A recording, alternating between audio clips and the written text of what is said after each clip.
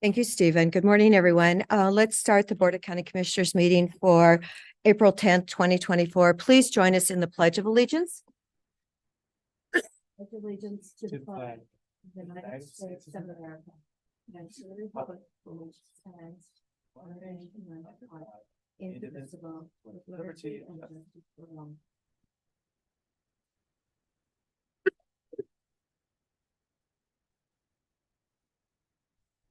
Okay, for citizen input. Do we have anyone in the room that's forgotten to fill out a blue sheet for that? Is there anyone with a raised hand, Stephen? No raised hands. Okay, then let's go to consent agenda, and I would like to pull item 3. Is there any other comments? Sure, I'll support that. So I'll move consent agenda, pulling item 3 for discussion. Mr. DeBonne? The vote? Was it seconded? No. Oh, I'll second it then. Oh, Yeah, I'm just making sure. Yeah. Okay, seconding. Where is Okay. Kim when I need her? Yep. Okay. So for the vote, I'll vote yes. Commissioner Chang? yes. And the chair votes yes. So let's just start out with item 3 this morning. Is there anyone here? Is Tim here from the landfill? He might be online. If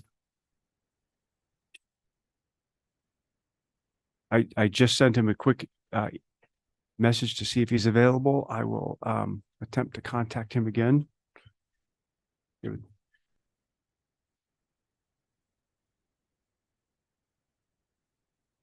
So we can bring this back possibly. Yeah, we can always bring it back. I just had a question regarding the change orders. If I was reading it correctly, the total change orders were over $1 million. So for that project, I know we had some contingency return, but I just thought $1 million of change orders should be recognized and not just put on consent agenda. So therefore, then let's go to item number 5, please.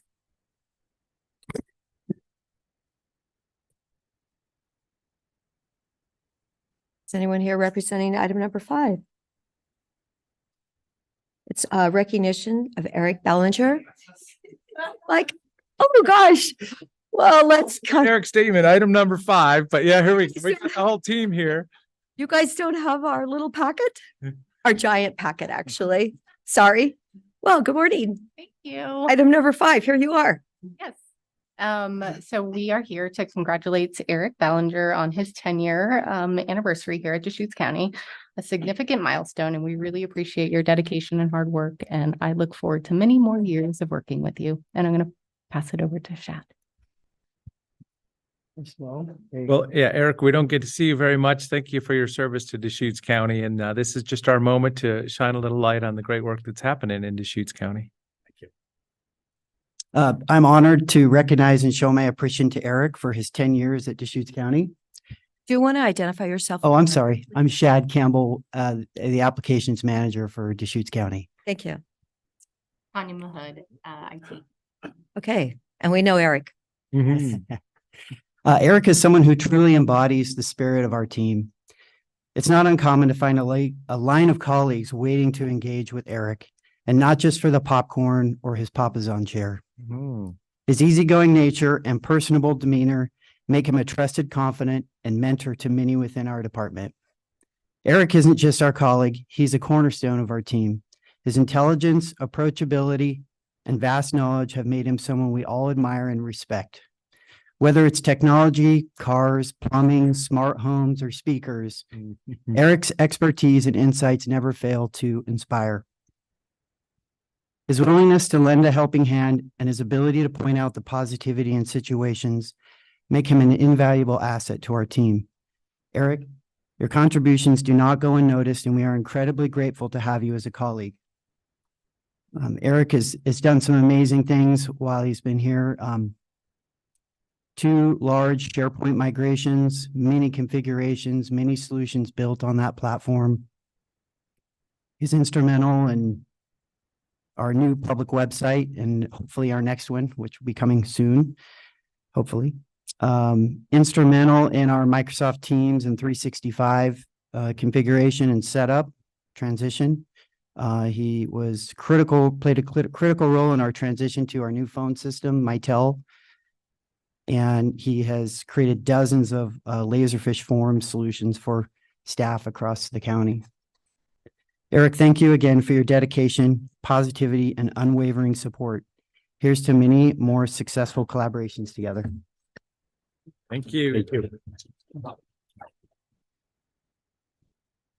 Eric, would you like to have a response to all Sure. those accolades? Eric Ballinger, IT Department. Thank you, everybody. It's been an honor. I hope to continue working with Deschutes County for quite a while. And it's been very fun. Thank you. I've been meaning to ask, where are my files now? They used to be on the C drive and then they're on a network drive. Now they're on a SharePoint drive. I don't even know where they are anymore, but we haven't lost anything. Keep you guessing. Ah, yeah, there you go. Great. Thank you again. And I needed you yesterday because Janice Garceau eliminated our 4 p.m. meeting, but said we were going to have the 7:30. But on my phone, the 7:30 was gone, my calendar. So I'm like, Janice, it's gone. So anyway, yeah, I know it's just another day in Deschutes County Challenge.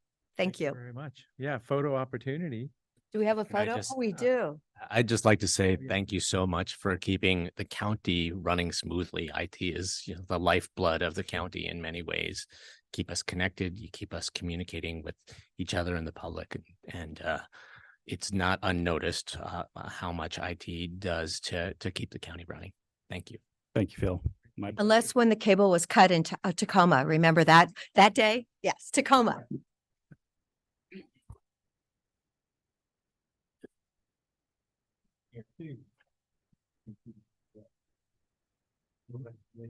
Congratulations. Nice job. Were you taking one with just yourselves first and the whole group first? Come on up. Come on, Gail. How often you get a little recognition of the team of the group? Here, Stand in the back. of course. Sure. I'm gonna stand behind Eric. There we go. There we go.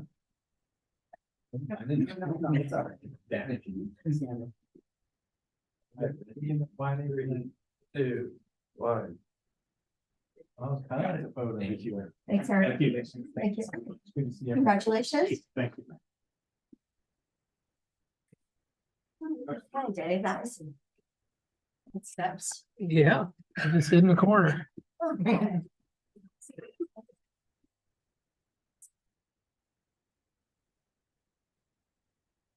If you are here to testify for the comp plan public hearing, you may fill out a blue sheet at this time.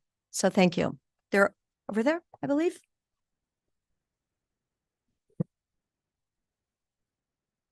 All right, well, Nicole, it looks like it's item number 6.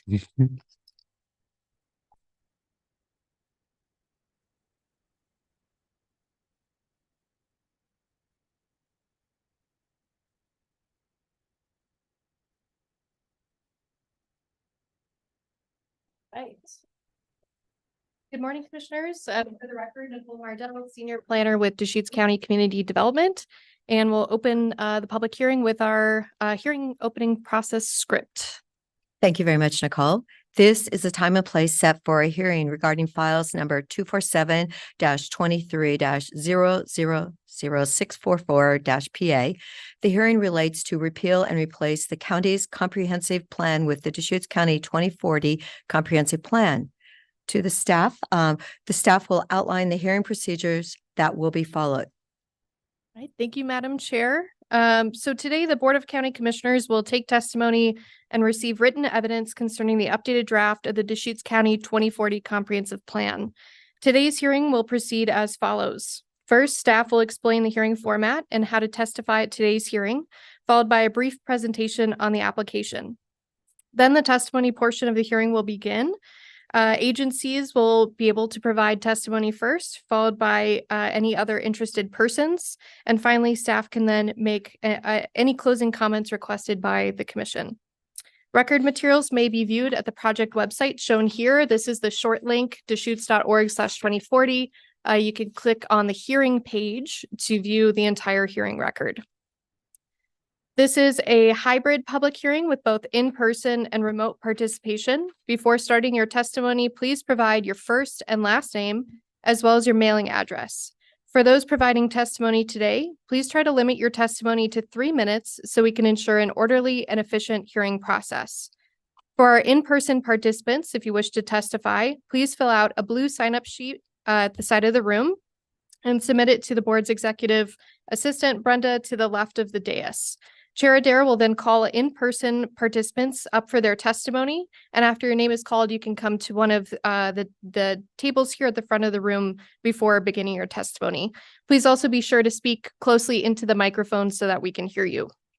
For our remote participants, if you want to testify, you must be logged into Zoom or have called in using the Zoom dial-in option. When the chair asks if anyone would like to testify, you will need to use the raise hand feature to notify the board.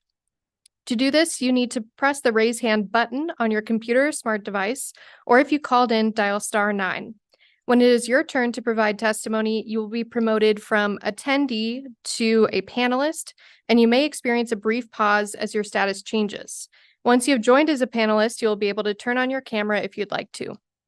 In addition to oral testimony, if anyone has written testimony to submit, please hand it to me. If you're participating remotely, you can submit your written testimony via email to me at nicole.mardell@deschutes.org. The chair and staff are responsible for conducting an orderly hearing. Any testimony or behavior which is inappropriate will be addressed and may result in that member of the public being removed from the hearing. Chair Adair, I will now return to the script and note that the commissioners must disclose conflicts of interest. Does any commissioner have anything to disclose? And if so, please state the nature of same and whether you can proceed. I have none. This is a legislative hearing for all citizens of Deschutes County, so I have no direct conflicts. Same. I have no conflicts on this legislative matter. And I also have no conflicts on this matter. So thank you, Nicole. Does any party wish to challenge any commissioner, member of the hearings board, based on conflicts of interest? Are there any challenges in the room? Are there any challenges on Zoom? Stephen? No raised hands. Okay, thank you. Seeing none, the hearing is now open. Staff will proceed with a brief staff report. Thank you, Madam Chair. So I wanted to provide just a quick overview of our comprehensive plan process, just to kind of inform community members who may not be familiar with it or attended previous public hearings. So the role of the comprehensive plan, this is the county's overarching policy document related to land use planning, growth, development, and resource protection in the rural county. So the area outside of city limits and on private land. It's intended to be an expression of the community's values and perspectives on a wide variety of issues, including natural hazards, community engagement, use of farmland, housing, etc. In the document, there are quite a few legal requirements that we need to meet. Of course, in Oregon, we have a statewide land use planning program with specific statewide planning goals, statute, and rules. So there are quite a few requirements that come directly from the state. For instance, how farmland can be used. There are areas where the county has local discretion, or we could, implement county programs or grant opportunities. And that's really where community input comes into play in this document. Again, being that expression of community values and trying to find a balanced perspective of how community members feel about issues in Deschutes County. Additionally, we have quite a bit of data and analysis in this plan. We have hired a project consultant, MIG, for this. Matt Hasty, the project manager, is also attending this meeting today. He'll have some remarks at the end of the meeting as well. But through this process, we were able to utilize on our consultant team a wildfire consultant, an energy consultant. So we have some excellent background data in this document as well. Really what the comprehensive plan is used for is that high arching policy guidance. So this isn't intended to be in place of the development code in which there are specific criteria for certain development types. Its intended purpose is instead to inform things like future projects undertaken by our department or guide certain things like plan amendment zone change applications. So with that, I wanted to note where we are in the process. This has been a 2-year process. We began in April of 2022, hiring our consultant. And over the last 2 years, we've had pretty extensive community engagement and coordination with our Planning Commission as the oversight body for this project. So we had 2 rounds of community engagement, the first being focused more on high-level challenges, opportunities facing the county, and the second being focused on bringing back out some potential policy directives for community members to weigh in on, which helped inform the plan that we have today. The Planning Commission was very involved in reviewing the 2010 version of our comprehensive plan, reviewing all of that community input that we received, and really working closely with staff and the consultant to develop the document, the draft, which was released in August of this year. Since that time, the Planning Commission held the initial public hearing process, and today we're at phase 5, which is the secondary and final adoption process by the Board of County Commissioners. So I wanted to highlight just a few themes from our engagement process. So again, having taken about 2 years to really get out and about in the community, I wanted to highlight just a few of the different tools that we used.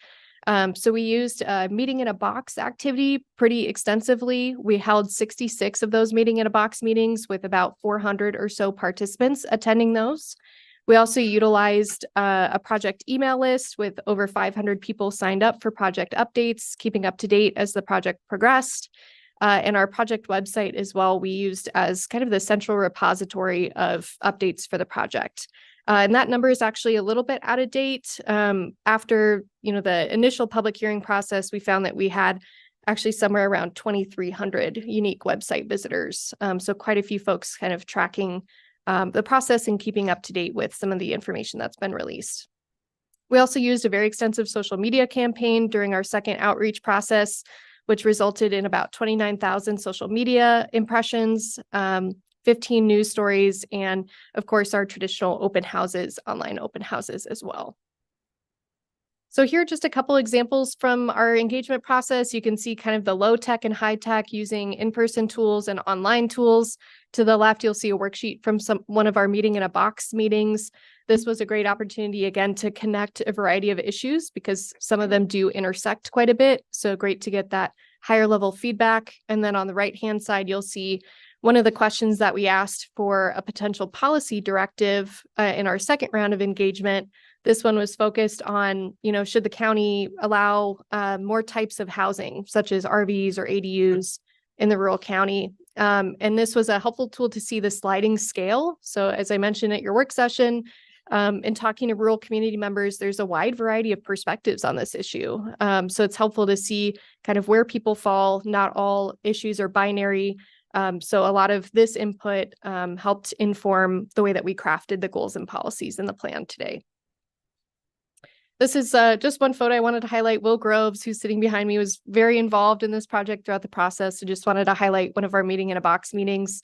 I believe we have someone in the audience too who was at that meeting as well. But just an example of, getting together in a horse arena to get feedback from community members where possible.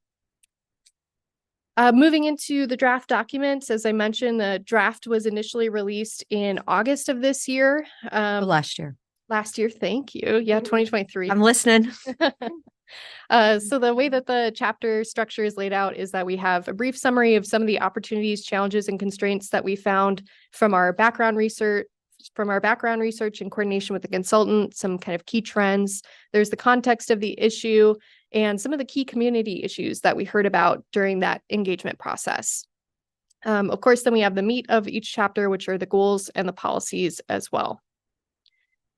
With that, I wanted to note for the Planning Commission review, in their formal role as the hearings body began in October of this year. They had 3 public hearings last year. Thank you so much. 2023, in October of 2023. During that process, there were 132 written comments submitted, and some of the major themes are listed here, but just wanted to note water planning and management, major theme with a variety of different tendrils and different perspectives on that issue, protection of private property rights, protection of wildlife, concern about rezoning of farmland, desire for additional rezoning of farmland, some concern about a potential bridge in Southwest Bend. But I believe that topic came up as well during the TSP process. Dark skies, preservation of dark skies, and destination resorts as well. We also had some agency comments. So U.S. Fish and Wildlife and the Historical Society provided some pretty specific terminology or best practice related edits. So we've incorporated those into the updated draft. We also got some terminology edits from COID, which we've incorporated. And there were a couple comments from COID related to framing of issues, which the Planning Commission did, discuss a bit during their deliberations. We also received a comment from the City of Bend expressing general support for regional trails. So with that, the Planning Commission approved the draft plan in late February. There was a 5-0 unanimous vote. We had one planning commissioner seat vacant at the time and another person was absent. But it was a unanimous vote subject to these revisions in attachment A, which are in the packet. And I've also put some copies at the side of the room. The Planning Commission asked me to highlight just a few of these to elevate them to the board. So the first was that the Planning Commission really noted that they wanted to approach this document where possible of utilizing incentives and regulations for a variety of issues for, say, wildlife protection.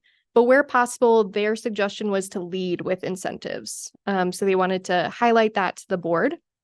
They also discussed and added a policy related to exploration of a potential new zoning district, something perhaps titled maybe a high desert zone. That could be an option for folks who may not have farmable EFU land that they could rezone into, which would allow for limited housing opportunities with maybe some requirements to preserve some open space on the property.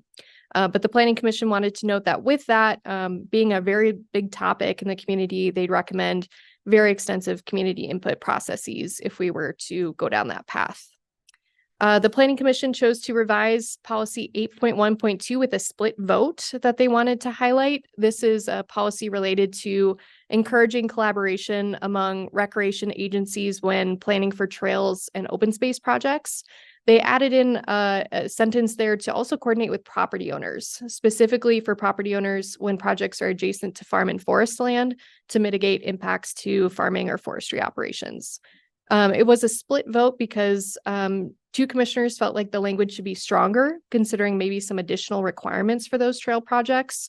And additionally, those commissioners wanted to cite directly, right to farm laws. So that was the reason that it was split, but overall support for that general revision. There was another split vote over the deletion of a policy. So this was former policy 5.1.3 in the previous draft, and this was a new policy added originally by the Planning Commission that was focused on consideration of impacts to water quality and quantity related to destination resorts or other large-scale development. In reviewing this, following the public comment process and the public hearings, the Planning Commission ultimately voted to remove this. Those in favor of removing it felt that our existing requirements were adequate, that there were quite a few water-related requirements already in the county code, and also that we might have some jurisdictional limitations because the Oregon Water Resources Department, again, is the main agency that develops and enforces water-related regulations. So those commissioners felt like it was appropriate to remove that policy, and the two in favor felt, that they would prefer to at least see it in the document. So with that, now we're at of course, the Board of County Commissioners hearing process. So I wanted to highlight some of the comments that we've received in the record so far. We did receive a comment letter from Bend Parks and Recreation District. They are encouraging the board to consider revising that trail-related policy to the original language. Their justification in the letter is that each agency already conducts pretty extensive community engagement processes. We've also received so far 129 new public comments for the board process. Primarily, we've received a lot of comments related to water planning and management, rezoning of farmland, and those wildlife protection concerns as well.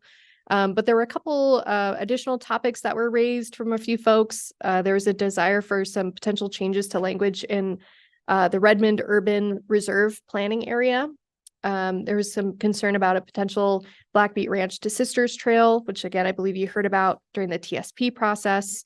And we also received a comment expressing concern about airports and associated pollution. So with that, I wanted to turn it over to Matt Hasty, our project consultant from MIG, just for a few of his thoughts, and wanted to just note for the audience today, this is the first of 3 public hearings. So we'll have continued public hearings in Sun River on April 23rd at 3 p.m. at the Shark, and on April 30th, we'll also have another hearing at the Sisters City Hall. So just wanted to note that the record will remain open until the 30th. And those are both on Tuesday afternoons at 3. Thank you very much. Yes. With that, Matt, do you have anything you'd like to add? Yeah, I'll just say a few words, and I think repeat and emphasize some of the things that Nicole had to say. First, I just want to thank you for having me here on the screen today, and just really appreciated the opportunity to work on this project with your staff, with Nicole and the rest of the staff and the Planning Commission. I want to say it was just, from my perspective, an excellent partnership on this project with staff, Planning Commission, the community. I've been a planning consultant for about 30 years. I've worked on a lot of planning projects around the state. And to me, this one was just a fantastic partnership. So I just want to applaud staff and all their work on this project. And just note that, as I think you got a good flavor of it from Nicole's presentation, that there was a lot of really thoughtful discussion and in-depth discussion on the policies in the comp plan. Comprehensive plans are, at their base, a foundation for policy and future decision making, and the Planning Commission and staff really focused on those policies where there was, a diversity of opinion. As Nicole said, things weren't always binary. So I think just a lot of thoughtful discussion among the Planning Commission, and great work by staff. And great work by staff just getting out in the community and talking to a lot of people, and also engaging with your partner agencies. So I just want to say, that it was a great process from my perspective. I don't think Nicole mentioned this, but even before the end of the process, you all won an award from the state for the community engagement process that really staff led. Our team assisted, but that was pretty impressive to me. I always see an award before the project's even done. So that was great. So just again, want to voice my appreciation for all the thoughtful conversations and dialogue and debate that went into ultimately what you had in front of you. And thank you all for the opportunity to work on this, and happy to answer questions later if there are any for me. So thank you. Thank you so much, Matt. We'll talk to you later. All right. Awesome. Excellent. And with that, that concludes the staff presentation, and I'm available for any questions you may have. Well, just kind of opening remarks on this step of this process. Started in April 2022, so we're 2 years later at this point in time, but quite a big lift even to get to this point. I want to thank the Planning Commission for really taking time to digest the big picture here, present us with this draft, but also, the staff and the efforts and the whole community. So, as I say, we're starting the kind of the landing the plane on this one, but it's been a couple of years, so it's pretty exciting to be able to get to this point. Mr. Chang, did you have anything? I for opening comments, I'll just say I'm really excited about this project that will help us kind of chart a course for the future of our county for the next 20 years, or 20, just shy of 20 years. I have, as mentioned during work session, I have a number of concerns. You can see all my little yellow tabs here. Omissions, inaccuracies that I'd like to identify. I think I want to wait until after the public has a chance to provide public comment, but then essentially I'd like to spend. Might take 2 sessions to public hearing sessions. I might hit a couple of chapters today and then a couple of chapters at the next one to just provide some corrections to context and identifies what I think are some omissions in goals and policies that I'd like us to add to this document. Did you have something, Nick? Thank you, Chair. I just want to recognize that the team has already won a statewide award for the community engagement, not about the substance, not about, it doesn't predetermine any outcomes of where it's at, but just to recognize that the work that the team has done to this point has already been recognized. And of course, there's more to come. Thank you.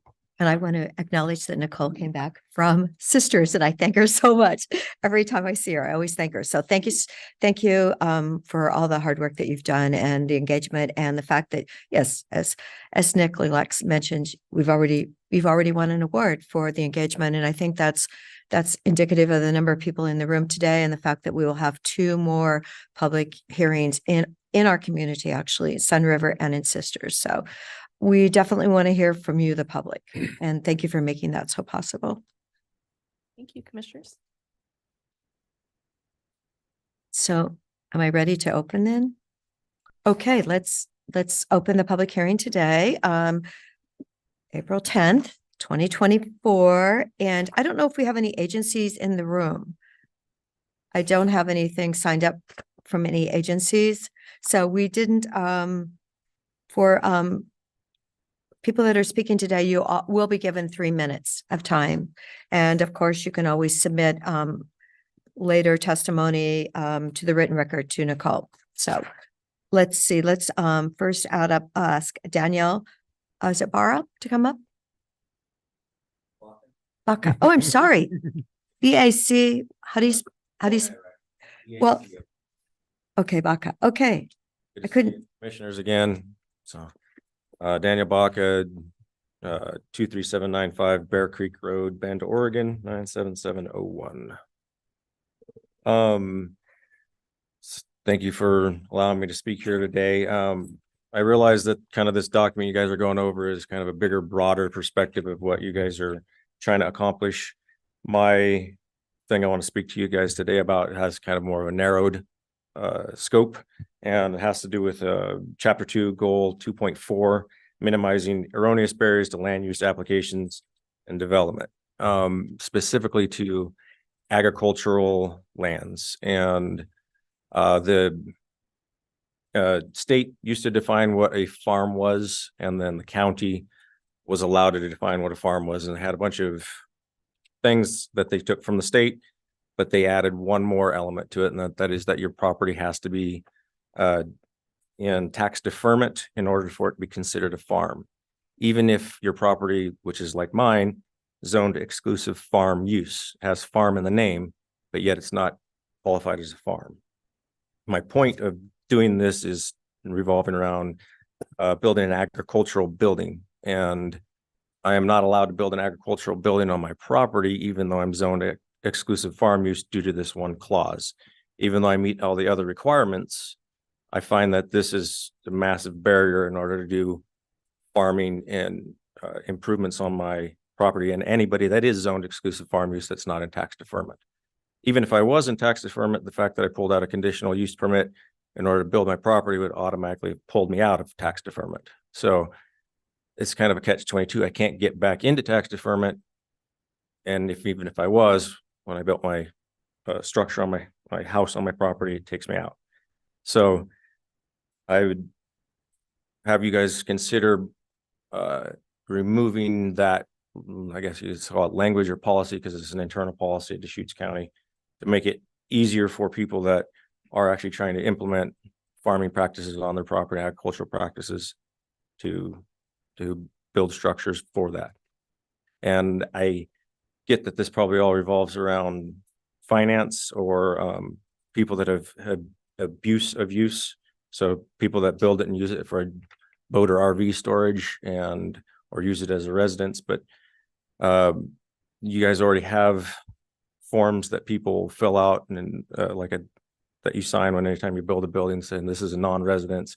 If you're to add more language in there saying, yes, and it's not going to be used for boat and RV storage, or it's not a bowling alley or anything like that, but it's going to truly be used for agricultural uses. I think that would be your way around of the erroneous uses of agricultural buildings.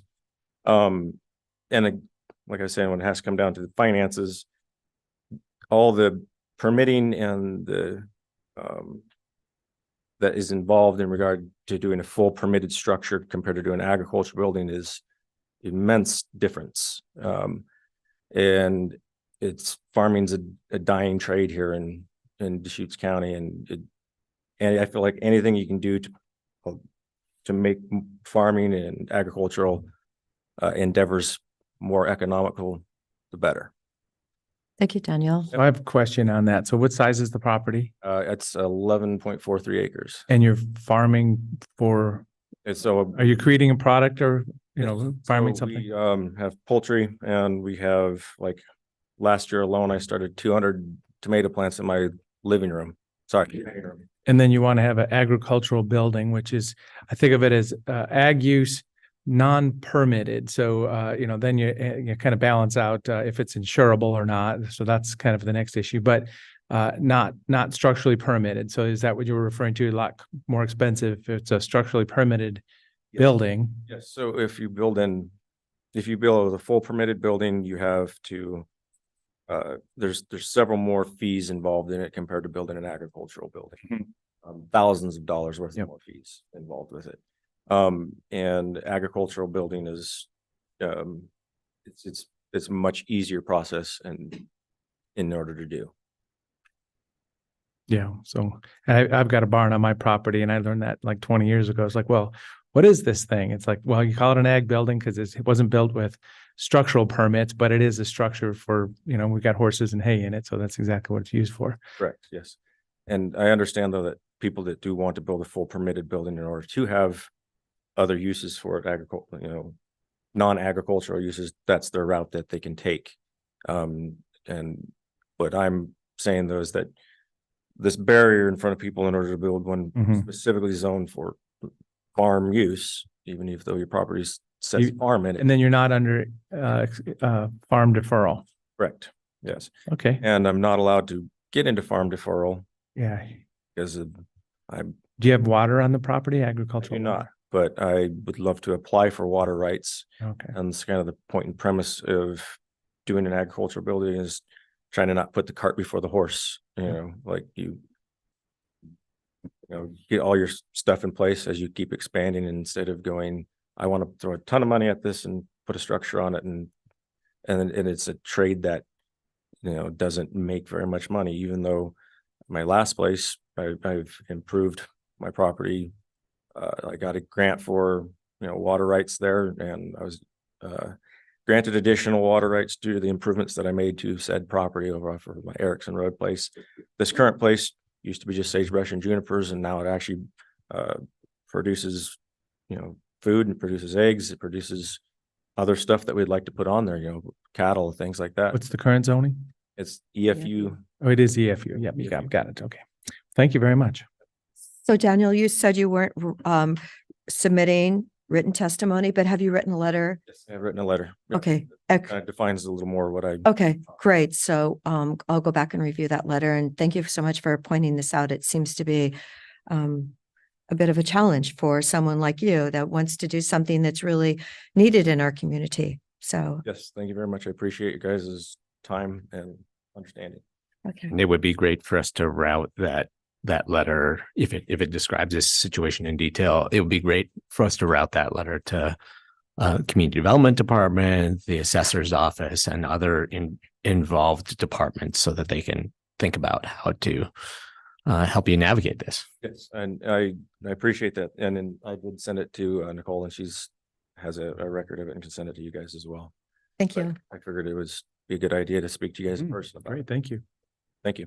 Thanks. Thank you so much for taking the time this morning. Yeah, and you don't need to, for a real specific matter like this, you don't need to wait till a comp plan hearing. You can always come to give public comment, a general public comment about your specific situation as well. So, the reason why I chose this is because actually due to the good community involvement of doing the 2040 initiative, I actually was part of the picture that was up there on the screen about the, local farm, and just going over it and realizing that we can have an impact on future policy changes outlined here.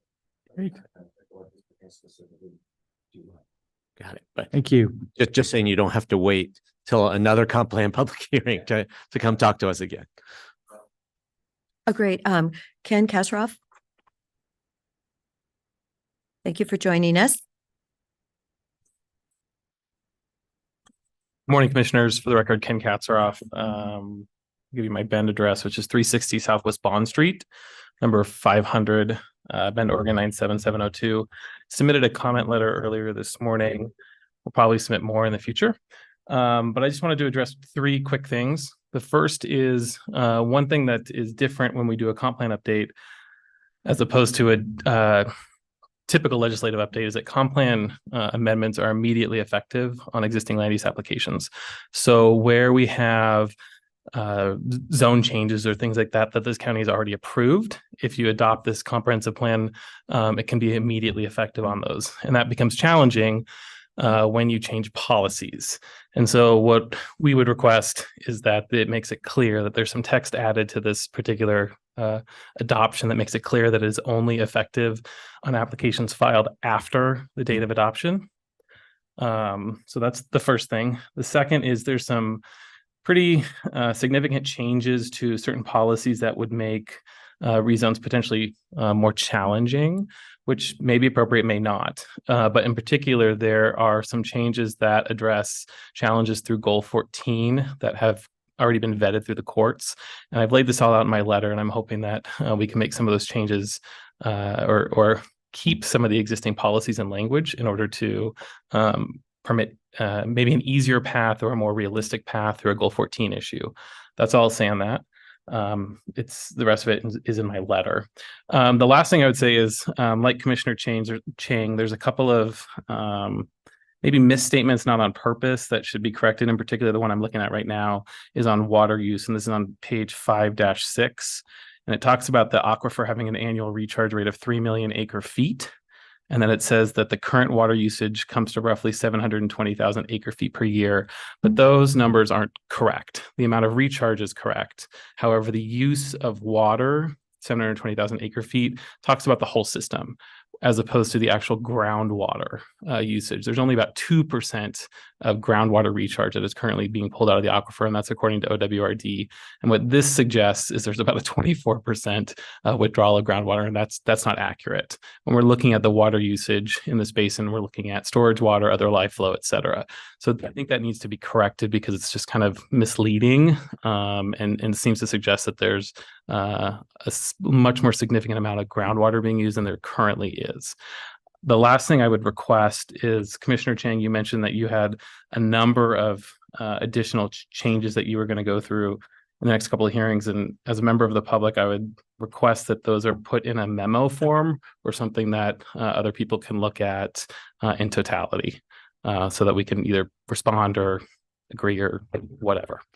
Well, like I said, I asked the community development staff about what an efficient way for me to provide input was, and they suggested that I provide it to them in hearings, in the middle of the hearing. So there will be a detailed record of what I'm saying in the meeting notes for these public hearings. Would it be reasonable to have CDD produce a memo of your testimony? Yes. Yeah, and I'd support that. Yeah. So if there's variables right now, let's make sure we all see what they are. That's all I would request. Yes. And while, since we're talking about that specific page 5-6, that gets into one of the things that I think is not well done at this point in this document. We all need to understand that groundwater and surface water are connected in the Deschutes Basin. But there are specific points where they become disconnected. But, basically almost all of the stream flow in the basin does come from groundwater originally. The highly porous volcanic geology, snow melts, rain falls, disappears in the ground, rivers spring out of the ground fully formed, like the Fall River or the Metolius. So I kind of get what they were trying to do here. By saying, 3 million acre feet of recharge, and then 720 acre feet, 1,000 acre feet total of usage. But one of the things we need to do is really parse out that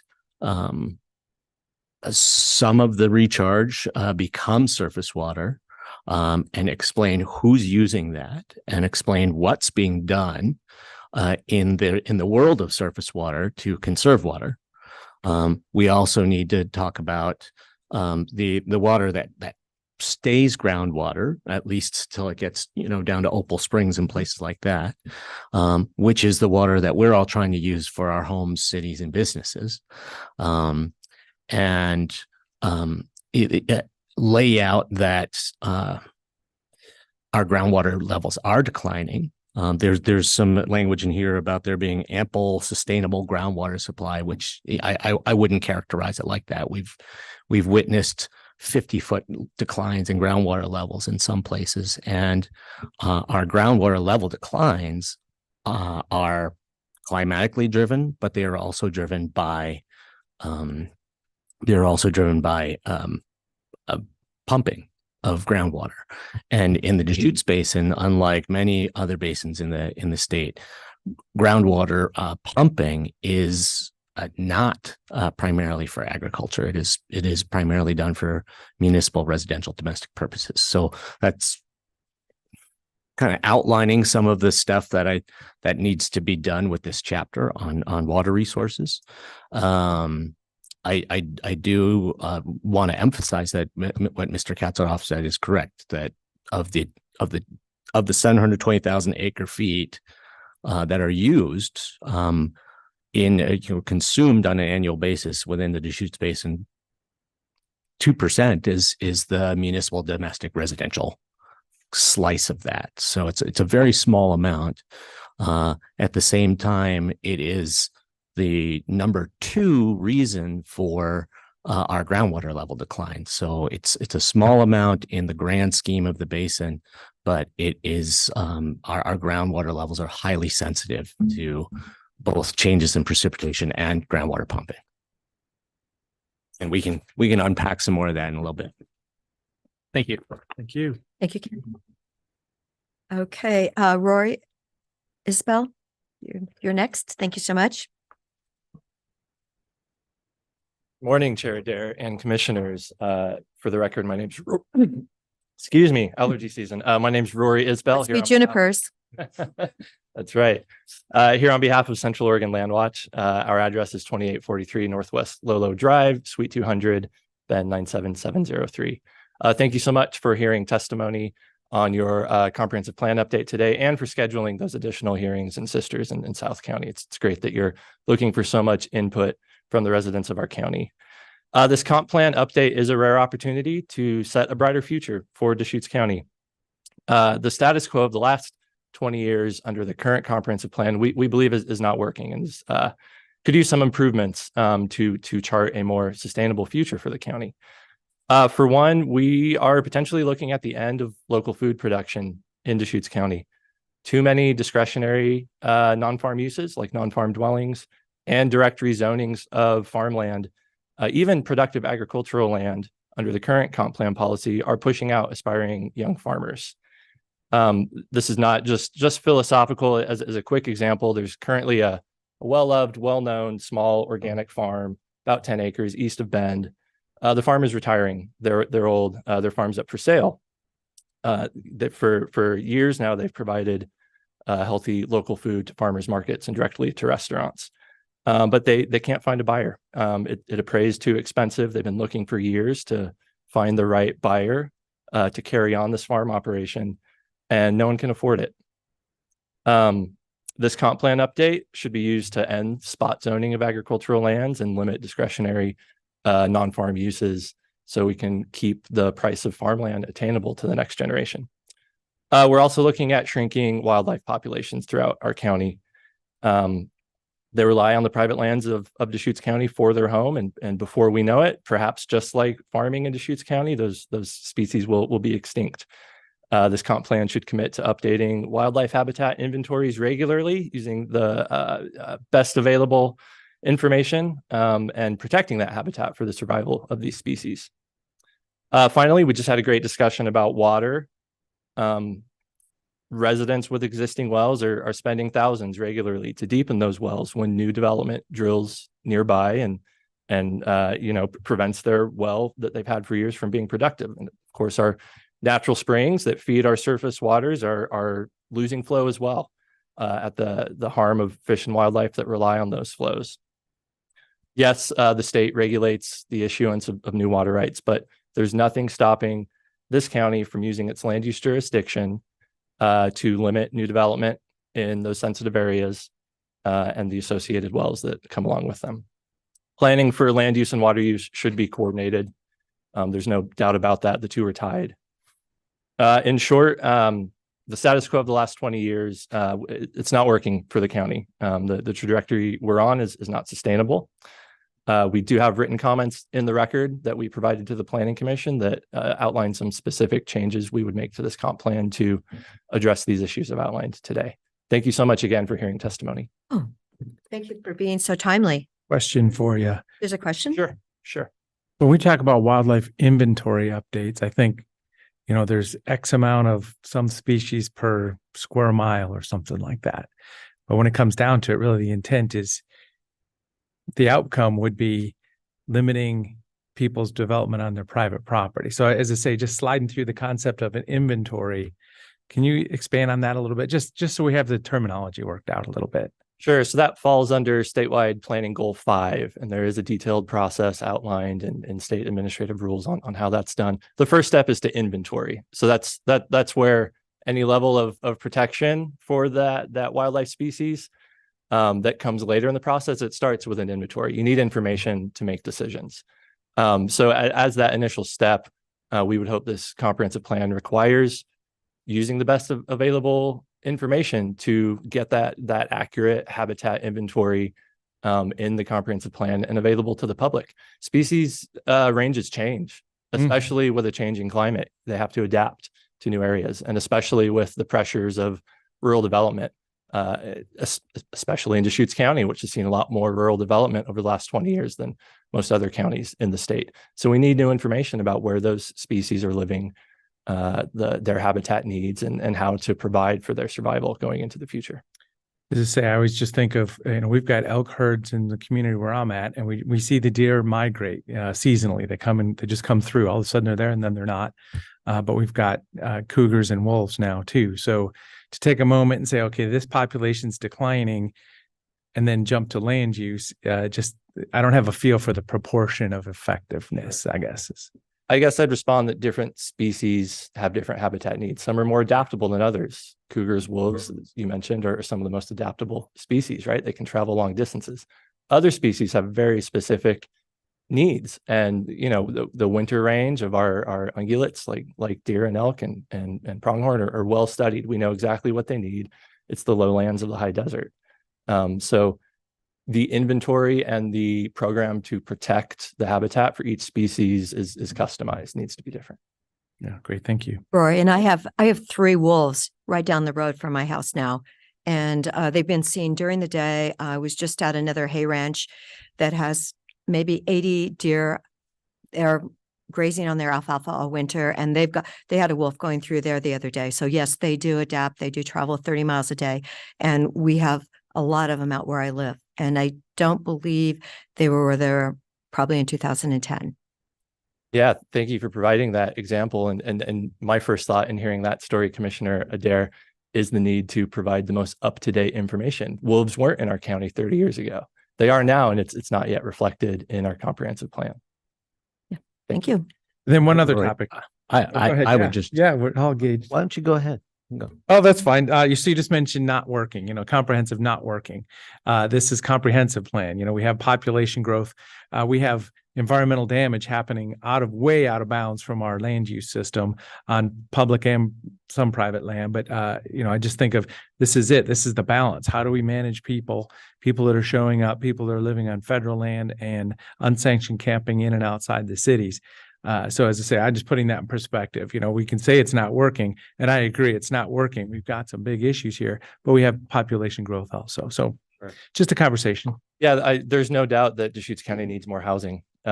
there's good information out there about how we have underbuilt. We've not provided the housing supply that our growing population requires. So in our written, sorry, go ahead. No, I was just going to say, we actually have, according to what we've been hearing, a 10% vacancy in apartments in Bend. So Redmond is not that in that situation, but Bend has a vacancy. And from people that I was talking with last week, they're projecting that's even going to go higher. So, and that is, according to the numbers I've been told, all apartments, not just the brand new ones. They don't go into the system until they actually are available for rent. But there is a vacancy of apartments now. That's great news. There has been a lot of focus on housing production over the last few years, and I can only hope that data is a sign of the effectiveness of doing that work. A quick response to the general growth comments is, Landwatch is very supportive of housing production inside our cities, and we have suggested that this county coordinate with its cities on things like urban reserve planning to partner for a long-term vision of where people will live in Deschutes County, and not make those choices based on individual development applications. There is a path forward. Yes, there's a state land use system. It provides for that type of long-term planning for accommodation of growth and housing. Okay, if you all are done. I just wanted to thank Mr. Isbell for giving us focus on the wildlife inventory question, and the need for good inventories. In my opinion, the goal of those inventories is to help us ensure that there's adequate habitat so that species that we care about a great deal, such as mule deer, can continue to exist in our community and hopefully thrive at numbers that we want them to. Just kind of point of information. The Oregon Department of Fish and Wildlife came through a couple months ago and shared their state mule deer plan with the community, and the state biologists who led that effort, when asked, well, what should we be doing here in Central Oregon? They said, well, bottom line is it's all about food.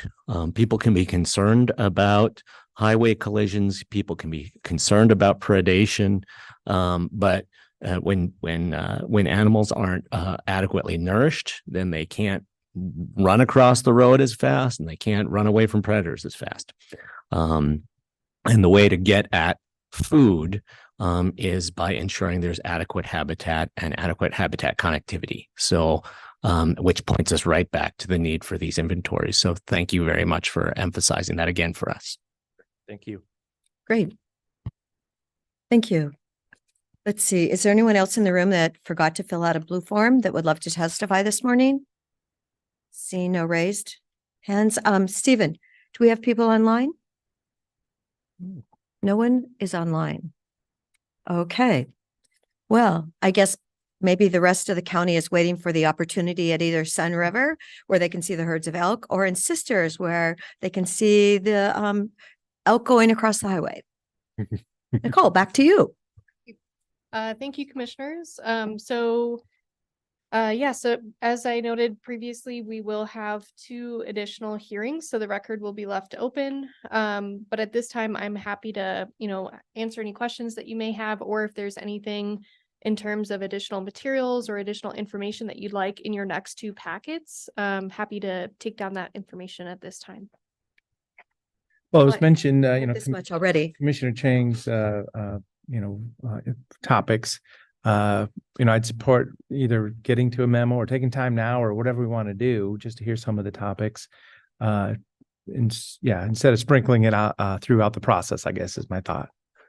All right. If you want me to do it all now, then we'll see how long it takes.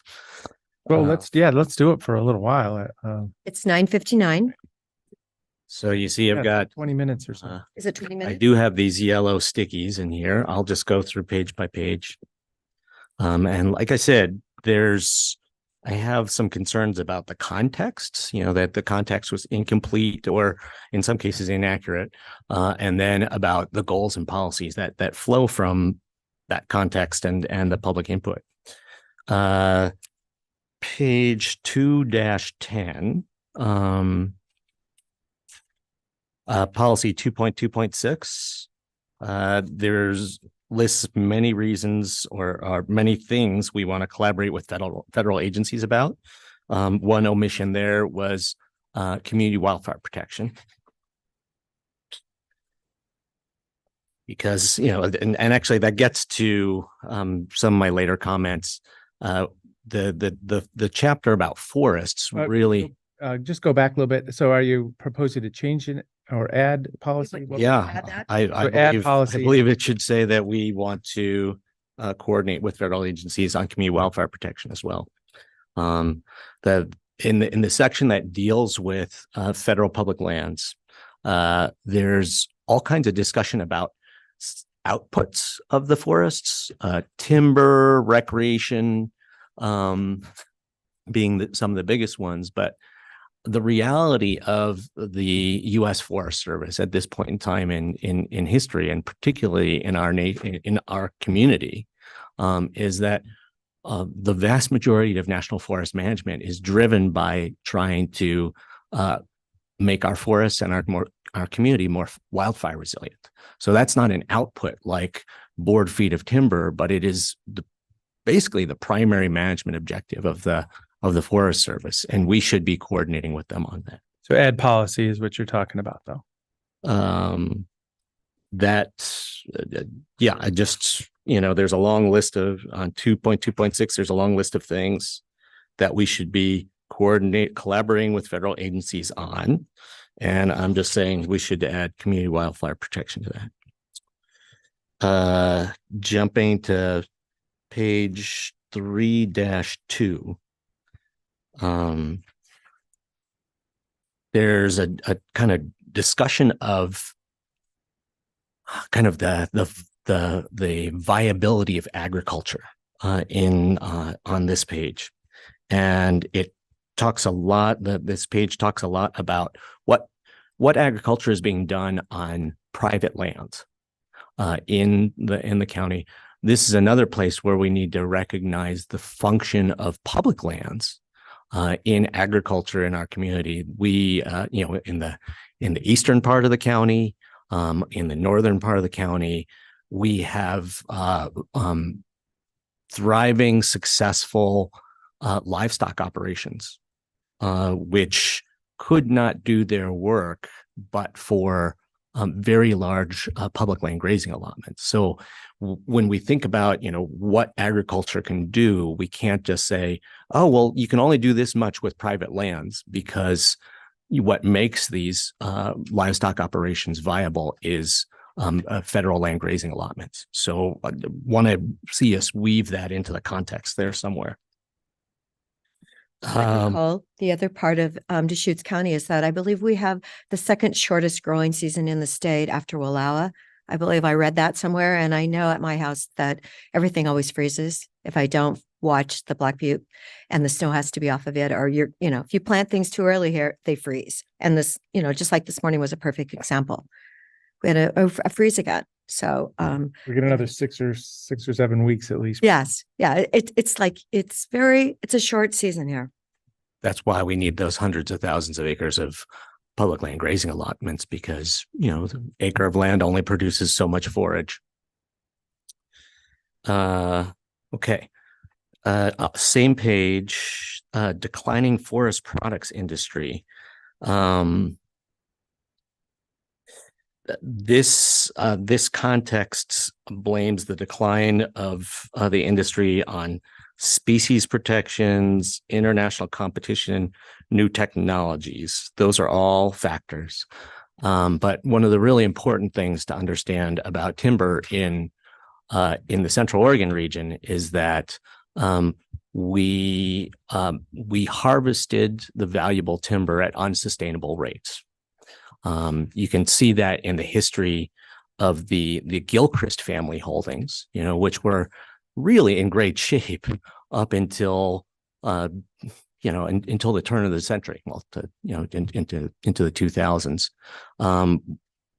almost to the turn of the century, to the point where Crown Pacific acquired hundreds of thousands of acres of Gilchrist family lands, took beautiful stands of mature high value timber and liquidated them in a matter of years for very short-term profits.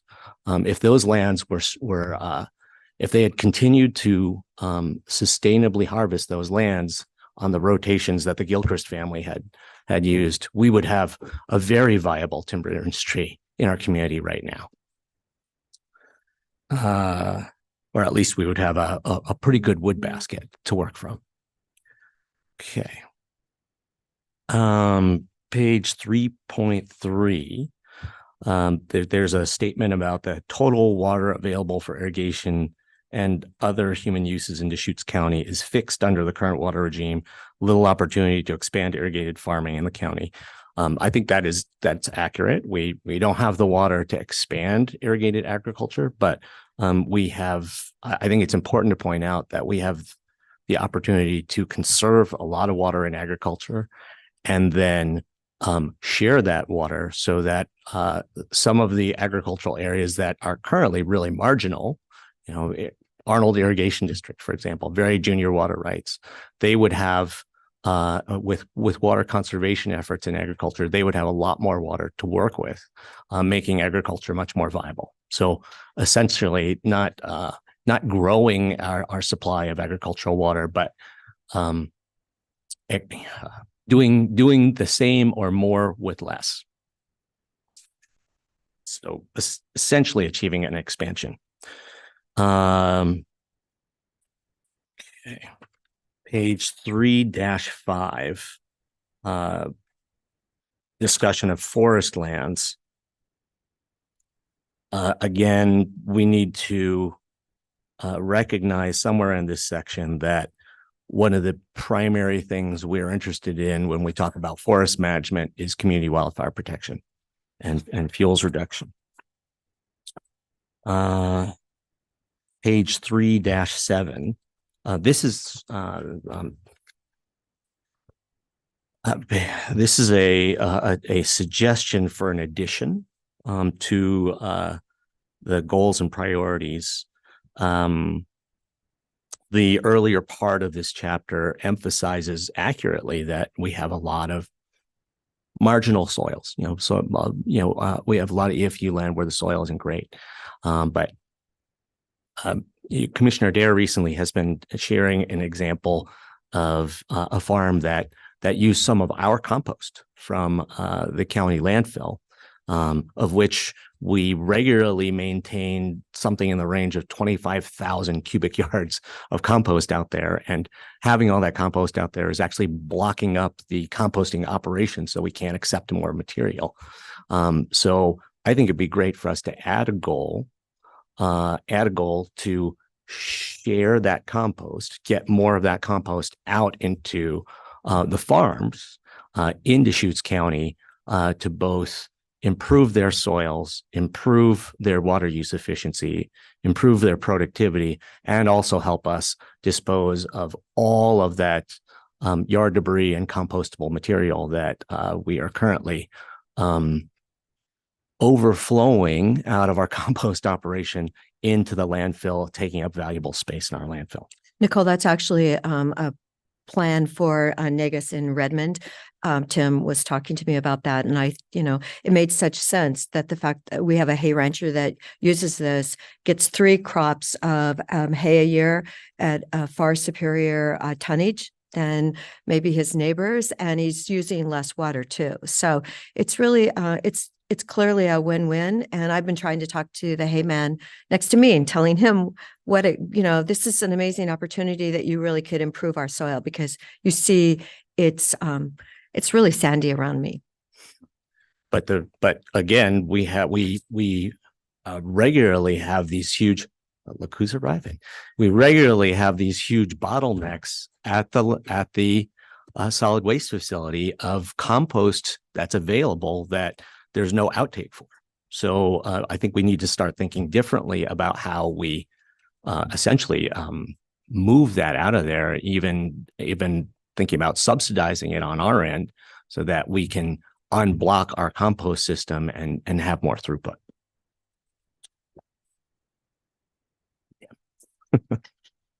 Good moment to arrive. All right, page 3-8. Here's another thought on kind of a modification or addition of policy.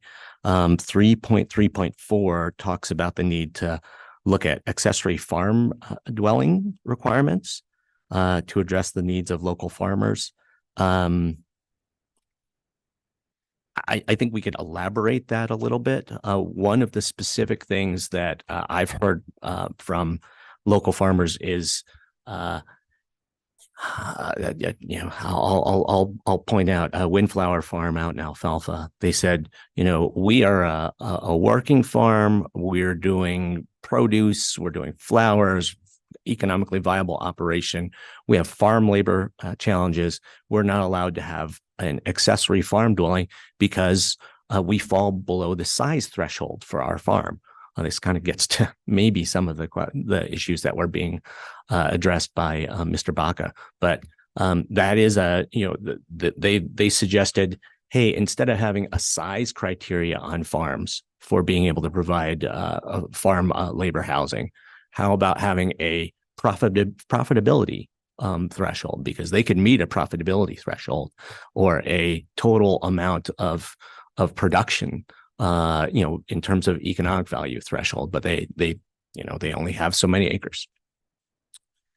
Okay, there's that. Page 3-9, policy 3.4.6. Again, here's another place where I think we could talk about coordinating with the Forest Service and BLM on community wildfire protection. Also, the other thing I think we should be thinking about coordinating with them on is habitat.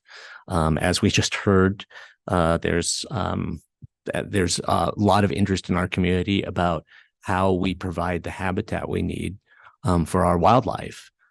Really important species such as mule deer. And during the mule deer inventory discussions, I heard a lot of people say, well, we have all that federal land. Why don't you just provide the habitat there? So we should be talking with the federal agencies about provision of habitat on their lands and how that matches up with provision of habitat on other lands within the county and connectivity between that habitat as well.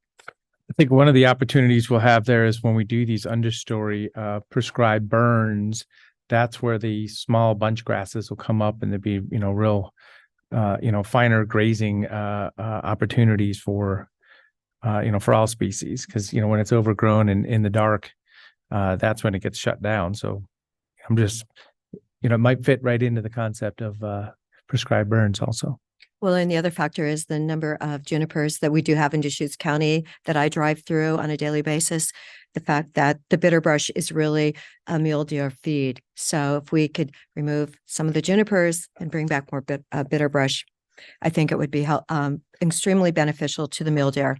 I don't know if it's going to counteract the fact that the wolves are traveling around, but at least that is what they love to eat.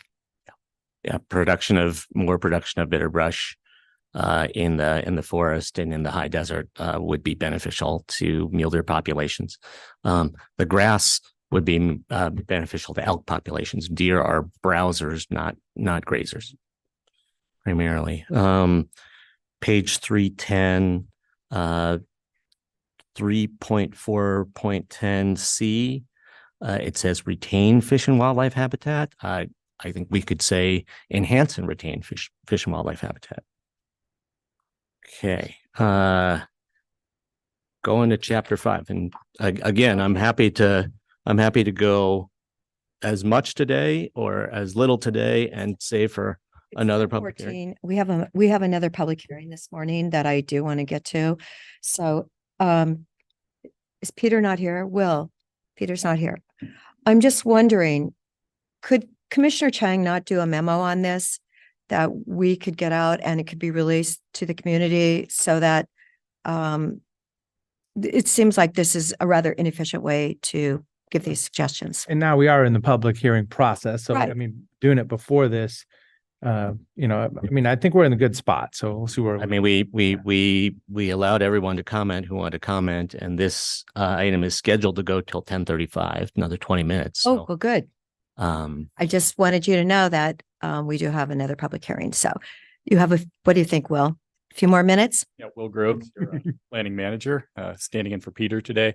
We're available to receive comments in any regard. You know, this, as you've noted, this matter is scheduled, and it seems like we have time appropriate for the matters. At the same time, to the extent Commissioner Chang or any other party wanted to submit items in writing, we're certainly willing to accommodate and receive those through a variety of means. So just whatever is the pleasure of the board, but certainly, you know, we expect the next matter to be well attended and appreciate leaving ample time for it. Okay, so till 10:34 then. So if I have additional things beyond the 10:35, maybe I could have a side meeting and a CDD could publicly document that for me instead of, it will take hours for me to write up such a memo, and we don't have a whole lot of time these days. Yeah, we're very willing to take that as kind of a sidebar meeting, as well as, you know, if we wanted to do it serially across the meetings that we have scheduled, either of those are totally suitable to us. Thank you. Great.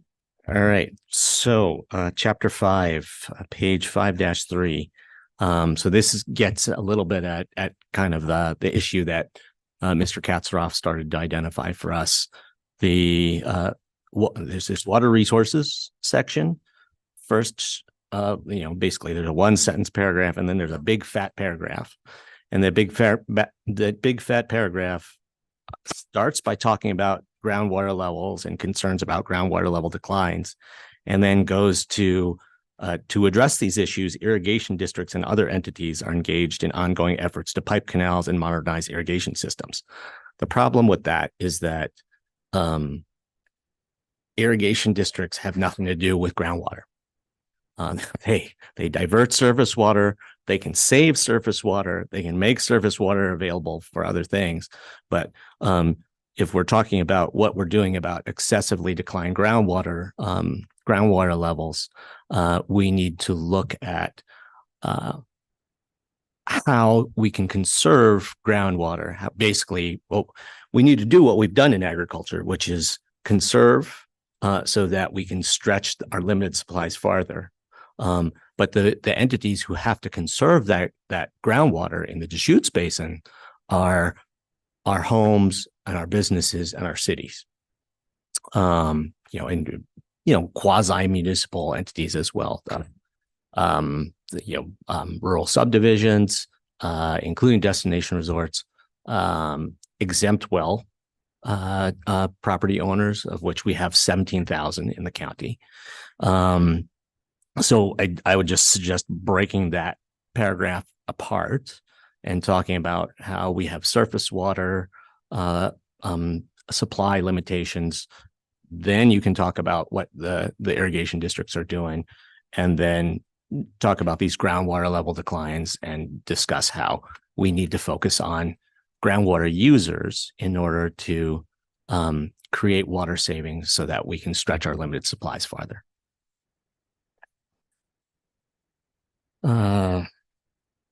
Page 5-5, the discussion of open space, some of the benefits of open space, the co-benefits are mentioned, but water recharge, buffers from habitat, safety zones from natural hazards such as flooding. I would say saying safety zones from natural hazards such as fire and flooding. And I would also add that carbon sequestration is a really important co-benefit of open space. Page 5-6, water use. Again, there's this sort of, and this is where Mr. Katzeroff was pinpointing the issue. There's this sort of kind of blurring of surface water and groundwater, and what we need to do for surface water and what we need to do for groundwater is the same. We need to save water in all those among all users, but the people who need to do the saving are different. farms on the one hand for surface water and our homes and businesses and cities on the other hand. To kind of get these numbers right, you could unpack a little bit more, 720,000 acre feet of use in the basin. And, the Deschutes River Conservancy has a great pie chart. Here's the breakdown of the 720,000 acre feet, so that people would understand, be able to put that 40 to 50,000 acre feet that Mr. Katzeroff was talking about in context of the whole. Yeah, and then the same page 5.6 under groundwater. There's this discussion of the groundwater level declines. It's important to emphasize that climate, basically declining precipitation is the main reason for groundwater level declines.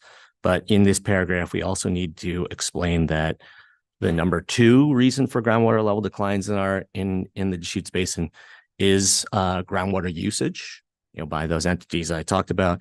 And then there is a little piece of our groundwater level declines, very localized, that is from canal piping. Those canals have been artificially recharging groundwater in some key spots for many decades. And when you pipe them, then those artificially recharged groundwater levels go down. This sentence that says there's likely to remain ample sustainable groundwater supply, I don't think we can use those words. I think we need to distinguish for people. Yeah, there's 1,000 feet of aquifer in some places, but groundwater levels are declining. And also another important thing to potentially emphasize here is that the cost of deepening those wells can range up to, I was talking to someone in the Sisters area yesterday who got a quote for $100,000 to deepen their well. So this is, from a policy perspective, if we have potentially, and I have analysis from the Water Resources Department on this, we have potentially thousands of individual domestic wells in Deschutes County that could go dry in the coming decades if we don't slow these groundwater level declines. You tack on a $40,000, $50,000, $100,000 price tag to every single one of those properties. It adds up to many tens of millions of dollars right away, and that's in my mind inappropriate. Rather than spending those tens of millions of dollars on deepening people's wells, how about we help people save water in the first place so our groundwater level declines slow down? So, Commissioner Chang, I'm listening to understand. I appreciate what you're saying here. Some of the statements are very different from how I view the world. So I'm just letting you know this is going to be our discussion, and this is great. This is comprehensive plan. This is big stuff. Yeah. I'm living under the context that if climate change is evolving, the climate's warming up, the vast majority of the earth is wrapped in ocean. There's going to be a lot more evaporation and a lot more water coming. We have a big sponge here that will grab all that water, snow or rain. So as I say, I don't go to the alarmist. So I'm just letting you know, and I do want to hear what you have to say, though. Basically, we also need to understand not just the geologic framework for this, but the regulatory framework. The State Water Resources Department is about to hand down a groundwater allocation rule that says in basins where water levels have declined a certain amount, they will not issue any new permits. The only way that we address that, the only way that we free up water among existing permits for other people to use is through conservation. And the nice thing about that rule is that if the precipitation comes back, if the couple of decades we've had of lower than average precipitation reverse themselves, groundwater levels increase, then the criteria of that rule releases us. If your groundwater levels haven't declined more than 25 feet, then you get to issue new permits again. So that's fine. It's fine for you to have hopes for the future, but we need to respond to the regulatory framework that exists and make sure that people have the water that they need to go about their lives. Okay. On page 5-7, there's this, in the green shaded section, there's this statement: no long-term water level declines attributable to groundwater pumping were found in the Upper Deschutes Basin. And that's not accurate. I can get you the Water Resources Department that report that says that our groundwater level declines are 5/8 because of changes in precipitation, 2/8 because of too many straws in the ground, basically, and 1/8 because at a very localized level because of canal piping.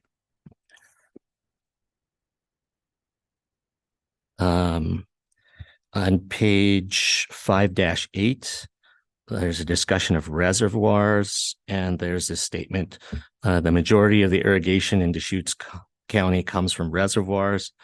That's not accurate.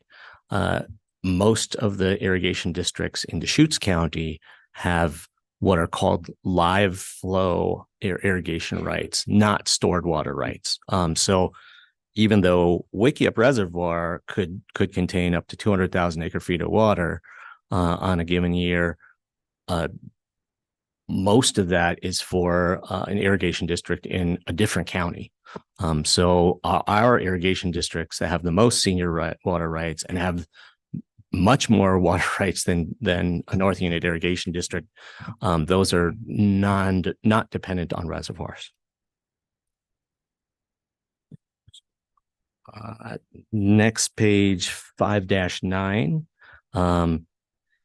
There's and this kind of plays out in a couple of other places. There's a discussion of how the county should work with the Oregon Water Resources Department, irrigation districts, holders of water rights to increase the efficiency of water distribution throughout the community.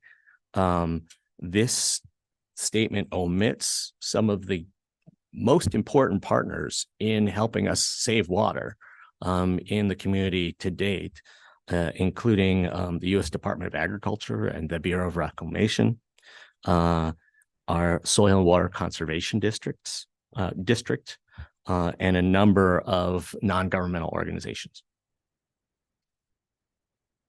who are, the limited mention OWRD, irrigation districts, and holders of water rights. Those are not all of the key players here. Under goals and principles, there's discussion of trying to help maintain in-stream flows for habitat purposes and other purposes. And then there's also discussion in other places about, helping water rights holders, get the water that they have rights to. There's not a mention of in-stream rights. So there are actually in-stream rights established for many of our rivers and creeks.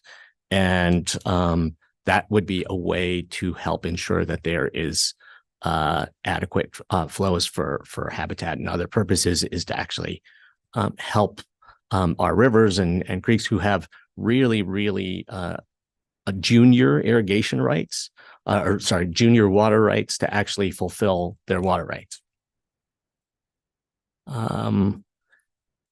Under goal 5.2, as I said, the way that we're going to actually help to slow or maybe even reverse the decline of our groundwater levels, free up groundwater for other users, is through encouraging existing groundwater users, municipal businesses, homes, to improve their efficiency and conserve water. So I think we need an explicit goal talking about those entities.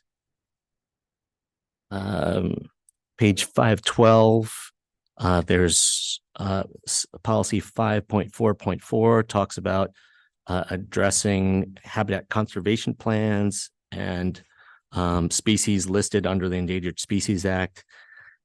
Should probably mention the Oregon spider frog in there as one of those species. Page 5-14, goal 5.8, protection of wildlife and habitat with economic and recreational benefits of wildlife habitat, balancing those. We didn't mention hunting specifically. I think hunting should be called out as a value that we're trying to protect. And that's what I've got for chapter 5. I do have more input for chapters 7 and a couple of the others, and would be happy to do that offline if we want to get to our next. But yeah, the water chapter, I think there's a lot of kind of just not laying out the context quite right. And I'd be happy to work with you on that. Or there are water resource experts in our community who could help with that as well. Well, thank you very much, commissioners. So I'll schedule a meeting with Commissioner Chang in hopes of kind of digging into some of those other edits, work to compile that into a memo to put into the record. But otherwise, we will see you on the 23rd for the continued hearing at the Shark and Sun River on Tuesday at 3 p.m. Thank you. Thank you, Nicole. Thank you so much. Okay, I noticed in the room, Tim Brunell. We just, item number 3, if you could just introduce yourself, please. Thank you, Tim. Yeah. Good morning, Chair, fellow commissioners. For the record, my name's Tim Brownell. I'm the director of the Solid Waste Department. We had an item on the consent agenda, and it's for the approval of an amendment to the contract with Kirby Nagelhaus for the Negus transfer station project. So I understand there may be some questions in regard. I just had questions. Sure. It looked like the change orders were listed in 2 different spots, and it was like over $1 million. And I just wondered, what did you find that, we took so many change orders? Yeah. So I didn't want to ignore it. oh yeah, no worries. It's significant. Yeah.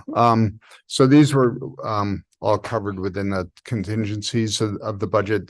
One of the bigger issues that we found on the site when excavating was there were areas that had actually, so the Negus transfer station had actually been a disposal site in the past, a dump for that area. There were unidentified areas where trash had been located when we were doing excavations. So we were pulling, we had to excavate refuse and then bring in backfill to fill that area. That part of the project of itself was close to $200,000. We found as we were building, there were some omissions relative to protection for all the doorways. So we put in bollards, which are concrete posts to protect the door jambs. Those were not specified in the original design. Those were to the tune of about $125,000. So they're save money over time. Oh yeah, they'll protect the structure. So there were some grading issues, a number of kind of items that par for the course as we got into the overall project. As I was here last week, we still had roughly $910,000 that was not expended through that bond that of the additional contingency that we were able to use to pay off debt service. That's the good news. Yes. Yeah. I just So- felt like the change orders were, I mean, They were that's- significant. Yeah, Yeah. I just couldn't ignore them. So Yeah. that's why, sorry, you had to rush over from, Oh, no worries. No Yes. worries. No, I'm sorry I wasn't here earlier. no. Normally it would never happen, but anyway. So are there any other questions? Oh, Well, Chair, I'll just mention that I think the project, even with the change orders, is still coming in way under budget, what we were initially. Yeah, approximately 6% under budget. Almost $1 million. yes. Yeah, and thank you, Tim, for shepherding this project along, making those modifications as needed to come out with the best possible Negus transfer station and saving us $1 million. Yeah, and I would be negligent if I didn't compliment Jeff Merwin, who is online. He's our environmental compliance and infrastructure manager, and he's been project managing this and doing an incredible job. Thank you. Jeff. Well, with that, I'll move approval of document number 2024-291, amending the contract with Kirby Nagelhout Construction Company relating to change orders and extension of the completion date for the Negus Transfer Station project. Second. Are there any further discussion? Commissioner DeBonne? Yes. Mr. Chang? Yes. And the chair votes yes. Thank you so much, Tim. Thank you. All right, we are now at our next public hearing. Nathan, thank you so much. Item number 7. Take a bathroom break. but you can Oh. start it. I'll be right back. Okay. And you do have instructions. Thank you very much. You said you would bring them.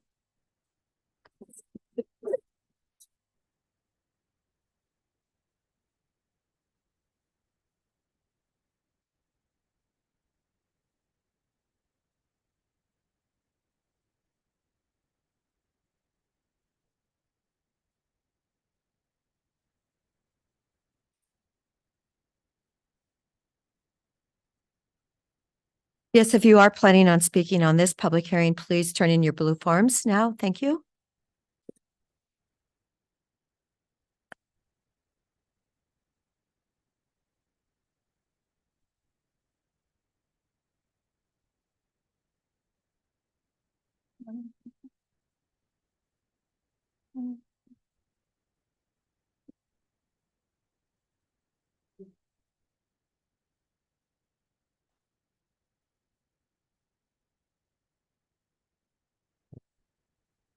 Got one more filling out a form really quick. That's fine. We're good. Bring it up when it's ready.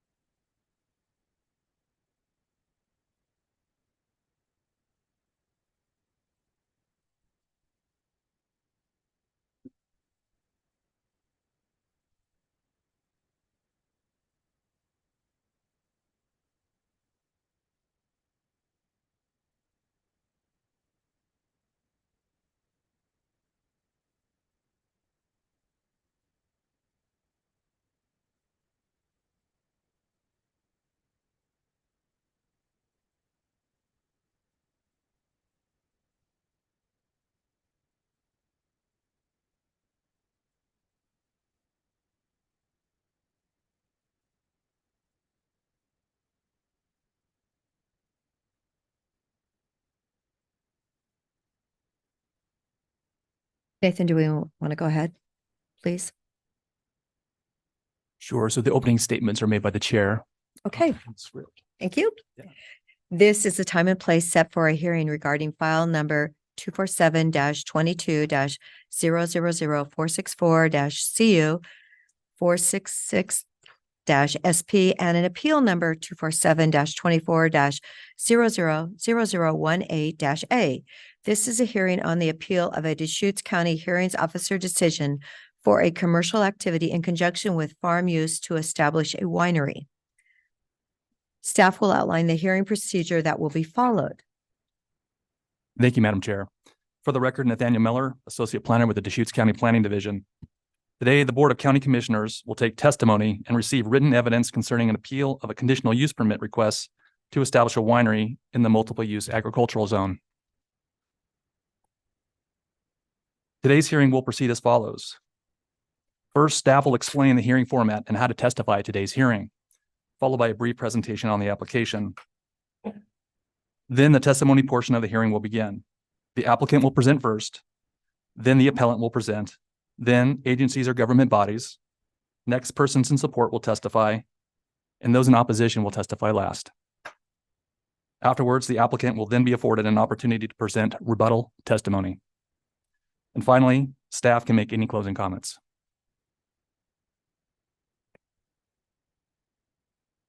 This is a hybrid public hearing with both in-person and remote participation. Before starting your testimony, please provide your first and last name, as well as your mailing address. I will note that the board has established time limits for testimony. The applicant will have 30 minutes. The appellant will have 30 minutes. Agencies will have 10 minutes.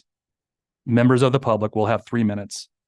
And the applicant will have a 10-minute rebuttal period. For our in-person participants, if wishing to testify, please fill out a blue sign-up sheet and submit it to the board's administrative assistant, Brenda, to the left of the dais. Chair Dare will call up in-person participants for their testimony. After your name is called, please come up to one of the tables at the front of the room before beginning your testimony. For our remote participants, if you want to testify, you must be logged into Zoom or have called in using the Zoom dial-in option. When Chair Dare asks if anyone would like to testify, you will need to use the raise hand feature to notify the board. To do this, you need to press the raise hand button on your computer or smart device, or if you called in, dial *9. When it is your turn. Is it *9 or *6? I believe it's 6. okay. I think so. I'm pretty good at it. Okay. Okay, well, try 9 first, and then if that doesn't work, try 6. *6. When it is your turn to provide testimony, you will be promoted from an attendee to a panelist. You may experience a brief pause as your status changes. Once you have joined as a panelist, you'll be able to turn on your camera if you would like. So a point of clarity. So *9 to raise your hand, *6 to unmute. If you're logged into Zoom by this phone call, you may be muted by default. So that there are 2 different stars. 2 different Yeah. stars. Okay. Well, As I was reading it, I'm like, no, that's a raised hand feature to request to speak, *9, and then *6, which is different than having your phone muted. okay.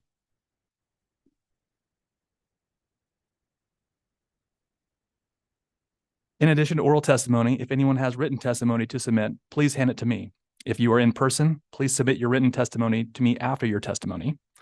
If you are participating remotely, you can submit your written testimony via email to me at nathaniel.miller@deschutes.org. The chair and staff are responsible for conducting an orderly hearing. Any testimony or behavior which is inappropriate will be addressed and may result in that member of the public being removed from the hearing. Madam Chair, I will now turn the script and note that the commissioners must disclose any ex parte context, prior hearing observations, biases, or conflicts of interest. Does any commissioner have anything to disclose? And if so, please state the nature of same and whether you can proceed. I'll start. So as I say, a lot of familiar faces in the room, but I have nothing substantive on this matter to be a direct or perceived conflict. All right. I've got a lot to say about this. I was notified by attorneys on one of the sides of this issue that they were concerned about campaign contributions that I have received in the past from one of the parties in this this dispute. And let me start by saying that, the first thing I was going to disclose, regardless of this concern, was that I am friends with people on both sides of this issue. I've been friends with Dina Barker for over 15 years, since the days that we worked on Ben 2030 together. And more recently, I've become friends with Toby and Michelle Bayard, learning all about the Hunnell Road project and the potential impacts on that neighborhood. And then kind of furthered that relationship, when we realized we had a lot of common policy interests, land use, preservation of agriculture and wildlife habitat, behavioral health concerns. Toby is a contributor to my reelection campaign, which is in the works right now. So on the question of whether I should recuse myself because of campaign contributions, I was somewhat surprised by this concern and requests, and I want to just share in my very first year in office, we were in the middle of considering considering a remanded application in a quasi-judicial capacity here on the Board of Commissioners, and in the middle of while we were considering this application for a rezone to rural industrial land, one of the applicant was displaying pretty large billboards for my fellow commissioners during their reelection campaigns. So I asked about that. I said, well, are people allowed to do this? Get campaign support from people who we're considering quasi-judicial matters on. And county legal said, well, if contributions or campaign support does not translate into bias or influence on decisions, then you can declare that and say you can proceed.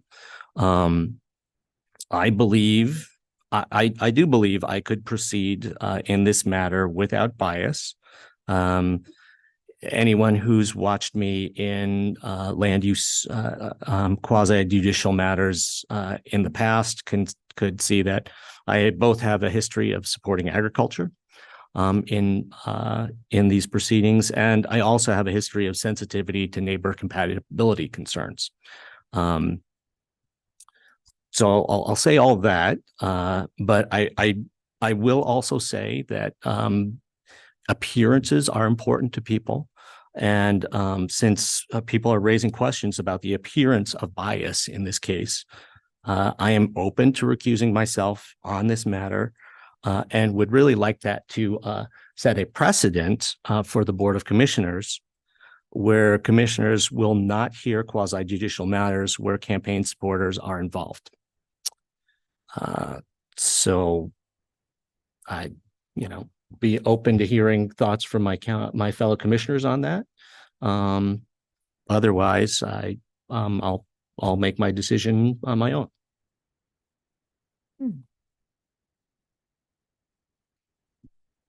Okay, so you're saying, what if someone wants to challenge you not stepping down? Yeah, if someone says they want me to recuse myself, I do believe I can proceed without bias. Then again, appearances are important to people. I have accepted contributions from one of the parties in this dispute, and I think it would be. I could see some real value in us establishing a policy and precedent of commissioners not hearing quasi-judicial matters where campaign supporters are involved. So yeah, I'm an independently elected countywide official with my own, experience, voting record, and perception in the community. So I'm not going to comment on your statements there. Okay, and I have no biases to disclose at this moment for myself personally. Does any party in the room or on Zoom wish to challenge any commissioner based on ex parte contacts, biases, or conflicts?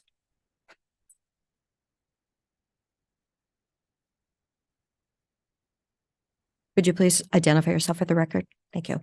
Thank you very much. Good morning. My name is Elaine Albridge. I'm permitting counsel for Lava Terrace, the applicant in this proceeding. I want to thank Commissioner Chang for your discussion here today and the openness of the conversation.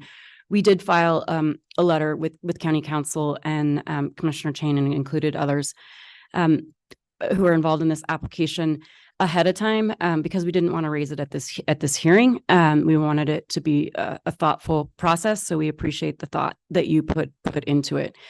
It has been concerning for us to learn that the appellant in this case has contributed considerable dollars to the campaign, with $5,000 being contributed in December and then $2,000 being contributed the week after that the board accepted the hearing. So to us, $7,000 of political contributions while the opposition of this pending application is proceeding, knowing that this decision was going to come before you, was concerning to us to the level that we thought it needed to be raised on the record. With that, we appreciate the disclosures. And while we want to preserve our legal right to challenge for bias later on, in case we need to, we are not going to specifically request that you recuse yourself, but rather leave that decision up to you. Thank you. Thank you. Thank you for those remarks. So we have those remarks. Does anything else need to be added? Legal? No, the record is very clear. So if anybody wants to challenge it at a later point, they'll have that opportunity depending upon what Commissioner Chang does. Okay, thank you so much. Nathan, did you want to say something? Staff has no comment. Okay, great. Is there a decision to be made here? Commissioner Chang, are you recusing yourself or not? I don't really want to proceed with this hearing, having the threat of an accusation of bias hanging over me the entire hearing process. So I would again put on the table that this principle for my fellow commissioners that I think it would be very reasonable for us to agree to recuse ourselves in future quasi-judicial hearing matters in cases where our campaign supporters are involved. Thank you for those remarks. Stephen, you have your. Please, okay, let's. Okay.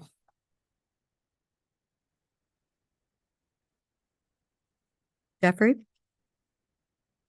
Let's see, does he need to do *6 now?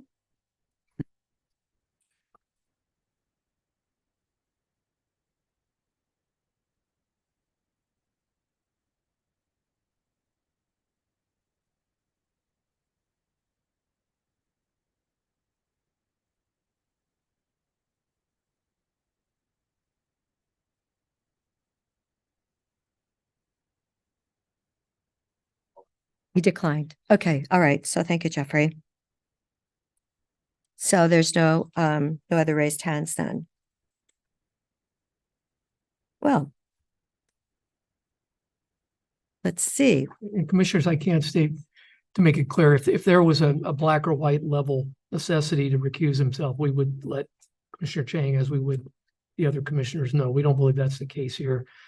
He has the ability, based on his statement, that he can be fair and impartial, to stay on, or as he said, if it's a bad optic and he thinks that's motivation to step off, he can do that as well. It's really his choice. And again, the folks that may have some concerns with that, they've made their record. They'll have their opportunity to further that at the next level if they should choose to. Okay, so the challenges that have been presented have been passed on at this moment in time. And does anyone else have any procedural objections to the public hearing?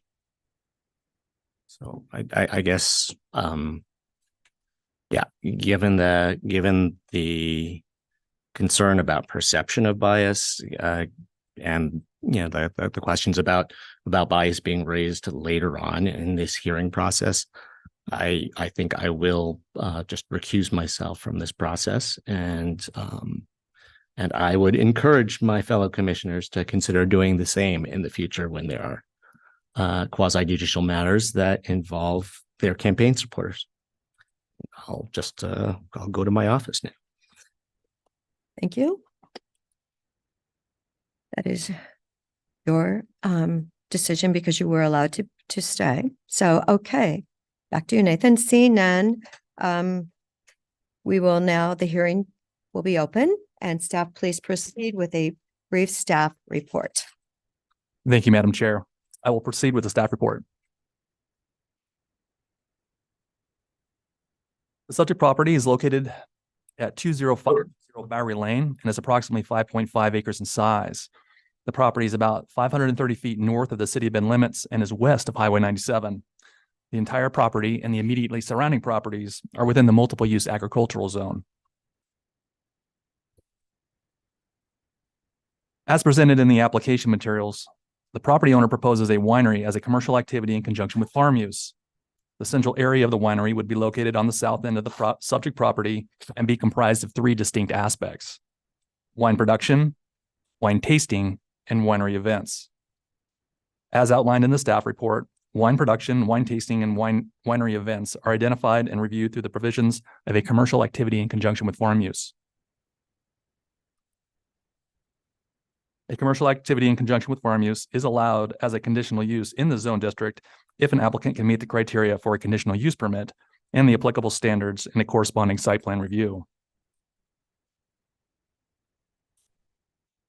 The hearings officer approved the conditional use permit and site plan review on January 2nd of 2024. Some significant findings from the decision include that the proposal meets the requirements of Deschutes County Code 1832-030C and qualifies as a commercial activity in conjunction with farm use. The proposal likely conforms to the site plan review standards of Deschutes County Code 18116 and 18124. However, more detail is required. The hearings officer included 33 conditions of approval in the decision. And then lastly, that the proposal meets the suitability requirements of Deschutes County Code 18128.1015.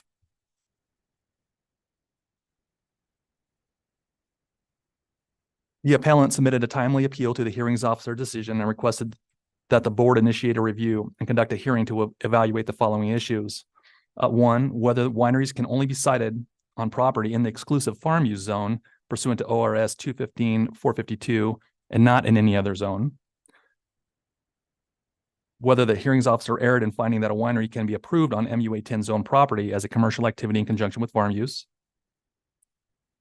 Whether there is inconsistency from the hearings officer decision and the subject applications and a previous approval for a commercial activity in conjunction with farm use for a meadery in the EFU zone.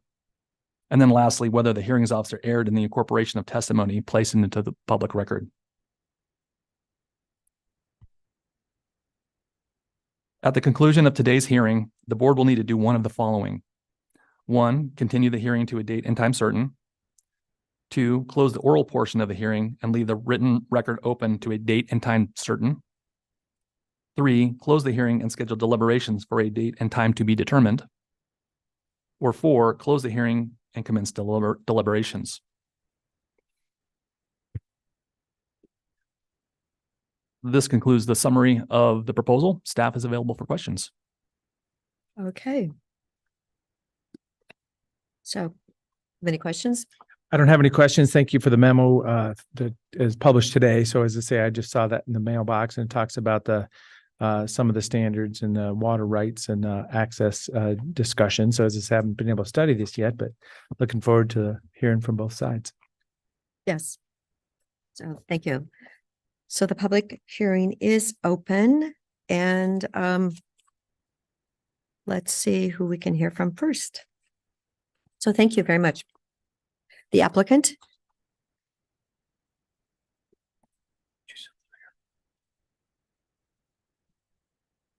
And you do know you have 30 minutes.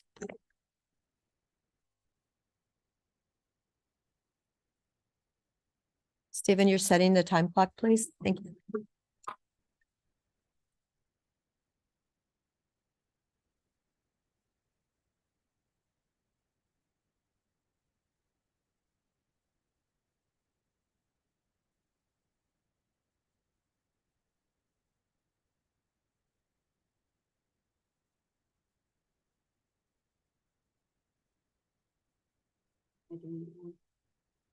Pressing forward.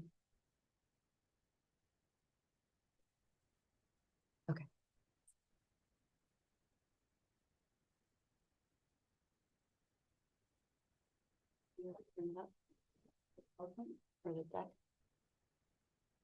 Sorry, we do. Got the clock started, but no presentation. It's okay. We'll give you back the 15 seconds. Can I hand these up?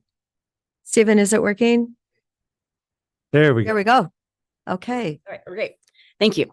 All right. Good morning. For the record, my name is Elaine Albridge. I'm permitting counsel with Davis Strait Tremaine, appearing on behalf of Lava Terrace. My mailing information is in the record. With us today is our Lava Terrace team. First, I want to introduce you to Dina and Dwayne Barker, who are the applicants for this project, along with Joe Bessman from Transite Consulting and Phil Henderson, other outside counsel. So that's our team who's been working on this project. And I think Caroline Seelig is also on the line, my colleague at Davis Strait Tremaine, supporting the project. We appreciate the opportunity to present to you today. We very much appreciate staff's work on this project to date. It has been a large, voluminous record. And so we appreciate the diligence throughout the whole process. This project, just for some context, has been very long in the making. I remember 5 years ago, I think we met at the Central Oregon Wine Growers Workshop when I met Dina and Dwayne when they started talking about this project. But it wasn't till a few years later that they were really ready to start talking about filing an application, and that was very intentional in that they wanted their project to align with the Hunnell Road build out, recognizing that Hunnell Road is very important for the success of their operation and to avoid using Bowery Lane off of Highway 97. So just with that in mind, we come before you today to discuss the substance. I had two things I wanted to talk about administratively. The first one we already dealt with, and the second one is applicant is requesting to leave the record open for today. We anticipate hearing a lot today, so we wanted to have time to consider what we've heard today and be able to help provide our response to the board. But we are also still working with our consultant on doing a refined, updated site plan in response to some of the staff's recommendations. And so we would request some additional time in order to provide that into the record, as well as we're preparing a condition compliance matrix that we think will be helpful in deliberations for trying to maybe simplify some of the condition language that the hearings officer adopted. So with that, we would request maybe we do a 7, 7, and 7, but leave it open to the county's discretion on how they would like to handle that. Thank you.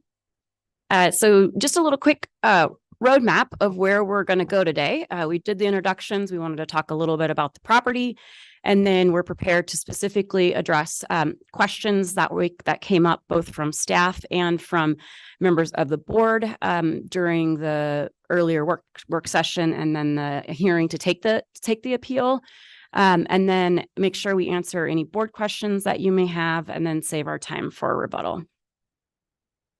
You actually have separate time for rebuttal. Okay, great. You don't have to worry about that. You have 30 minutes now. Of course, we took probably 30 seconds on getting set up. Yeah, that's okay.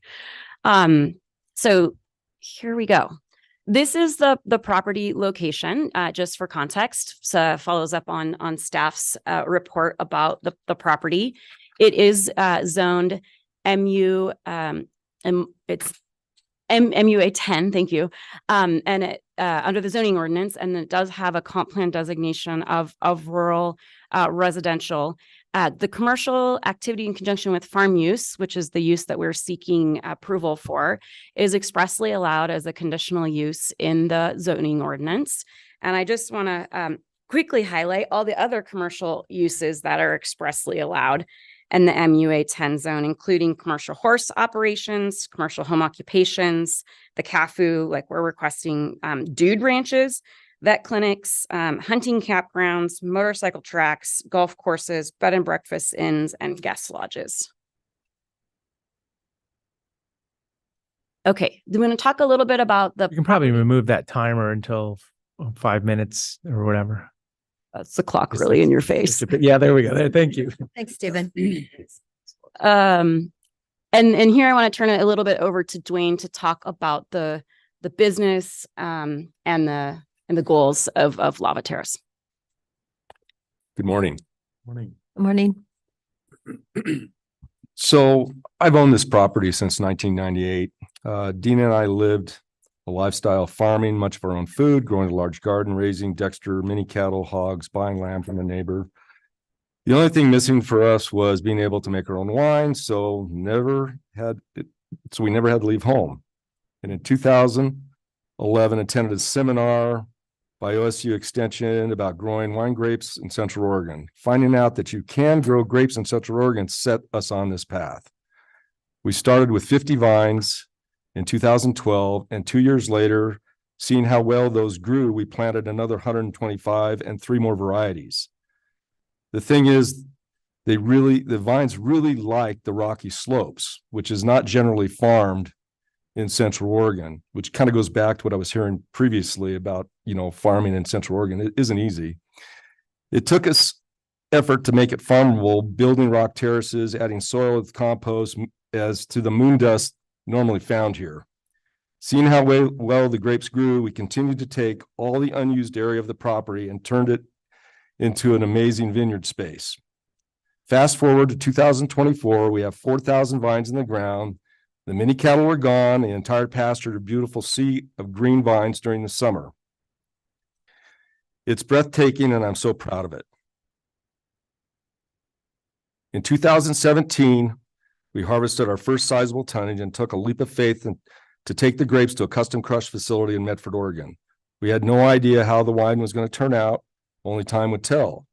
Since that time, we have been showcased as the first vineyard winery in Bend. It's exciting to be the first to grow, make, barrel, and provide finished wines for the local community. I will add to that, not on-site wine production. Our OLCC license states we are a winery with off-premise, so that's why that's on the record like that. It's exciting to be the first to grow, make, barrel, provide finished wines for our local community, and moving this path, we entered our wines in multiple competitions, Napa, Sunset Magazine, San Francisco International, San Francisco Chronicle, and New York Finger Lakes. Out of 15 entries, we've medaled 13 times. As we do events such as Summerfest, Fall Fest, it becomes very apparent that folks love the wine, our story, and want to support us. The number one question is, do you have a tasting room? And that brings us to why on-site tasting room is so important to our future. We have and still do sell wine at wholesale to Market of Choice, Newport Market, CE Lovejoy's, Third Street Beverage, and Locavore, and more, which is nice to have distribution. But at the end of the day, in order to break even, eventually to make a profit, we need to sell direct to consumer at the lowest possible overhead costs. That is the only way to make this financially a stable endeavor. When we finally found out that Hunnell Road was actually going to happen, we reached out to Deschutes County and explained that they explained there is a path for a venue, and it gave the suggestion of how to go about pursuing it. We are not asking for a large venue of music, large events, weddings, and the like. We just want to be able to provide a small venue about appointment only or invitation only visits. We have a lot to share with people, how we farm, what we have learned about growing wine grapes, and more. The consumer of today are looking for these kinds of experiences. It's not about just drinking wine. You can do that anywhere. Through not certified yet, we practice farming methods that will soon give us certification: sustainable, regenerative, organic, and the like. I'm here to plow the way for those who follow us on Central Oregon wine making journey. I see the day when small vineyards dot Deschutes County with wine being produced in small venue intermixed with the vineyard grower. You can grow grapes here. We have proven it, and we need to encourage others to join us. Thank you. Thanks, Dwayne. So with that, we wanted to provide you a general overview of the planned operations on the property. First off, the planned operations are proposed for within existing buildings that are already on site. So you'll see here, this is kind of just a general overview of where the tasting room is proposed, where the winery is proposed. That will include some production on site as well as wine storage. There's the residence. Dina and Dwayne live on the property. And then this is more big scale picture, but showing how, and Joe will talk more about this, about the new driveway that is planned for better access and safety, as well as on-site accommodation for all the parking for both guests and employees, as well as the internal circulation to ensure management of on-site parking.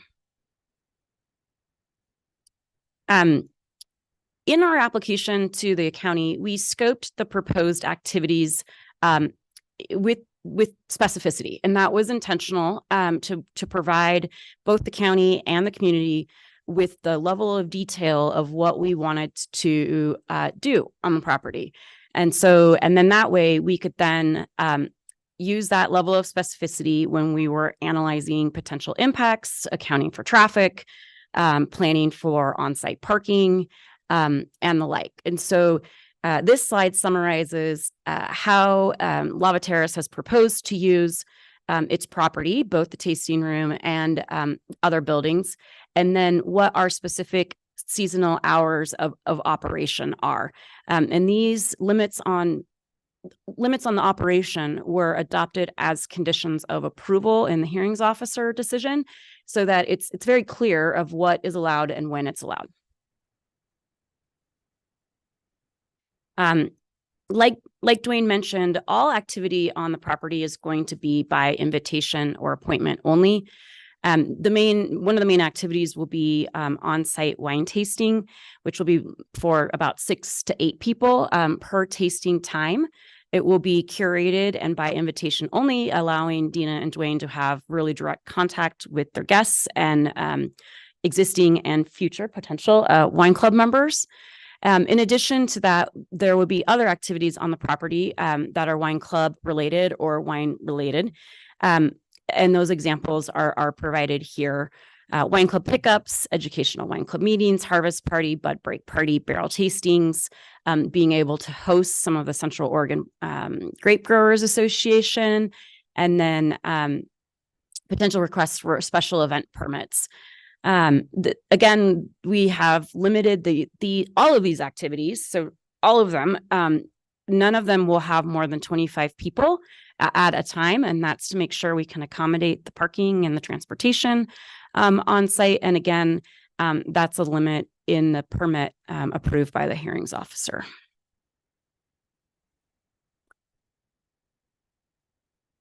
Okay, transitioning next to some of the questions we heard from the board about the application. So we're here, we've got the vineyard and the water rights. Lava Terrace does hold 4.3 acres of irrigation water rights from Swally Irrigation District. They have the ability to use that for irrigation. They do it via drip. They also use overhead sprinklers, depending on the time of year for drought conditions or for frost.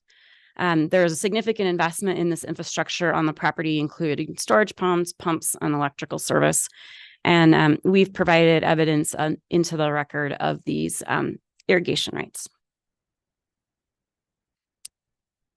A little bit about vineyard management. These are some of their helpers. The vineyard is very committed to regenerative ag, as Dwayne was talking about, and really embracing that and sharing that story with their consumers. Next category of topics we heard about was sort of the winery operations, talking about water supply and wastewater management. We understand that these are concerns given the water sensitivities and here in the region. Potable water comes from a domestic shared well located on a neighboring property. The use of water may vary depending on the time of year, but on average, it's about 300 gallons per day for commercial purposes to operate the tasting room. And then twice per year, there may be an increase in that gallon of water usage for production facilities. We did see in the most recent submittal from appellant some of the water calculations related to wine production. So we'll be prepared to respond to that in writing on the record. With respect to wastewater management, That's DEQ. The state level has requirements that must be met for all operating wineries. It's under a DEQ is the regulator for wastewater management and disposal on site. This is a very boutique winery with very small production levels. So the facility will be under the WPCF 1400A or B permitting thresholds, but the winery will still nonetheless need to operate under a wastewater management plan in coordination with DEQ. And so that is a requirement that's included in the hearings officer decision as a condition.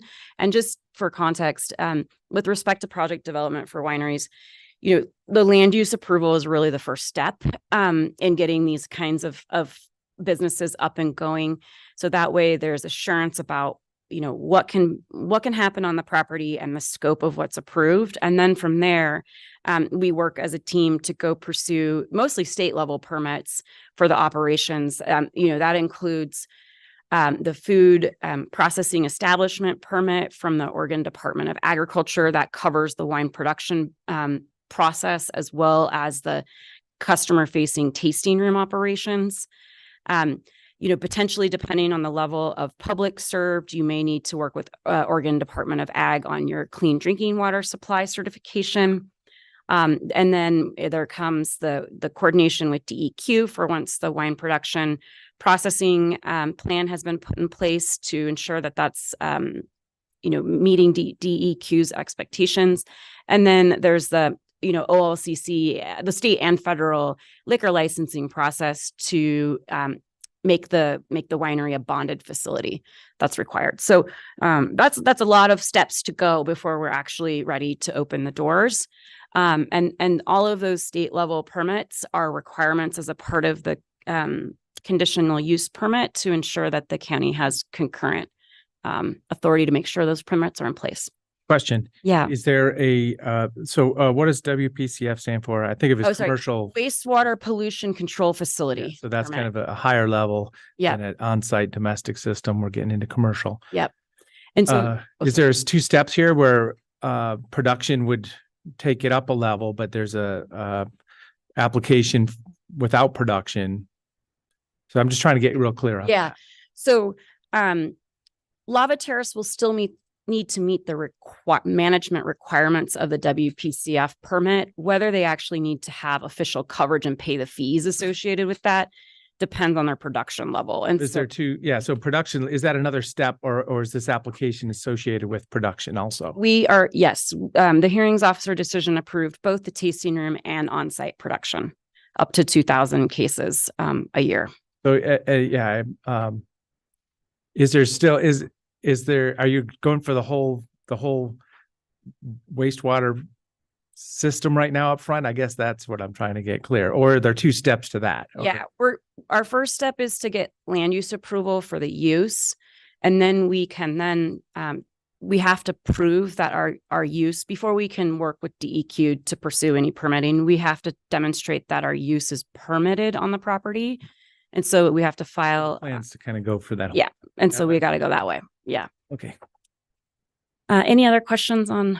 I do have a water question. supply or Is wastewater? the wine actually going to be made on the property? Is that Some volume will be made on the property. Yeah, eventually. because it has been made elsewhere? It's been made off site in at a custom crush facility. The goal is to have, up to 2,000 cases made on site.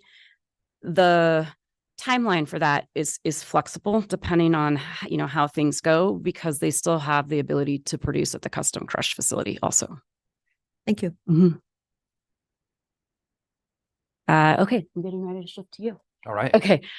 This is just to show you the location of where the property is. It's tiny blue star on that slide, but just generally in relation to the city of Bend and where we are within the county, but in very close proximity to the urban area.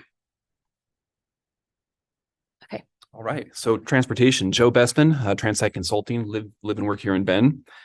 So I want to start out by describing the code requirements on transportation. So DCC 18, 116, 310, and then subsection C3A basically says if you generate less than 50 trips a day, nothing's required. No report is required. And I could stop right there, but I think that'd be a real disservice to everything Dina and Dwayne and the team in the county are working on out here. So I'll address the comments that I saw within the public responses.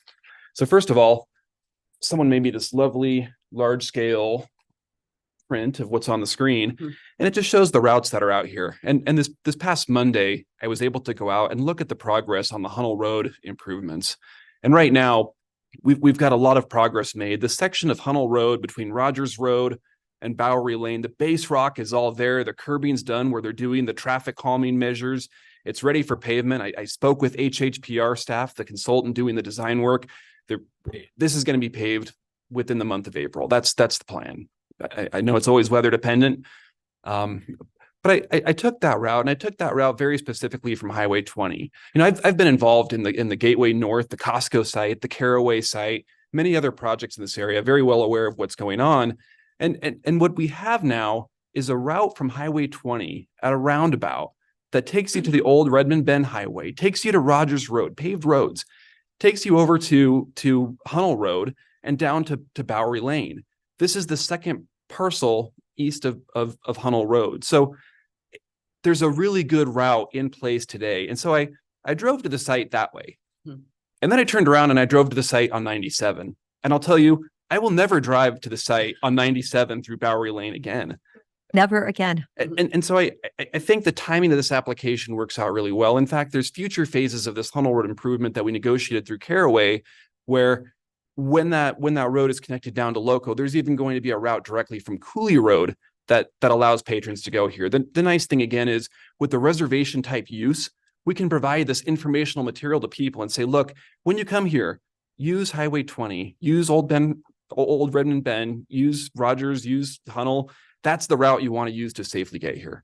And that's exactly what we're going to do. And we can revise those materials as the Cooley Road route becomes available, if and when it becomes available. So that's the first point. The second point is intersection site distance was raised as a concern. So if you stand at the driveway to the site today, it's really difficult to see with the horizontal vertical curves facing towards the east and the gate posts facing towards the west. That driveway is being moved over to the western corner of the property. Where it's being moved to, my understanding is it was coordinated with the county, but it's a great location. From that location, you can see all the way to Hunnell Road. You've got clear sight lines in both directions. And then the county has a requirement for clear vision areas, basically a 30 by 30 foot triangle that we have to provide as you see on your screen. Very simple to do. It just means that when we design this new gate at this new access, we just have to make sure our posts are set back far enough that people can see around them. So something we're certainly going to do, very, very simple and easy. And so I think that's really the crux of it on transportation. I guess I should mention parking. There's, I think, 13 parking stalls that we measured out there right now. If we need to add more parking, parking's not hard to add. This is a pretty large property.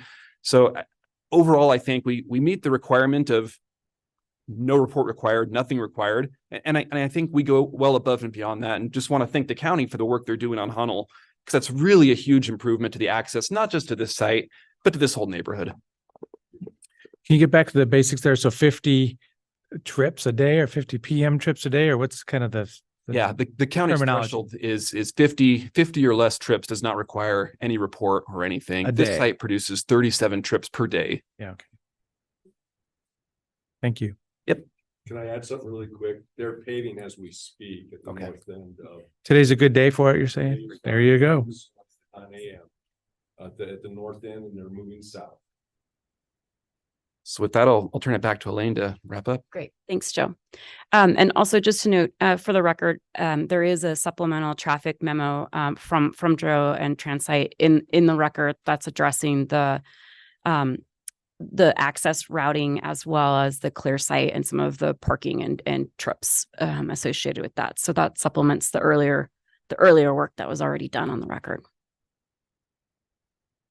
Okay, shifting gears. Any questions on at the access route before we get into the conditions of approval? Go ahead. Okay. So staff identified certain conditions of approval that they were concerned that were potentially not clear and objective.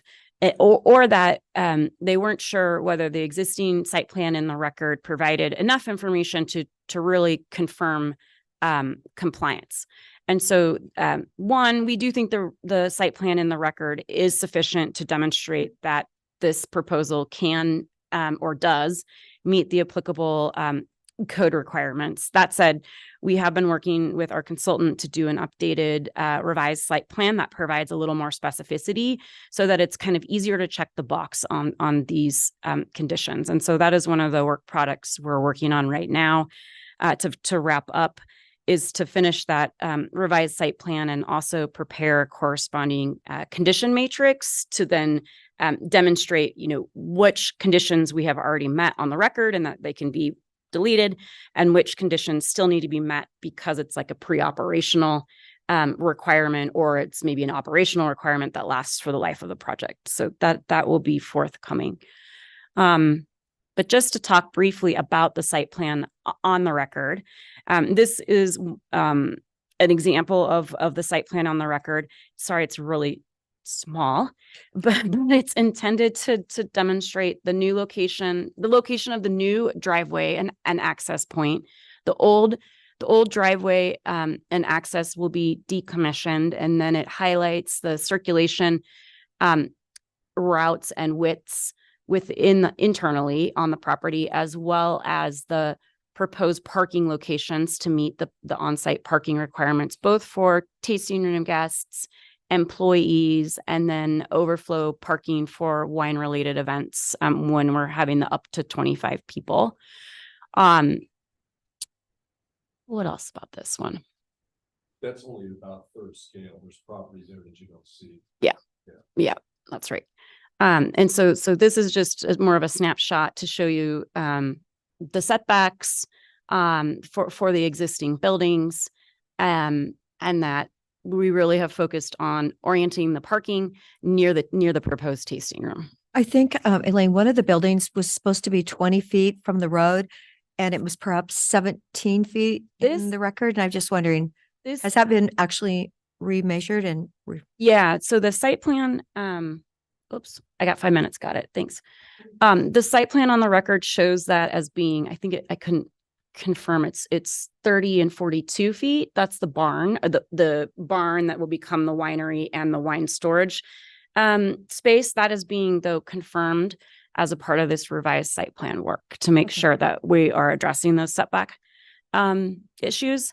And then related to that, part of this driveway gate location is we're addressing condition EE, which was the potential right-of-way encroachments from some of the rock fencing and things like that. So that work is already underway, working with the county to ensure that any right-of-way encroachments are removed.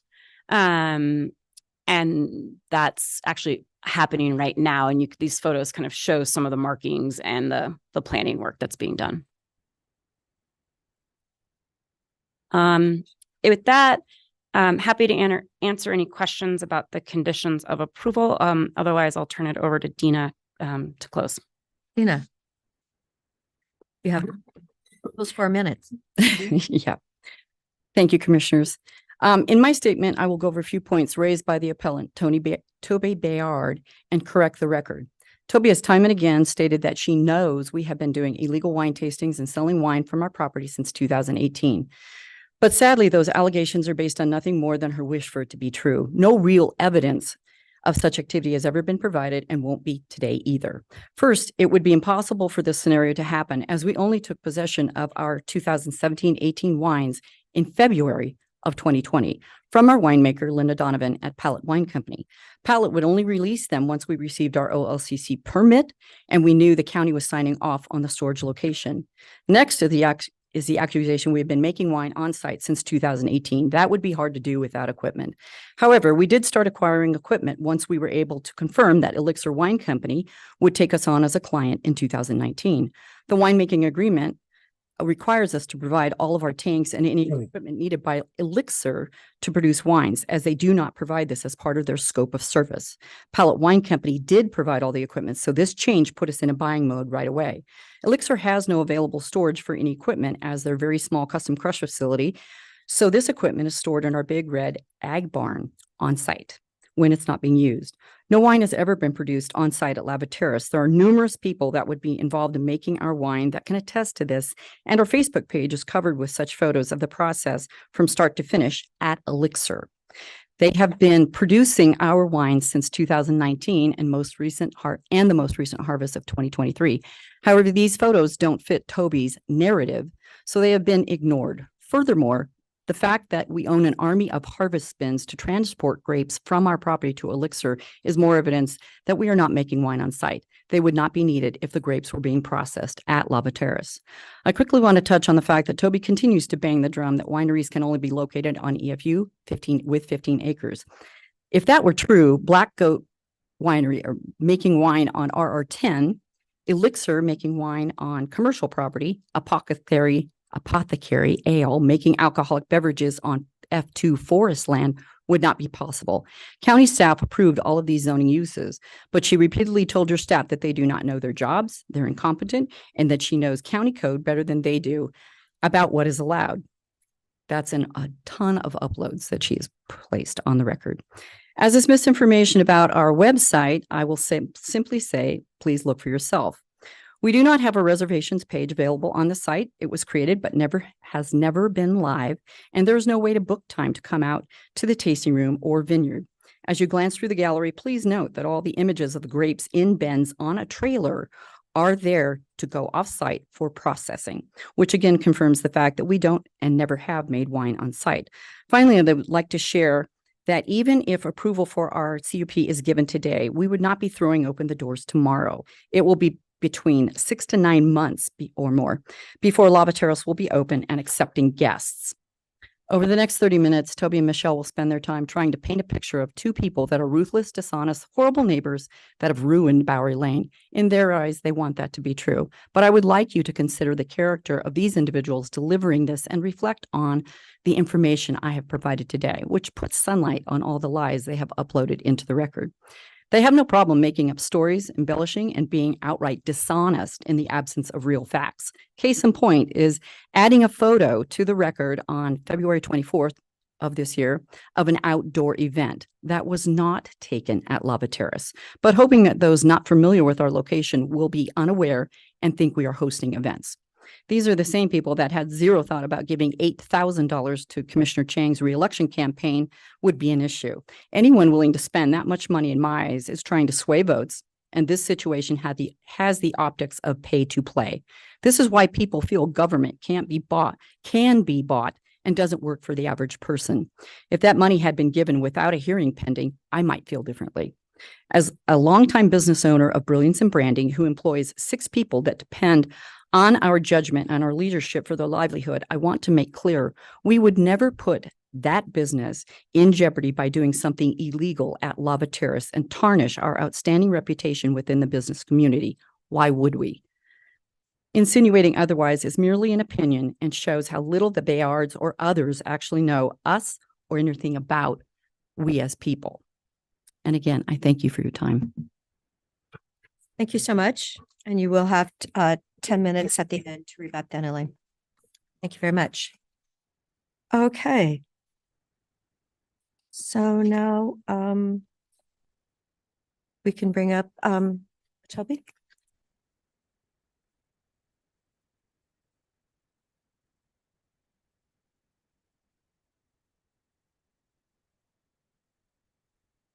My name is Toby Bayard, and I live at 20555 Bowery Lane.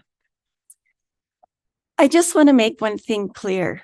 Both Oregon law, ORS 215.452, and Deschutes County Code 18.16.025G clearly state that wineries are commercial activities in conjunction with farm use and must be sited on land zoned exclusive farm use with a minimum acreage of 15.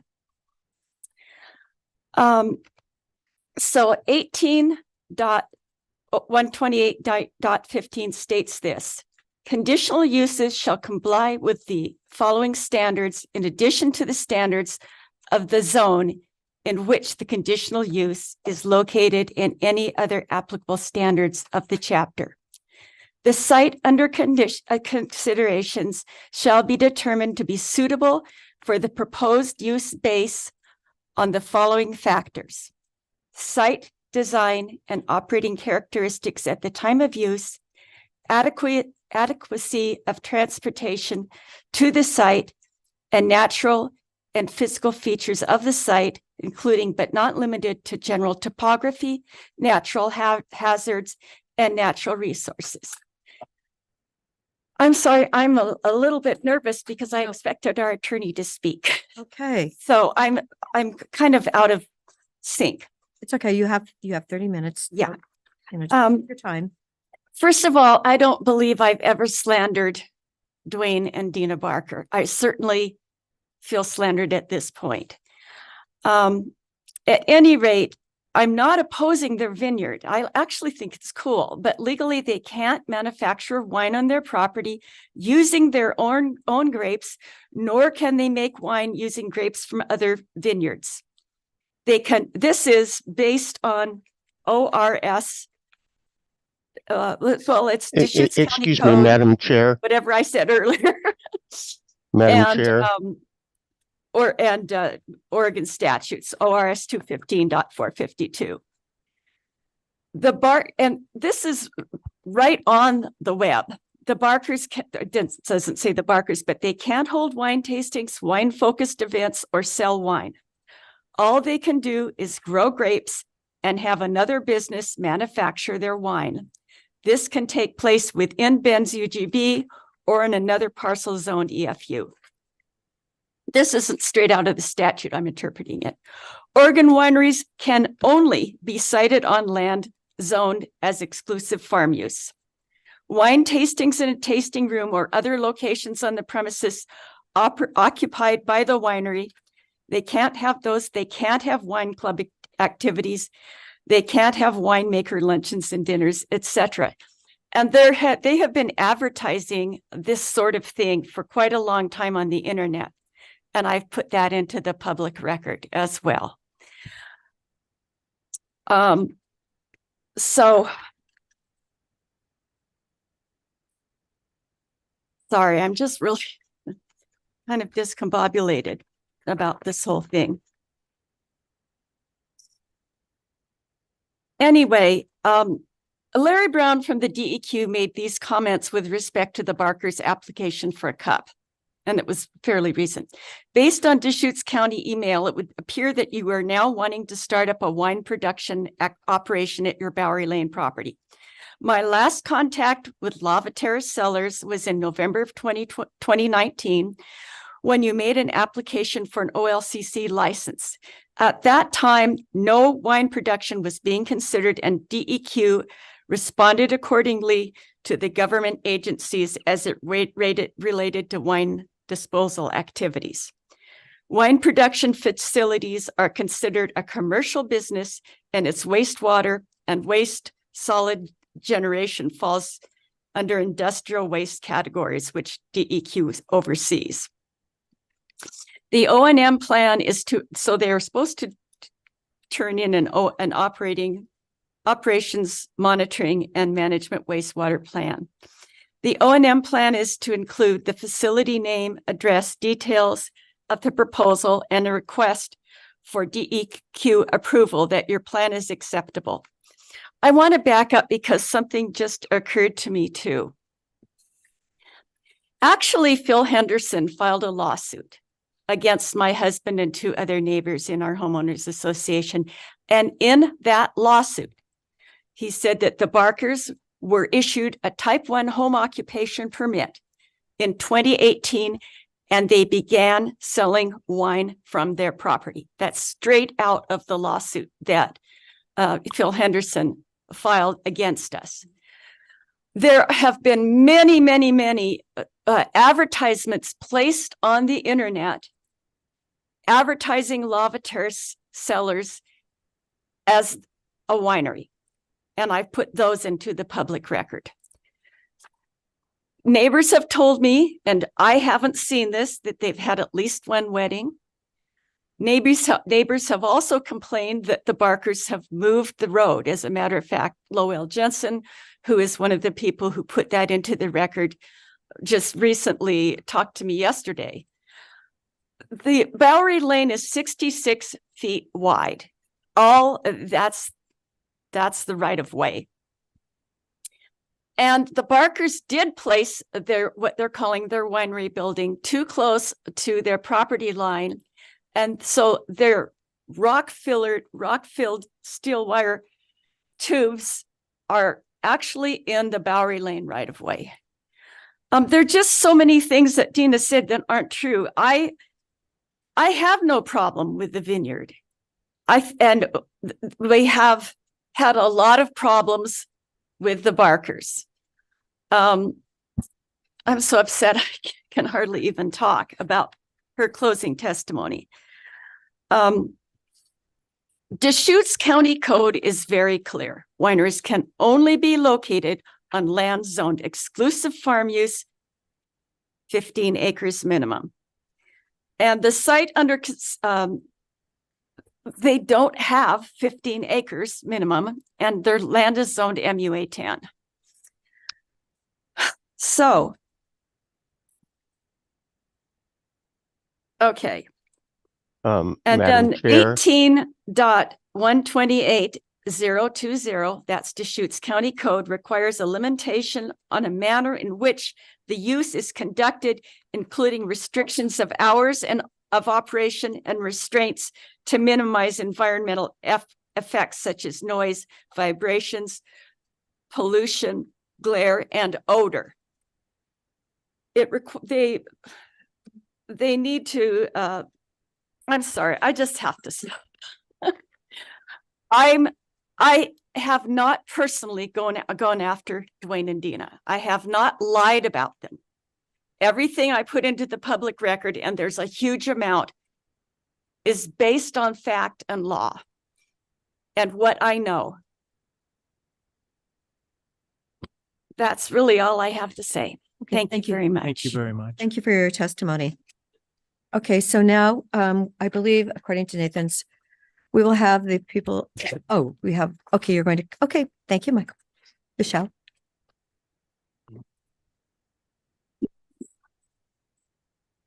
Thank you, commissioners, for giving me the opportunity to speak. My name is Check. Stephen, how much time is left? Yes. Okay, 21 minutes. Before I speak, my name is Michel Billard, and I'm at 2555 Bowery Lane. And our attorney, Jeffrey Kleinman, is online right now. And Jeffrey, we only have 21 minutes left. So if you want to speak, I need 10 minutes. So you see what's left for you. So go ahead. All right, Chair, am I recognized? This is Jeff Kleinman. Yes, you are recognized. Okay, sorry about that. Thank you so We much. had submitted an order of testimony and I was to speak first. So anyway, for the record, Jeff Kleinman, my address and contact info are in the record. I represent the appellant in this case.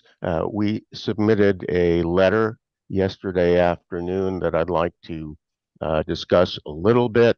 It is in the record, and I think you probably have it in front of you.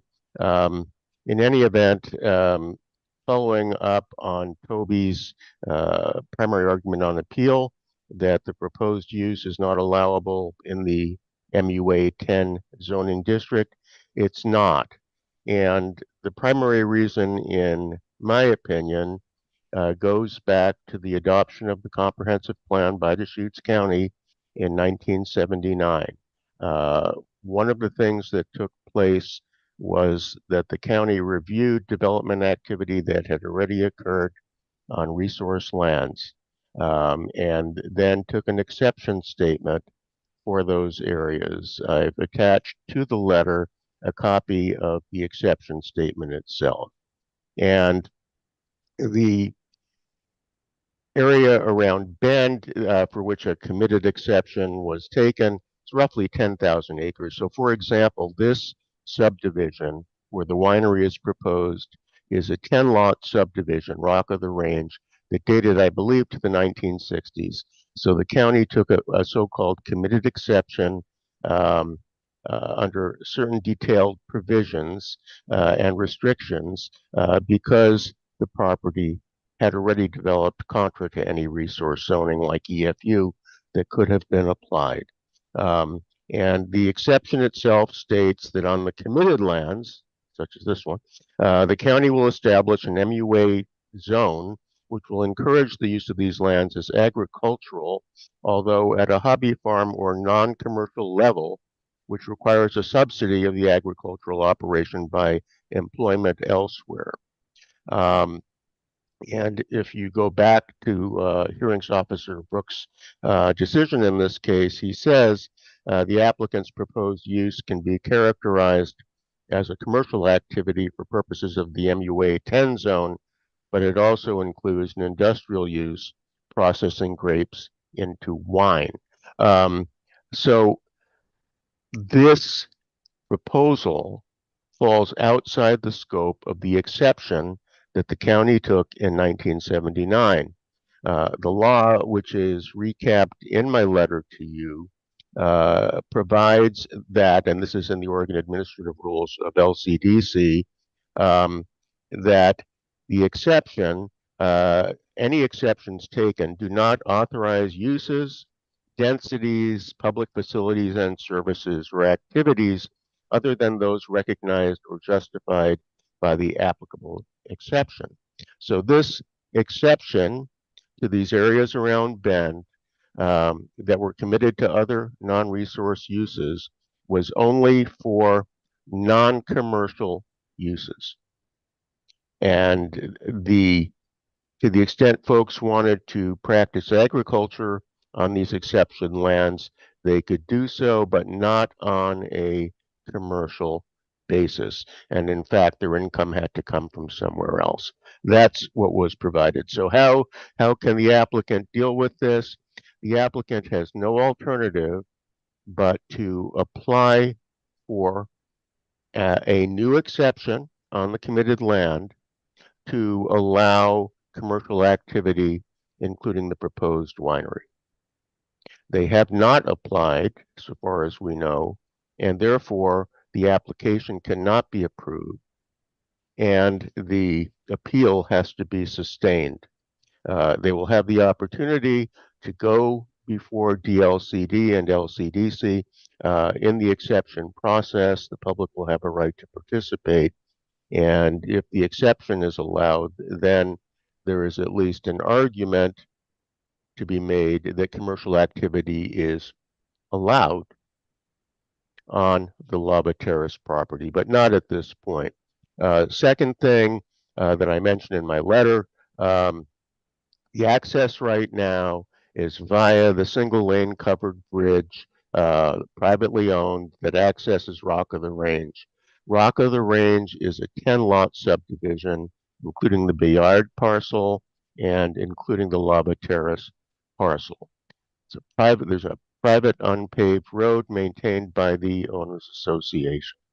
The bridge is a designated locally significant historic resource under the comp plan, under policy 5.9. It is resource number 44, and the effect on the bridge has not been taken into account. Now, there's been reference to the paving that is ostensibly taking place on Hunnell Road to resolve traffic concerns on that issue. What I would say is that there's still going to be a problem, even if that work is completed, because every vehicle's mapping software is going to show the most direct route for travelers on Highway 97. And it's going to be across that historic covered bridge of one lane. And that will accommodate traffic coming and going, and the going traffic will be traffic of persons who have consumed alcohol. So it's a crazy situation. A condition of approval as proposed will not solve the problem when Hunnell Road is paved, when the mapping directs people's cars and trucks onto that covered bridge on the most direct route. And the only way to possibly address that would be by very clear signage on the Highway 97 side of the covered bridge that states no winery traffic in capital letters, very clearly visible. We also address the conditional use criteria, including the adequacy of transportation access, the operating characteristics, but also under your conditional use criteria, there's a requirement that the proposed use shall be compatible with existing and projected uses on surrounding properties. Like I said, this is a 10-lot subdivision. Actually, the CC&R is for big commercial use. It is a residential use only subdivision, and regardless of the CC&Rs, that's the use. It's residential. So the proposal to operate commercial activities, including tastings and events of various kinds, is not compatible with residential use. So we're not relying on the CC&Rs because those are privately enforceable, but the CC&Rs establish the character of the area, and as developed, it conforms to the CC&Rs. It's residential. So I would ask the commissioners to consider, what if this were going on in your neighborhood? Would you consider this compatible, assuming you live in a residential area, with the use of the homes in the neighborhood? And it's simply not. We've also pointed out that while there's a lot of conditions, they really are just kind of piled on, but do not really resolve the issues that have been raised. There's no requirement in terms of the various permits that the county see the permits, they be presented in writing to the county before any operation of the commercial winery can occur. I understand from applicants' counsel that they're going to try to rework the conditions, presumably in a way that's even more favorable to the applicant. And we will look at those during the open record period. If the board is going to hold the record open, then 777 is fine with the appellants. We don't believe that under conditions J and K, clear vision areas can physically be established, and that is going to have to be proven in writing before the relevant county official before anything can open on the site. So there are multiple licenses. There's a clear vision area requirement, and without adequate proof that those are dealt with in writing to the county, nothing should be allowed to happen on the site.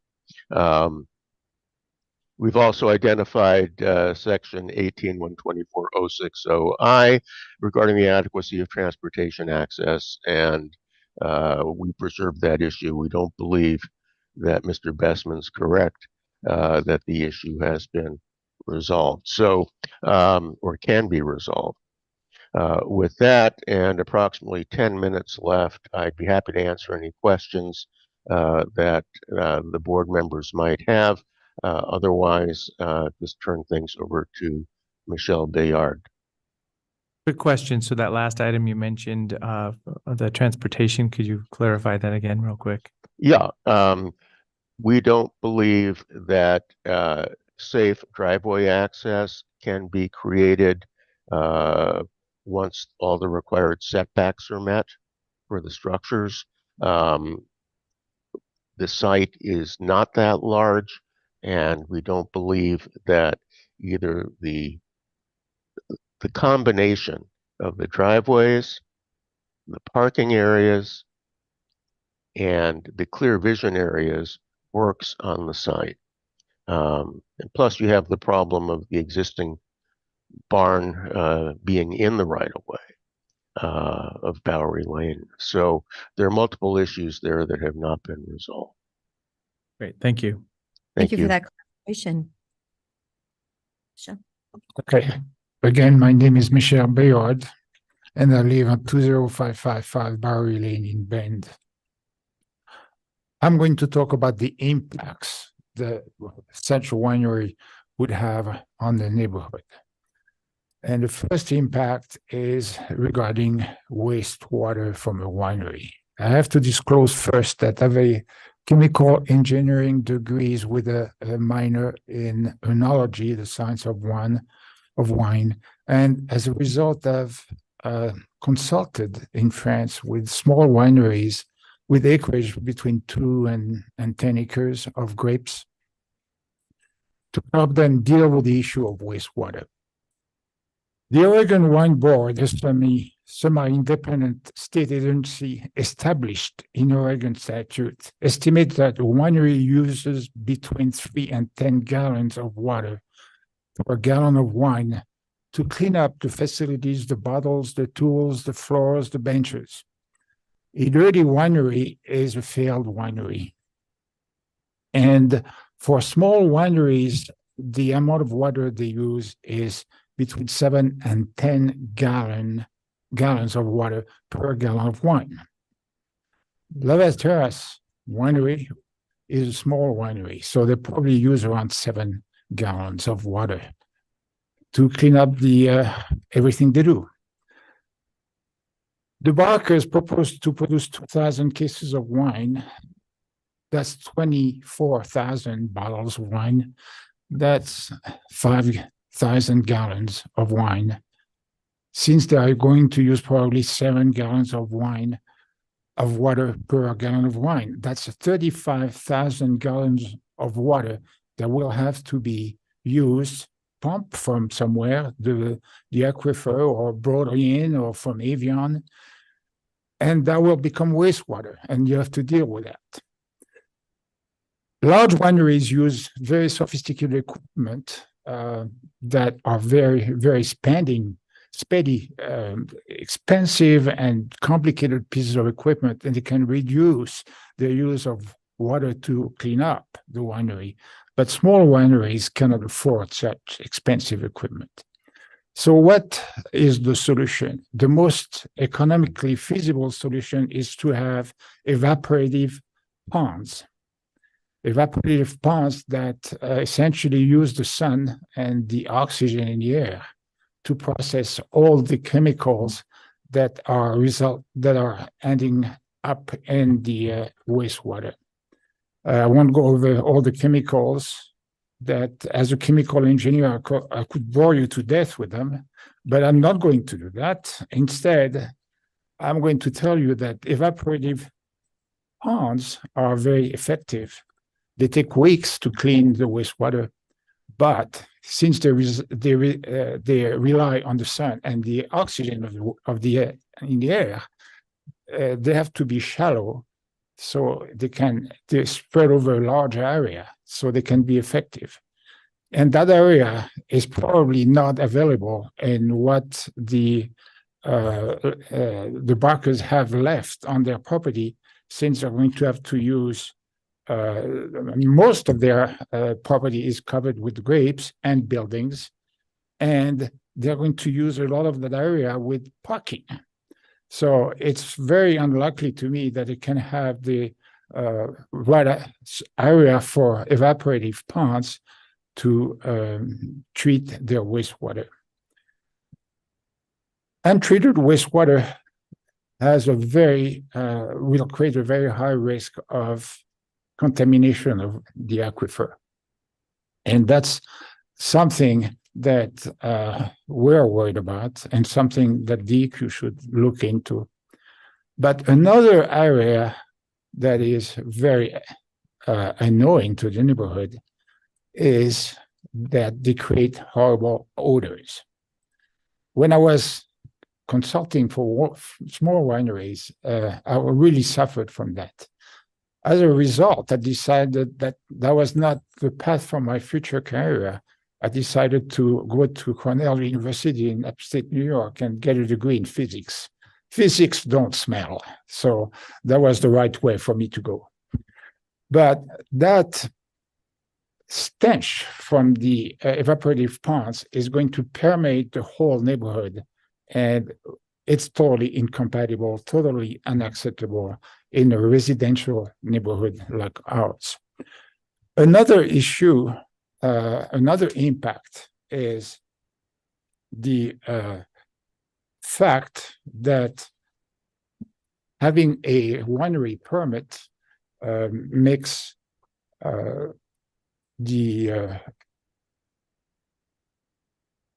allows for events like wine tasting, like wine related other types of events such as wedding, etc.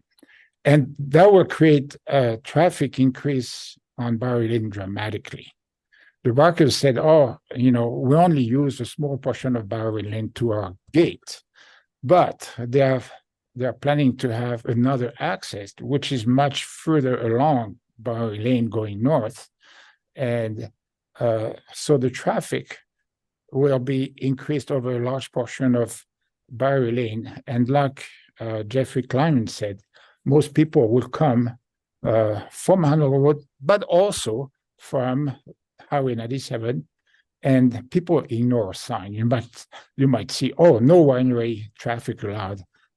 We have lots of sign on Bowery Lane on the bridge, and it's totally ignored. So the traffic increase will be dramatic.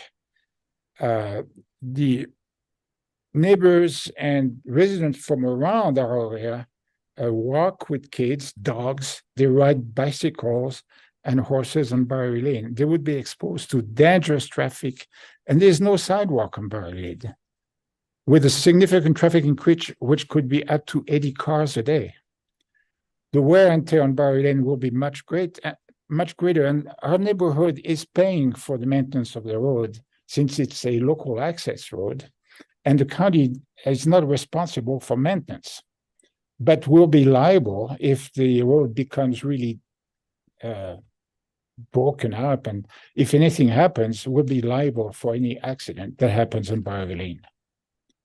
And the covered bridge, which is like Jeff Kleinman said, is a historical on the National Registry of Historical Structure. We're maintaining at our cost as well, and it will be very much damaged by the increased traffic. Could I just clarify something? Did you say 35,000 gallons of wastewater? Correct. That was what you said. Okay. That's what I said. I just want to be sure. Thank you. So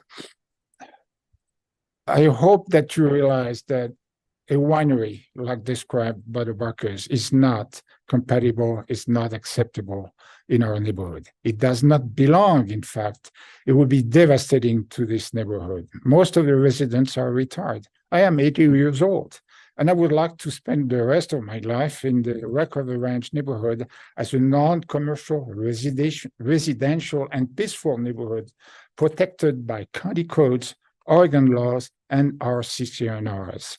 It is just illegal, and there's no wiggle room about that. That's the way it is. It's ORS, it's ORS 215 to 452, like Toby said, county code 1216-025G, and if it doesn't convince you that allowing winery in our neighborhood would be breaking the law and breaking the county code, our CCNRs will not allow such activity in our neighborhood. And regarding what Dina Barker said about us saying bad things about them, which was not borderline, but slandering on our part, I have to tell you something, that they are not exempt of slandering me, because I got an email some time ago from Dwayne Barker saying that because of all I'm trying to do to prevent them from doing what they want, I should go pound sand up my rear. So if that's the kind of people we're dealing with, Thank you, Ms. that's thank you, all Mr. I want to say. Thank you so much. Okay, we do, I believe we have 10 minutes now for the rebuttal. You have to, anybody else? Oh, sorry, we have like, 30 minutes. Could we take a 5-minute break? There'll be, yeah, public testimony after that. Yes, after this. We have a lot of people. Thank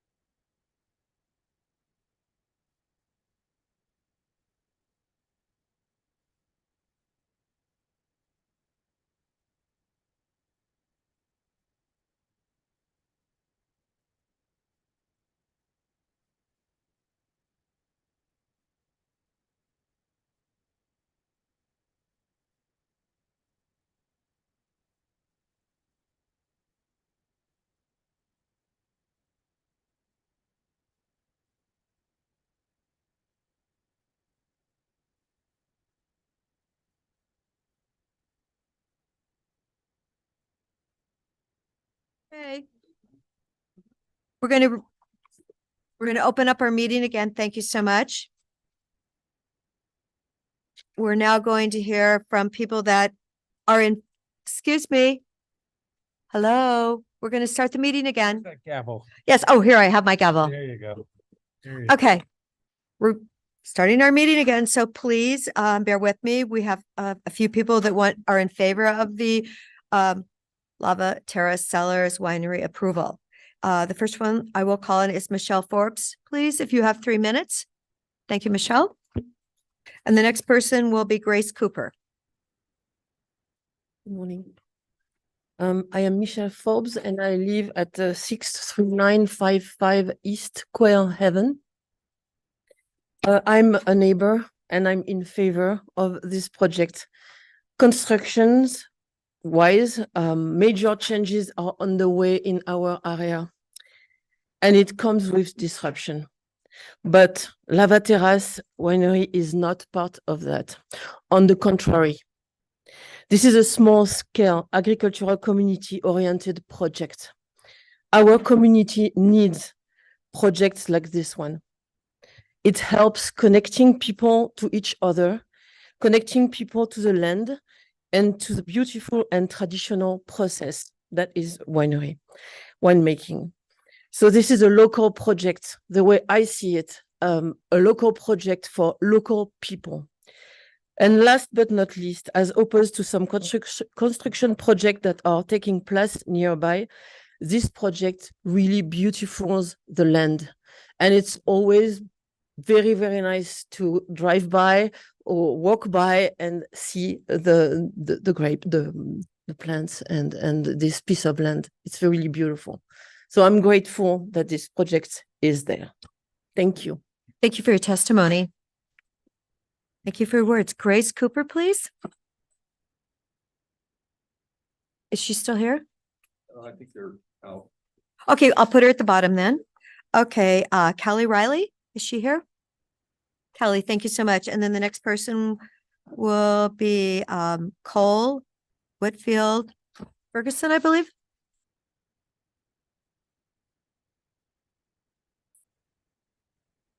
I'm Callie Riley. My address is 20545 Bowery Lane.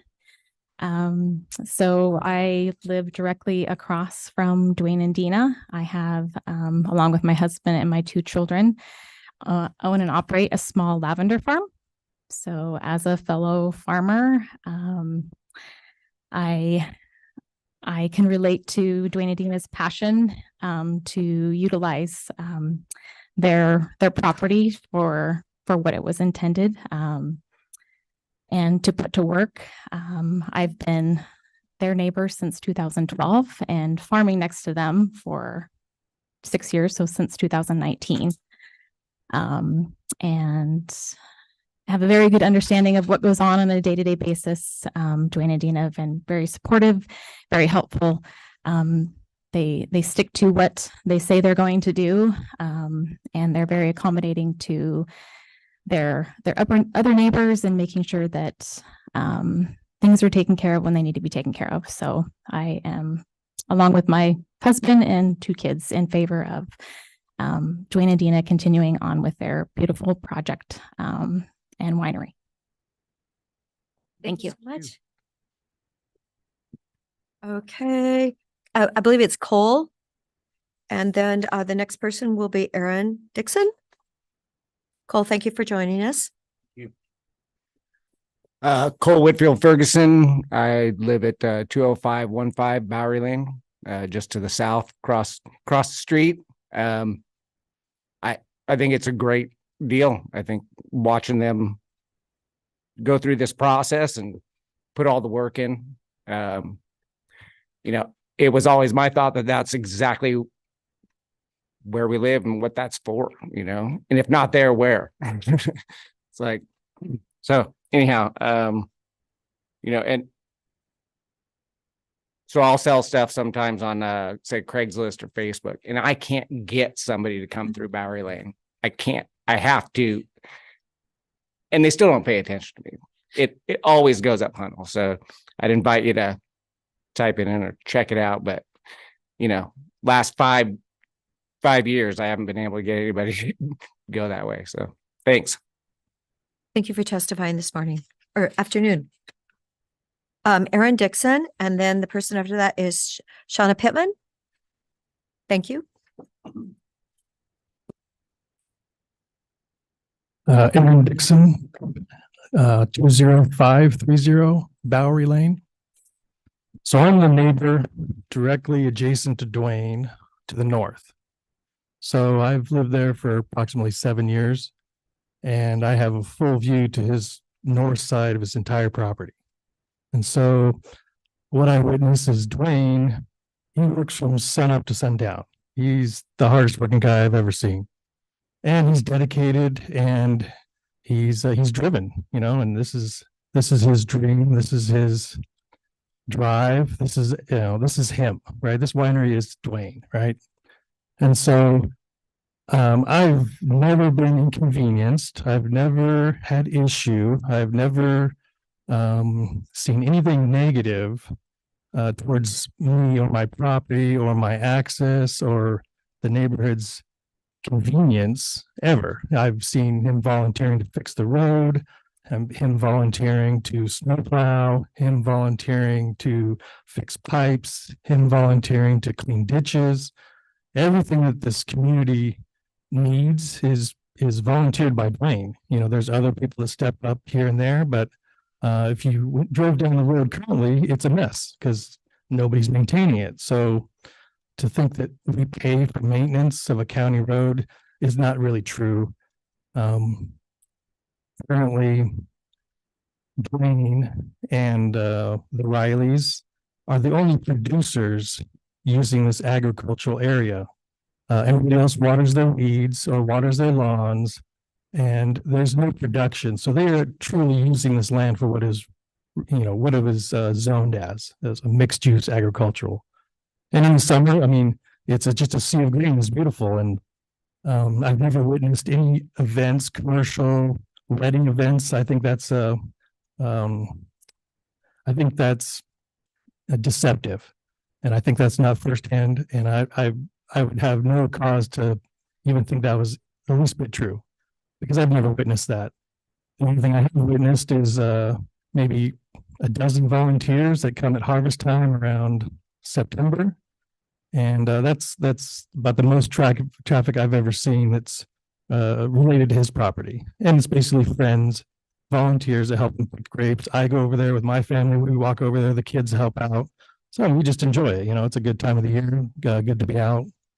The only other time that traffic's been impacted is if there was an accident on Highway 97 and somebody wants to, you know, they do their Google and then everybody cuts through, then to find out the access towards the back on the old tunnel lane is like a Jeep trail. So currently it's really good shape. It's a paved road. I mean, it's going to be paved in the next few days. So that's definitely a viable alternative. I don't go down 97.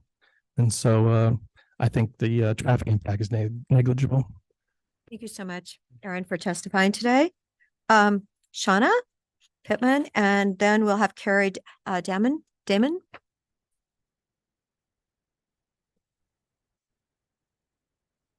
Good afternoon, Commissioners. My name is Shana Pittman. I live at 8765 Southwest Pokegama Drive. That's in Powell Butte.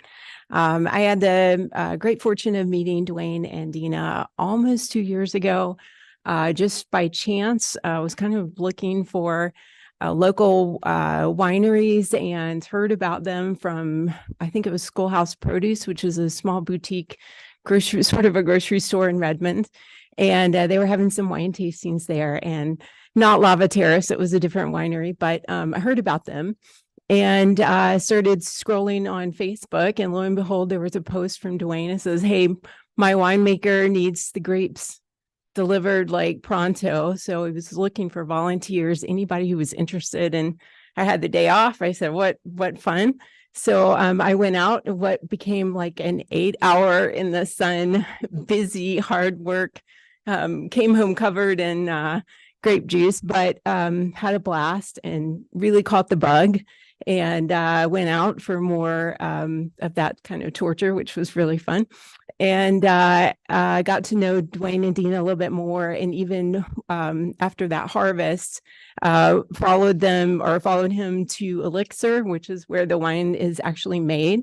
And he says, "Hey, this is the guy who's doing this. Let me walk you through the process." So I got to see those grapes being taken from the farm and delivered to the winemaker, and actually starting that whole winemaking process, which I think is really interesting. One thing I love about Dwayne and Dina's farm is that it's a very much a permaculture type environment, which is that sustainable permanent agriculture.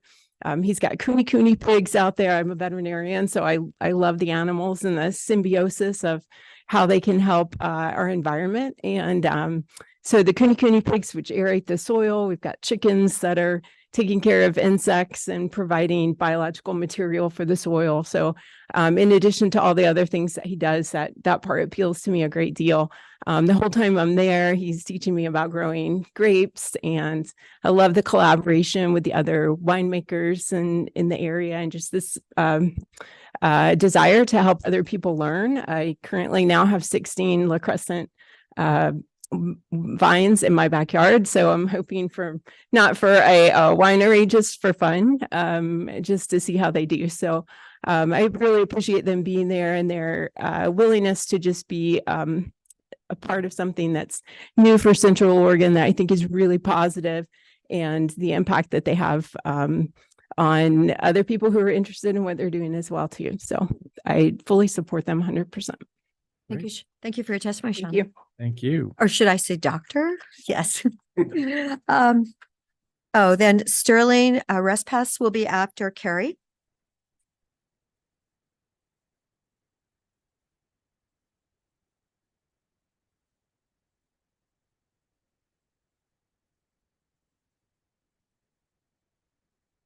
Thank you, commissioners, for allowing me to come and testify in front of you today.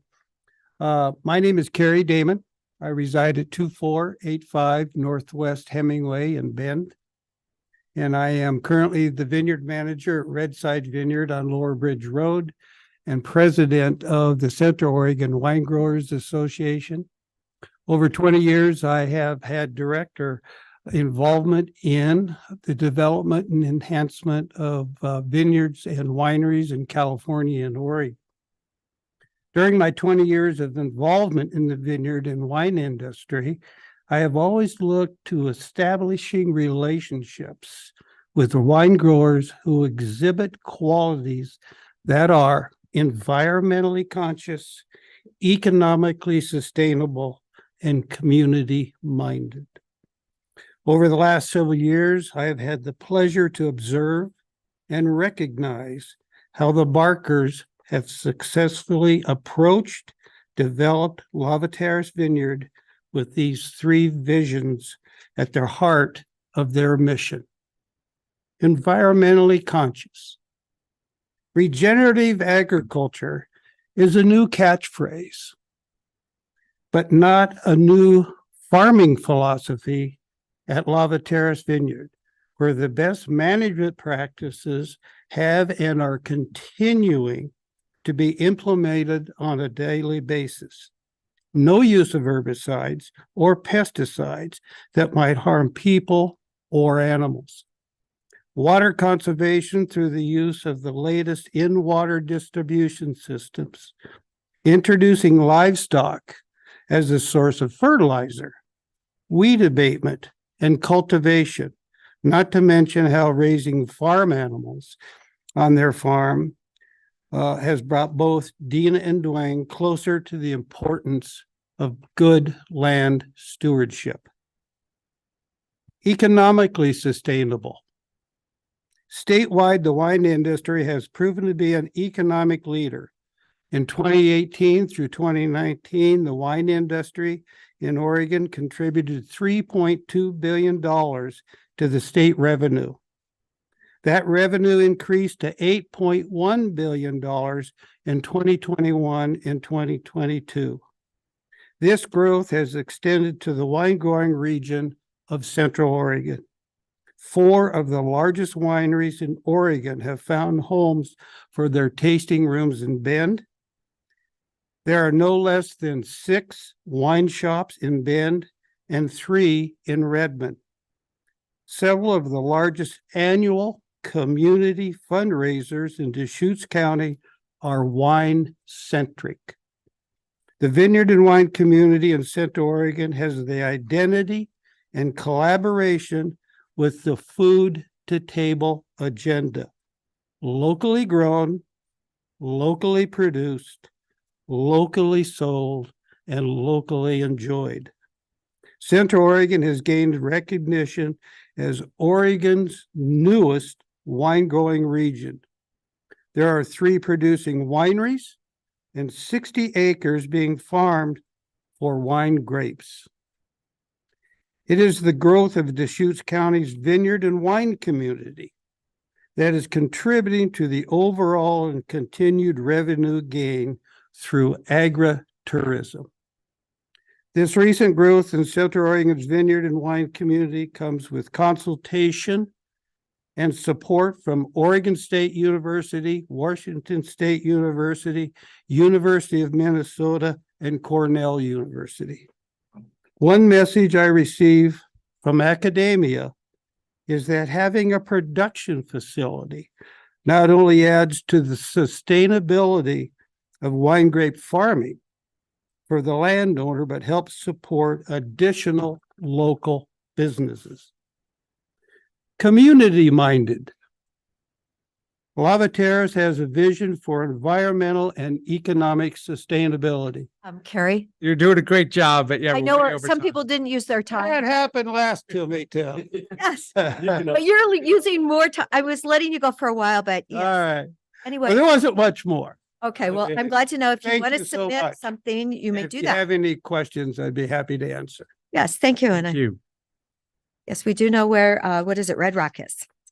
So Sterling and then Crystal Hausen.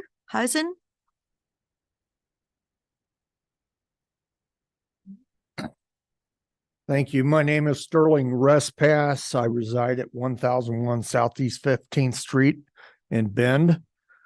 I represent the veteran organizations and some of the nonprofits within our community that are in full support of Lava Terrace. I just want to read a portion of a letter that I'm also going to submit. I gave my own personal testimony on behalf of the veteran organizations back during the planning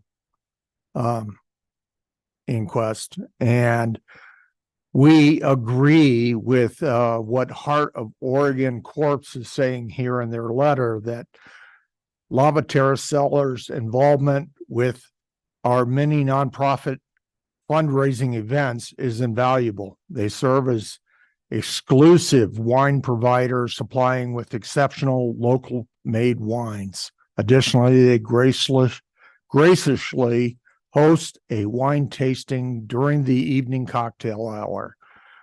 We believe their continued presence and support of the nonprofits within the community, as well as the veteran organizations in the community, only serve to further enhance community involvement. Therefore, we both wholeheartedly endorse their request and encourage you to support their efforts. Thank you. Thank you for joining us. Oh, thank you, Sterling. That was very timely. Crystal?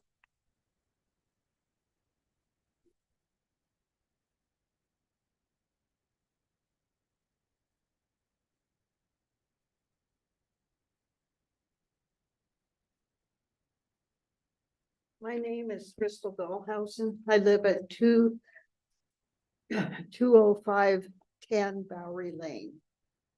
This is property my mother purchased from the Bowers in 1970, and she built the house in 1980. Rock of the Range was a wonderful place to live, and my mother was secretary of Rock of the Range for some time. It was a happy, friendly group of neighbors, but sadly that has changed. I want to be counted as in favor of the Barkers today. The Barkers are my next door neighbors, and we share a long property line. The Barkers and I have talked many times about various things, but we've talked about the road, the bridge, and the various aspects of the winery, water use, wastewater, the machinery. I got to see a very interesting machine he had one day. It was quite intriguing. And general farming issues, parking and traffic. And so had a lot of talks. I feel comfortable that if problems arise in the future, that we can talk together. I do not have a problem with the conditional use permit from what I see of the Barker's operation. And I'd like to add, in my own self-interest, I haven't paid the Rock of the Range dues. And I've got a notice that I'll be turned over to a lawyer and a collection agency. And the next step after that will be a lien on my property. What I want you to know is that this is, I'm acting out of principle. And we had a hostile takeover occur. And I just can't stand the documents that have come over my private home, our family home. And it was like a tornado in the night. And so I just want you to know, it makes me look bad, makes me look like irresponsible, you know, to have this, but I'm not paying out of that. Just on the principle of it. So I just want you to know that and understand it. Thank you. Thank you, Crystal. Thank you so much for coming today. Okay, did Grace Cooper return? Thank you, Grace.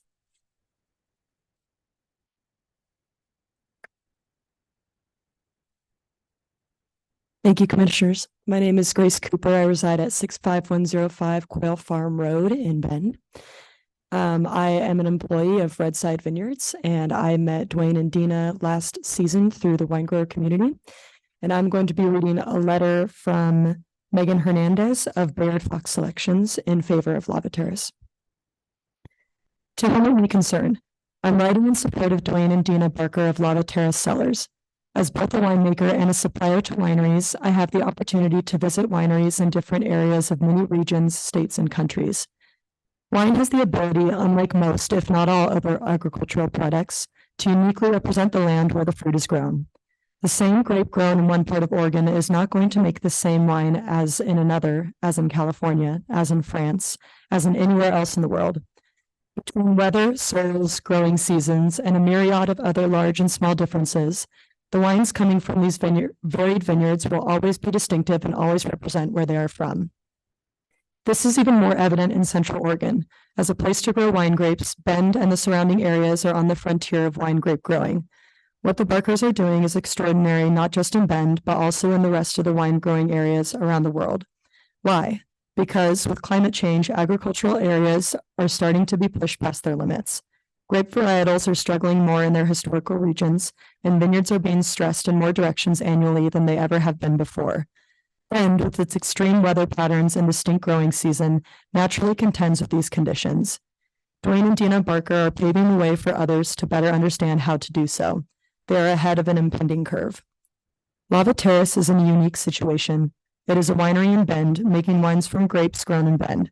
It is a winery making wine from grapes that are different from the mainstream, which is a growing sector in the retail market. In an industry that has been the norm, and without a doubt, Lava Terrace wines are delicious. In an industry that has been steeped in so many historical principles, wine drinkers are craving delicious wines outside of the norm, and without a doubt, Lava Terrace wines are delicious. It is also a vine growing experiment that has so much educational value outside of Central Oregon. What the Barkers are doing is pushing the limits of possibility and bringing people along for the ride. They are farming and making wine in an environmentally and community sensitive way. They are representing yet another remarkable aspect of Bend and trying to share it. It is an inspiring testament that can only be considered an asset locally, domestically, and abroad. Sincerely, Megan Hernandez. Thank you. Thank you. Could you say who Megan Hernandez is then again, just for the record? Yes, Megan Hernandez. She's an employee of Bayard Fox Selections, And her mailing address is 1246 Carr Avenue in Santa Rosa, California. So much. All right, and do we have no more over that? Okay. Okay, those were all, what? Oh. Okay, wonderful. Oh, okay.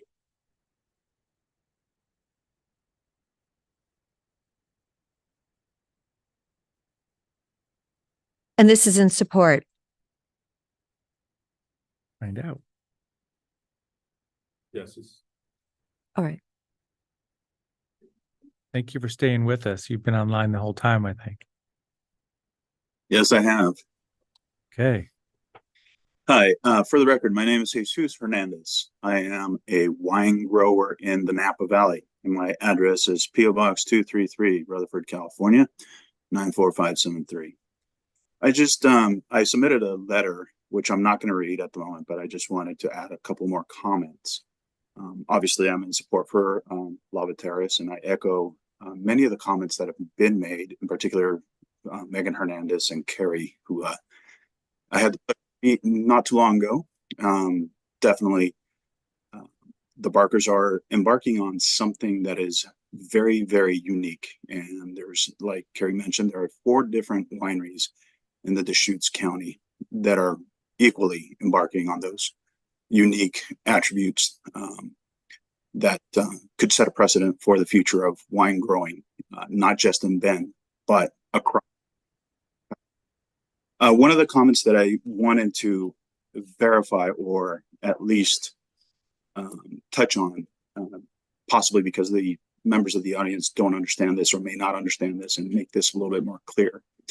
When we speak about regenerative farming, we're taking everything into account, absolutely everything.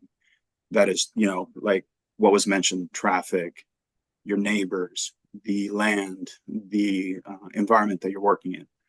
But one of the instances that is not very well understood in the public's eye, for example, is the winemaking process. Now, this winery that the Barkers are hoping that you allow them to proceed in building their dream, the aspects of the winemaking itself, these associated with are also organic materials that, for example, the pumice or the waste after the pressings, they can be consumed by the pigs or the hogs that the Barkers have there on their property.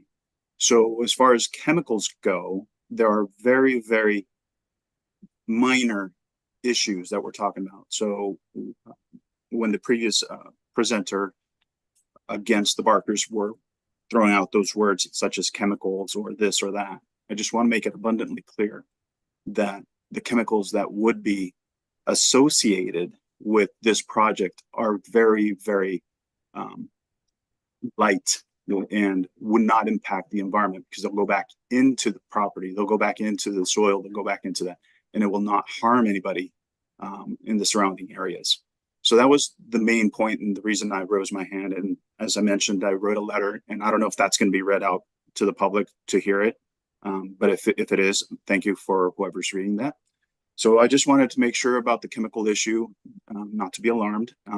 If you, anybody in the commission or in the body that is going to take this, these considerations in the future would like to reach out to me, please reach out to me. I am a 30-year professional in the Napa industry, wine industry, and I'd be more than happy to present you metrics and evidence of this particular winery. And again, it's a regenerative farm to wine industry.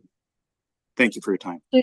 Thank you so very much for your testimony today, and we will have your letter into the permanent record. And I appreciate you being so patient today and testifying. So, Stephen, is there anyone else? Okay.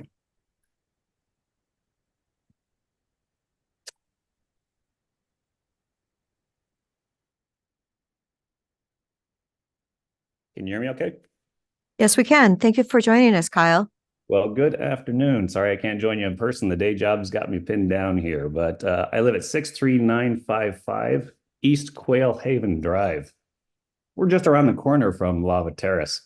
My wife spoke there earlier. We own a small hobby farm here. And I just want to say that we are fully in support of what Lava Terrace is doing. This is a great use of multi-use agricultural land, particularly in a rural residential sort of setting. It's very tasteful, very local, very nice. We need local agriculture. We have a small hobby farm here as well. We do it for the community, right?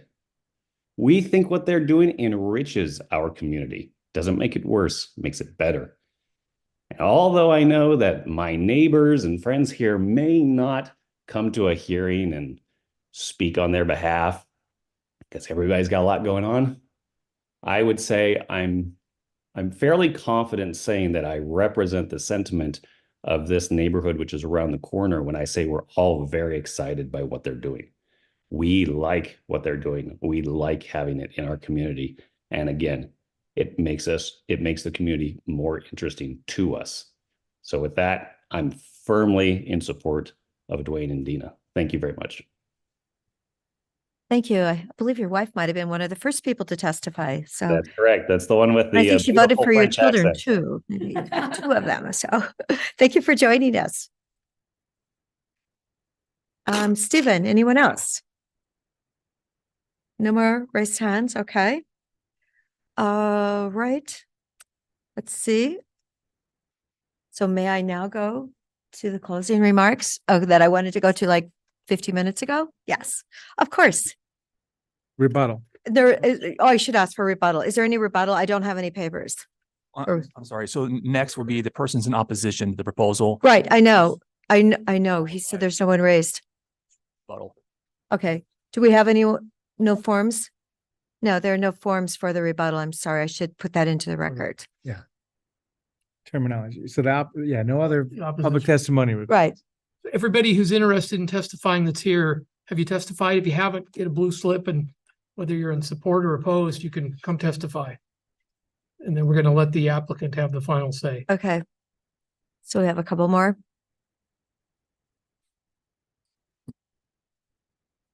While we're waiting for that, would it be possible to just take a quick 2-minute break after this last round of testimony? Sure. 2 minutes? Yeah. After the next 3 people testify, and then if there's anybody else online that is in a rebuttal. Stephen, do you see any raised hands? Okay. You can always fill those forms out after you testify if it's taking too long. We got a support. Oh, we have a support one too. Okay. Well, then you should go first. Thank you. Yes, go ahead. Just come ahead and testify, and then you can finish it.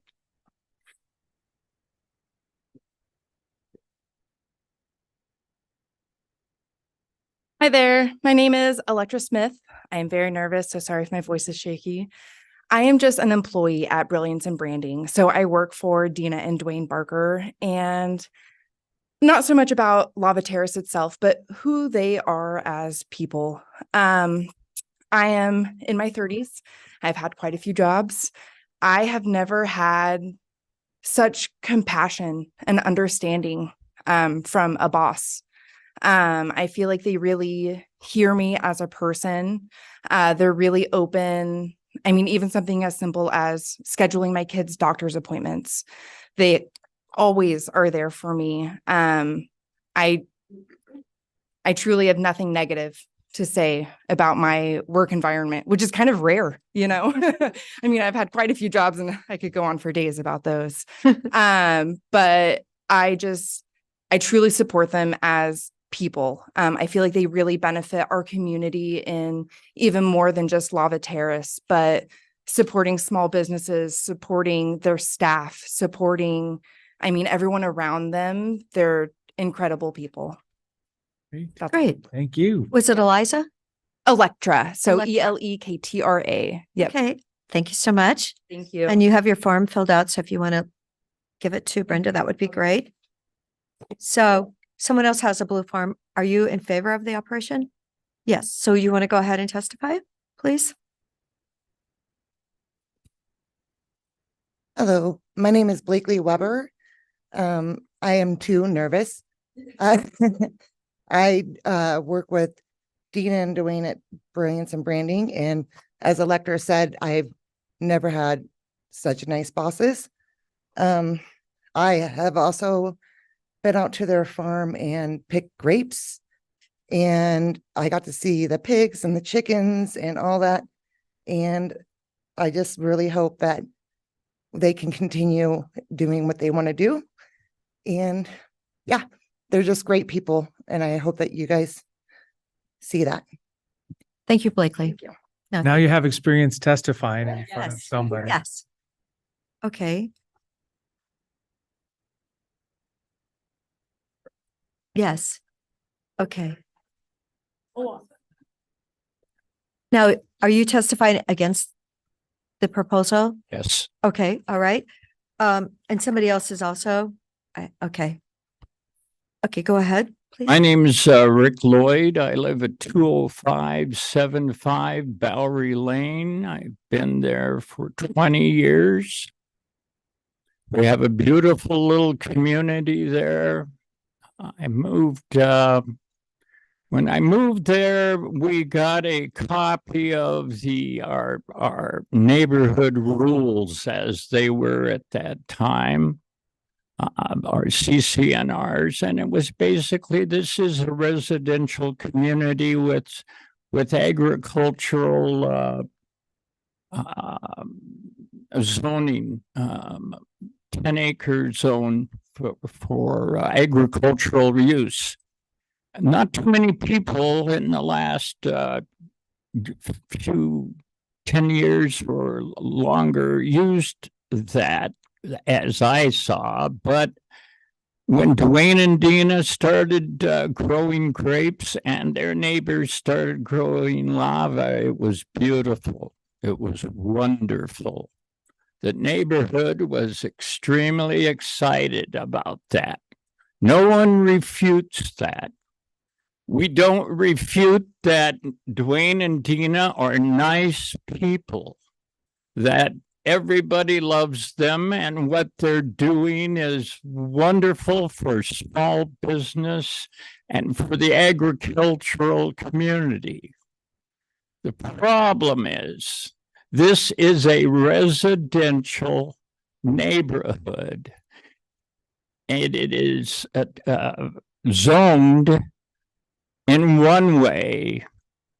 And it appears to me that you're trying to make exceptions to that zoning in order to let these great, wonderful people who everybody loves do what they want to do. And if that's the case, if I had a couple of cows, I'd like to do a little rendering on my property too, or do some other things and whatever. And again, the whole idea with moving into our neighborhood was that it's a residential community. And that has been broken with the thought of doing production. And doing production in our neighborhood, the thought of it has divided the neighborhood. Crystal mentioned, yes, it was railroaded in, and my goodness, we have a homeowners group association. It's got 15 members. We had a vote. Are we in favor of this or not? To elect our officers. And the majority of the neighborhood voted no. And now my question is to you, are we going, what's the law say about having a production facility in an AU-10? And are we going to make exceptions for that? It's not about the personality of these folks. It's not about their hard work. It's not about the people that came from all around, not in the neighborhood, but saying, oh yeah, we like it. BS. It's our neighborhood. Thank you, Mr. Lloyd. And I guess I'm done. Your time's I expired. appreciate it. I hadn't intended on talking. Thank you. And I'll stop. Okay, and then we have Miss Jensen, and when you get done, I'll have you finish filling out your form. Thank you so much.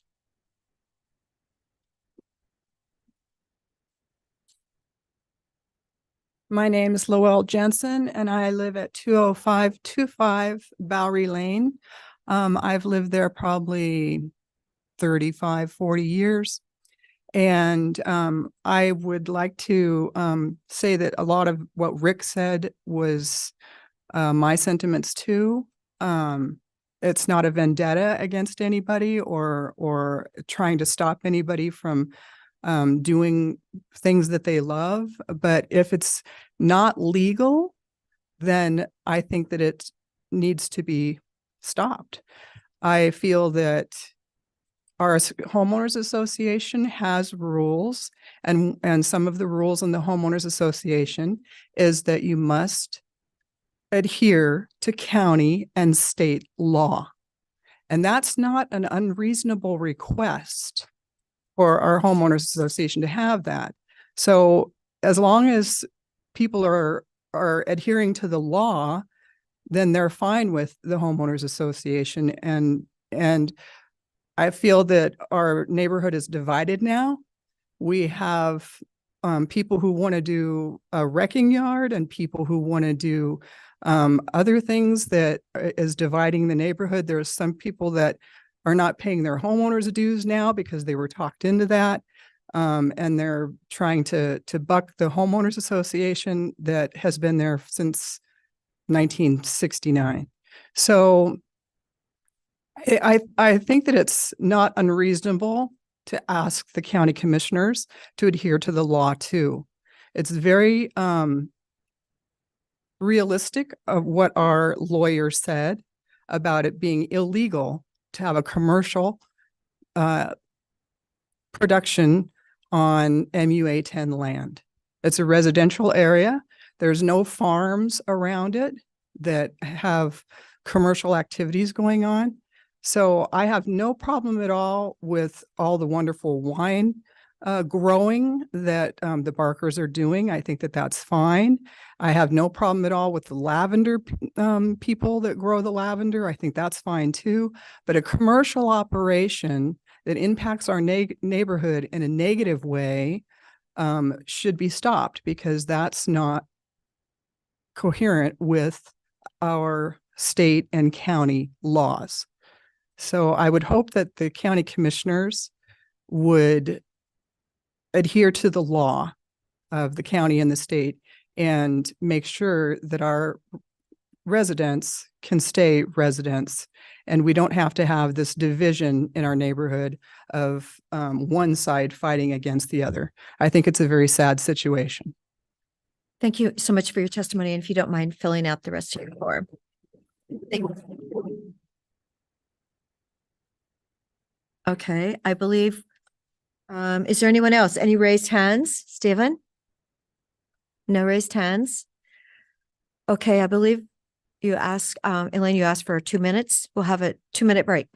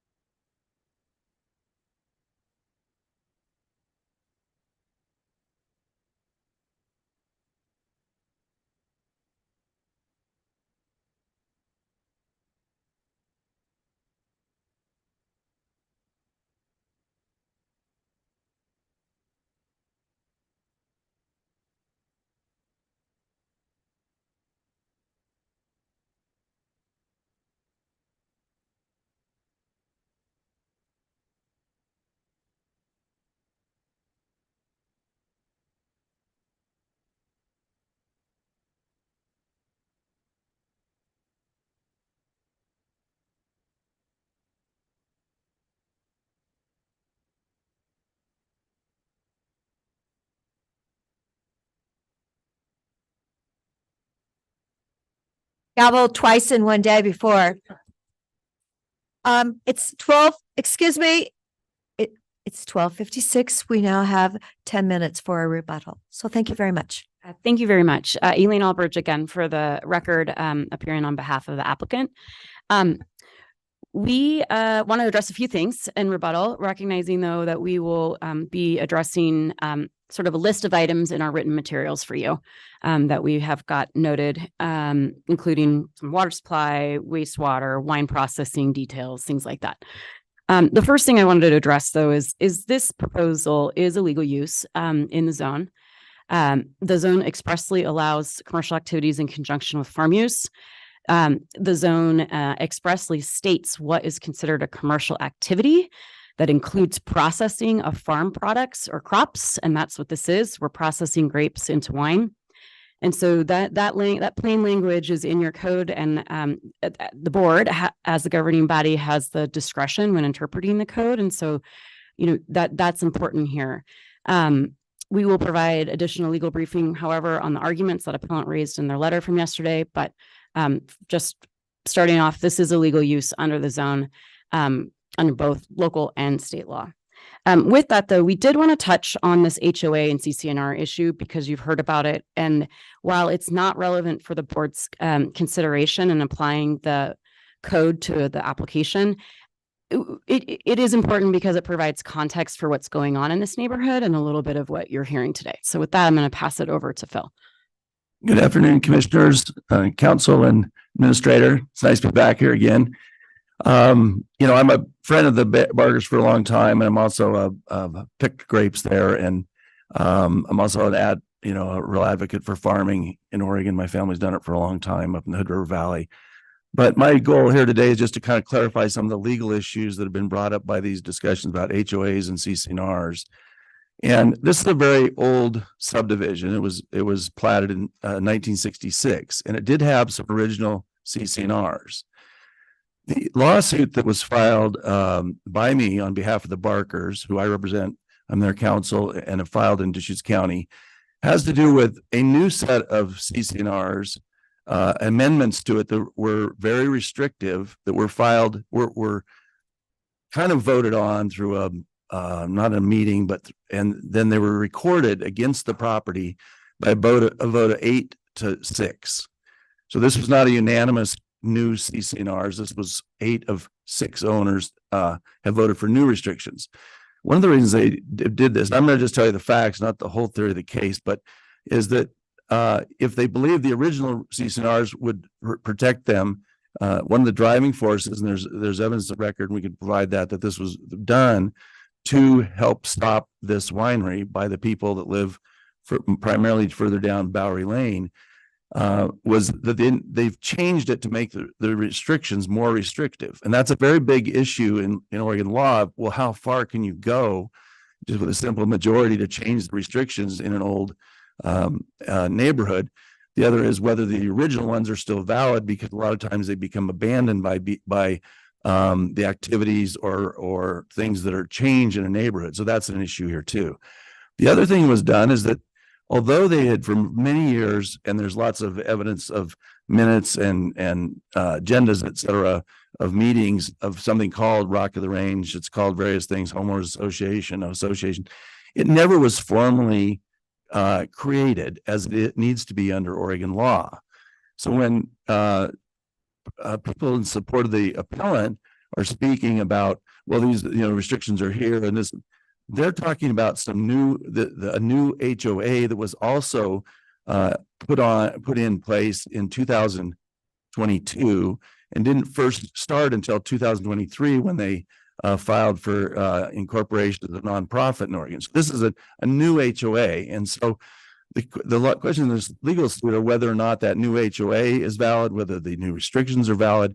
And the third part was the money that had been put into this looser organization that had been going on for years was for road maintenance. And instead of that road maintenance money being used for road maintenance the last 2 years, it's been used by the majority for legal fees. So that's the context of the lawsuits. So when you're hearing testimony and the appellant put a big summary of her understanding the lawsuit, it's the lawsuit is separate. It's about separate issues, really. It's not the land use decision. And as council's said, the nature of an HOA or CCNRs aren't relevant to a land use decision. But that context has to be there because we're talking about, good behavior, bad behavior, who intends it. And there's another thing that the new HOA does is creates a system to do assessments, to do fines, all that stuff. And so you had the same 6 people didn't want the new restrictions, didn't want the new HOA. So this is a contested item, and the Barkers are part of that contest. And I'm open to any questions if you need it, but I just think it's important to. No, that was great. Thank you for that. I think at this point, we're happy to answer any questions the board may have. Otherwise, I'll do a quick close. So just real quick, so it was mentioned type 1 home occupation permit from 2008, 2018 lawsuit by Henderson. So, I mean, is there another thing going on here or everything you were just talking about? No, just the one lawsuit. Was there something back to 2018? Can I answer part of this? 2018, we did get a type 1 business permit, which allowed us to sell wine from our property as off premise. Yeah. Okay. Off premise means that I have to take it packaged out, or they could come pick up bottles of wine. The OLCC, that's our license.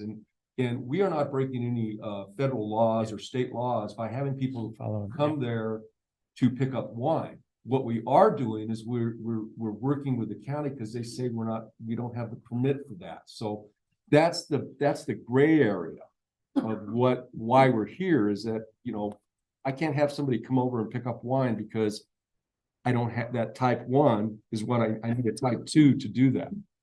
So that's been kind of confusing to me. So part of this, and this is in the record and staff can touch on this, is that we filed this comprehensive application to correct the now and also plan for the future.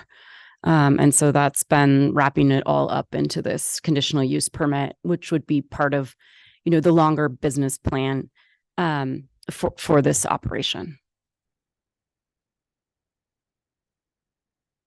Great.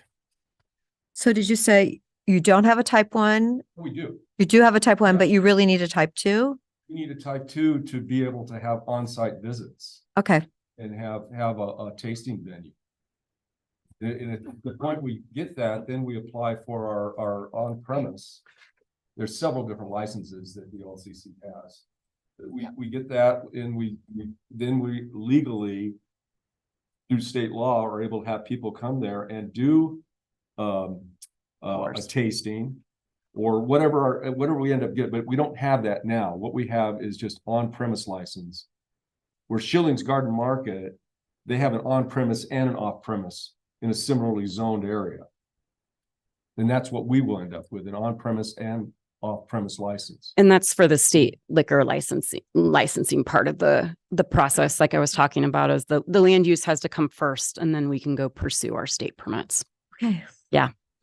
Thank you for a very long hearing. I appreciate your patience. And as we worked through this, before we are finished, we would request that the oral testimony portion of the hearing be closed, and that we leave the record open for 7, 7, and 7 to do additional evidence for the first 7 days, any rebuttal evidence for the second 7 days, and then applicant has the opportunity to provide final written argument that will then be available then for the board for its deliberation, and hopefully the board can set a time date certain for that deliberation as a part of the scheduling or to be scheduled. So thank you. Sounds like both sides are in agreement with the 777. I did hear those comments made earlier. So just acknowledging, so you start off saying a site plan is coming, a revised site plan is coming. So there'll be a little bit of communication with that and the input. And then I understand that some of the conditions of approval may evolve because of that. So just acknowledging what I think I'm seeing here. What we're hearing. So, good. Great. So I do believe that is that's been 10 minutes. Great, there we go. Thank you. Thank you so much. Nathan, back to you. Do we have so it was actually stated to close the oral record. Leave the written record open. And I Seven, support that. good. And I support it also. 777. Sure. Yeah, we can talk about the open record period. Staff would just like to make a few comments just at the end here. If that's okay. Sure. Yeah, so just wanted to make you aware that we did receive a letter from Larry and Nancy Green. This is in opposition to the proposal. I will be uploading this to the record. Jesus Hernandez, his email, he spoke earlier today. Yes. His email is up in the record. Okay, thank you. It is accessible. And then lastly, we did receive comments from Senior Transportation Planner Tark Rawlings, just in response to the new traffic memo, and I will be uploading that today as well. Okay. Okay. And Madam Chair, Commissioner, thank you. Your planning manager, Will Groves. I was, it looks like we're gonna have a post-hearing period here, and I've noted in the past that it can be difficult for commissioners as you reach deliberations. You've heard a lot of evidence and testimony if this should be allowed at all. And a lot of the decision-making points, if you get to the point that it should be allowed at all, will be how it should be allowed. And so I'd like to encourage members of the public, the applicant, the appellant, to include in their post-hearing period discussions about the conditions of approval and how they're to be implemented. For example, today we heard some concerns about odor that I'd associated with the production that I don't believe have been completely vetted previously. When you think of this use, agricultural use is allowed outright in the zone, and the commercial activity is a conditional use. And a conditional use means it's a maybe thing. It might work in the neighborhood, it might not. It depends on the sideboards. And something that came out of the hearing board and the hearing officer's decision and staff's ongoing concern are those sideboards. So to the extent that, the parties to this case could help support the board, were they to want to approve this or consider approving this, to address some of those sideboards and conditions. It's been difficult in the past when it's been, parties have been, you shouldn't do this. And then when the board decides, should the board decide it's lawful and do want to proceed, there's not a lot of evidence or testimony regarding to, well, how should odor control, for example, be dealt with if it is in fact an issue? Is it an issue? So just encouraging parties to include that type of information. And I appreciate your time this afternoon. Thank you, Will. Thank you for that advice and those comments. Great. Well, I think we're at the point now, commissioners, where we need to let the board decide their preferences for next steps. So kind of circling back to those four options we mentioned in the beginning of the hearing, I can read these off, or if you have your notes, Madam Chair, you can certainly lead the conversation. Oh, go ahead. Okay. So the four options available to the board are to continue the hearing to a date and time certain, close the oral portion of the hearing and leave the written record open to a date and time certain, close the hearing and schedule deliberations for a date and time to be determined, close the hearing and commence deliberations. So when we discuss, I support closing the oral record and leaving a written record open, standard 7, 7, and 7. And then we'll have to look at our schedule to see if that's how that's when it fits. Yeah. Yes. Okay. Yeah, with a 7 and 7 and 7, we would look probably to schedule deliberations after May 15th. After May 15th, and we are not on a time clock, correct? Correct. The applicants have waived the 150-day clock. Right. That's what I remember. So if it's after May 15th, that following week is budget committee week. So at this point, it may be just after Memorial Day. It could be that Wednesday. I'm just thinking about what's on the board's docket coming up. Okay. Thank you, Nick. At least we are not on a 150-day time clock and that we have to have it by, yes. So that's the good news. Well, now that the open record period is set, staff would like to provide instructions for submittals and repeat the open record period dates, if that's okay. Sure. Go ahead, please.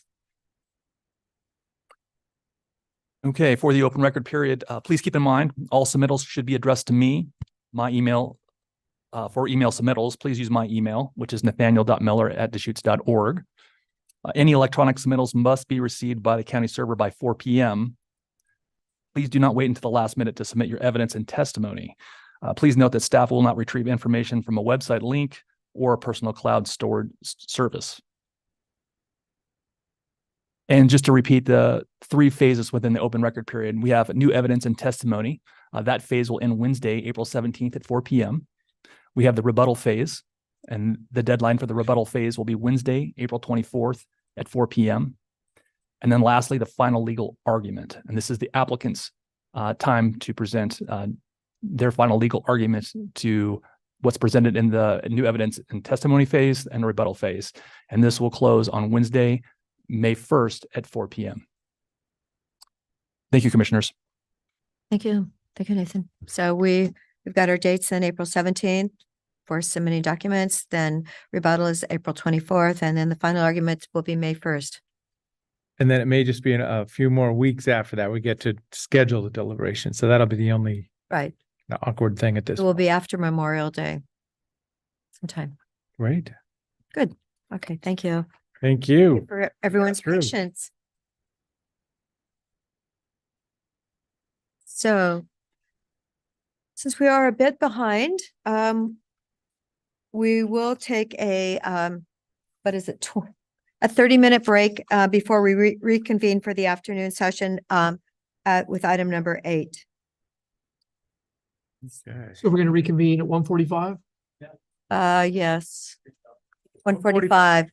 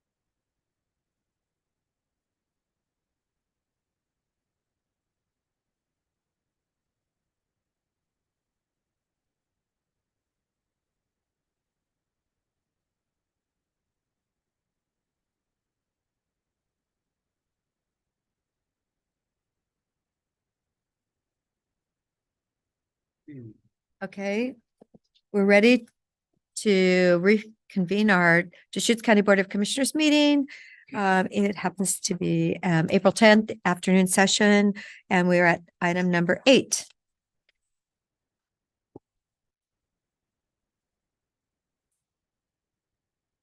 Good afternoon, Commissioners. For the record, Jen Patterson, Strategic Initiatives Manager.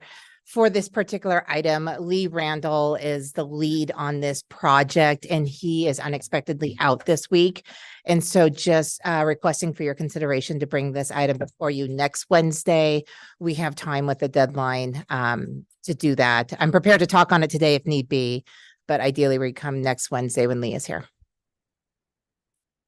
Well, and it's pretty clear, we did some analysis. We're not going to do the well portion, but if we could qualify for energy grant, we can do a lot more solar and batteries. Any other insight, Commissioner Chang?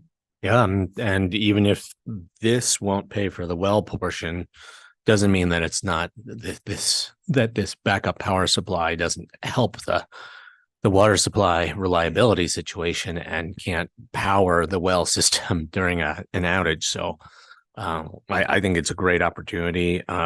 Some of the questions I'm going to ask when this comes back are I'm curious about the capacity of the generation systems that are being proposed. What kind of KW capacity are we talking about? About $1 million worth, whatever it can buy. Yeah, well, would love to know what that is. Yeah, I know.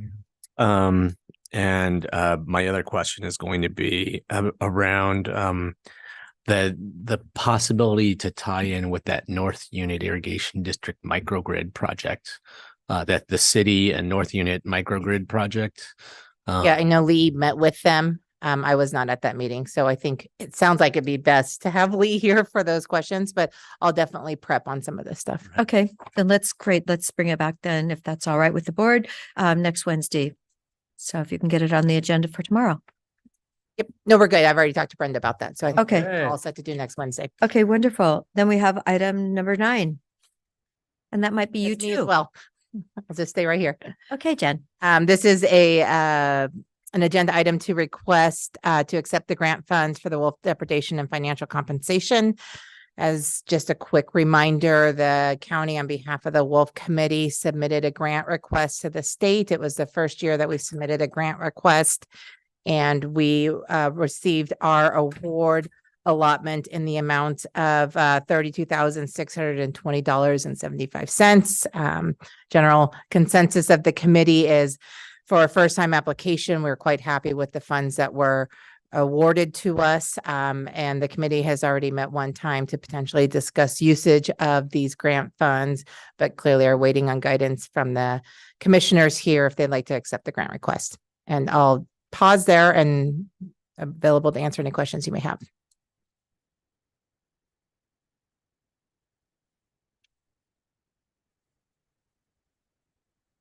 We need a motion to accept the funds.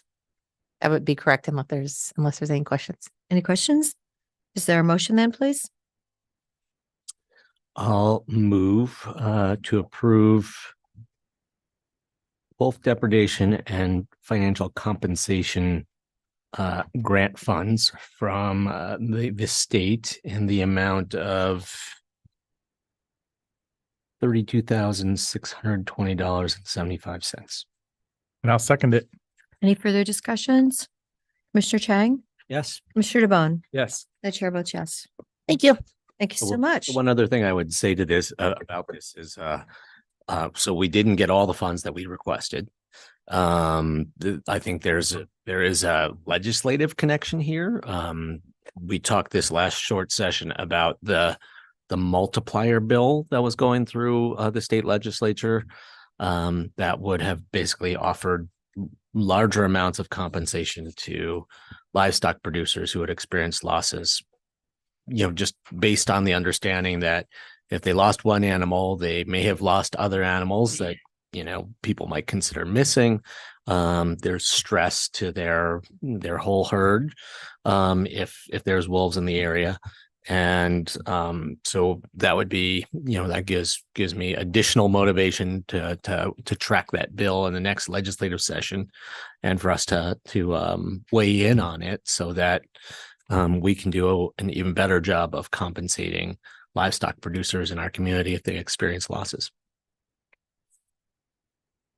Wonderful. Thank you. Thanks. Thank you, Jen. Let's see. Any other items? Just a little update. Okay, update, please. Sun River Lapine Economic Development meeting yesterday, midday. There was 160 people at the sled lunch, so we were all there, the Sun River Lapine Annual Economic Development Lunch. So that was pretty successful. They're working on the incubator building, money that was provided by the state to build a spec building for incubator purposes, like 2,000 square foot rental available. Also, Sun River Brewing just won the Brewery. Yeah. Large brewery. Large Brewery of the Year award for Oregon Brewery. So good for them. And they medaled in 13 out of 26 categories, but I think they said 13. They put 13 different beers in and they medal everything they did. So whatever reason, they are just rocking and rolling right now. So congratulations to Sun River Brewery. Yeah, that's all for that meeting. Great. Thank you so much. And Commissioner Chang.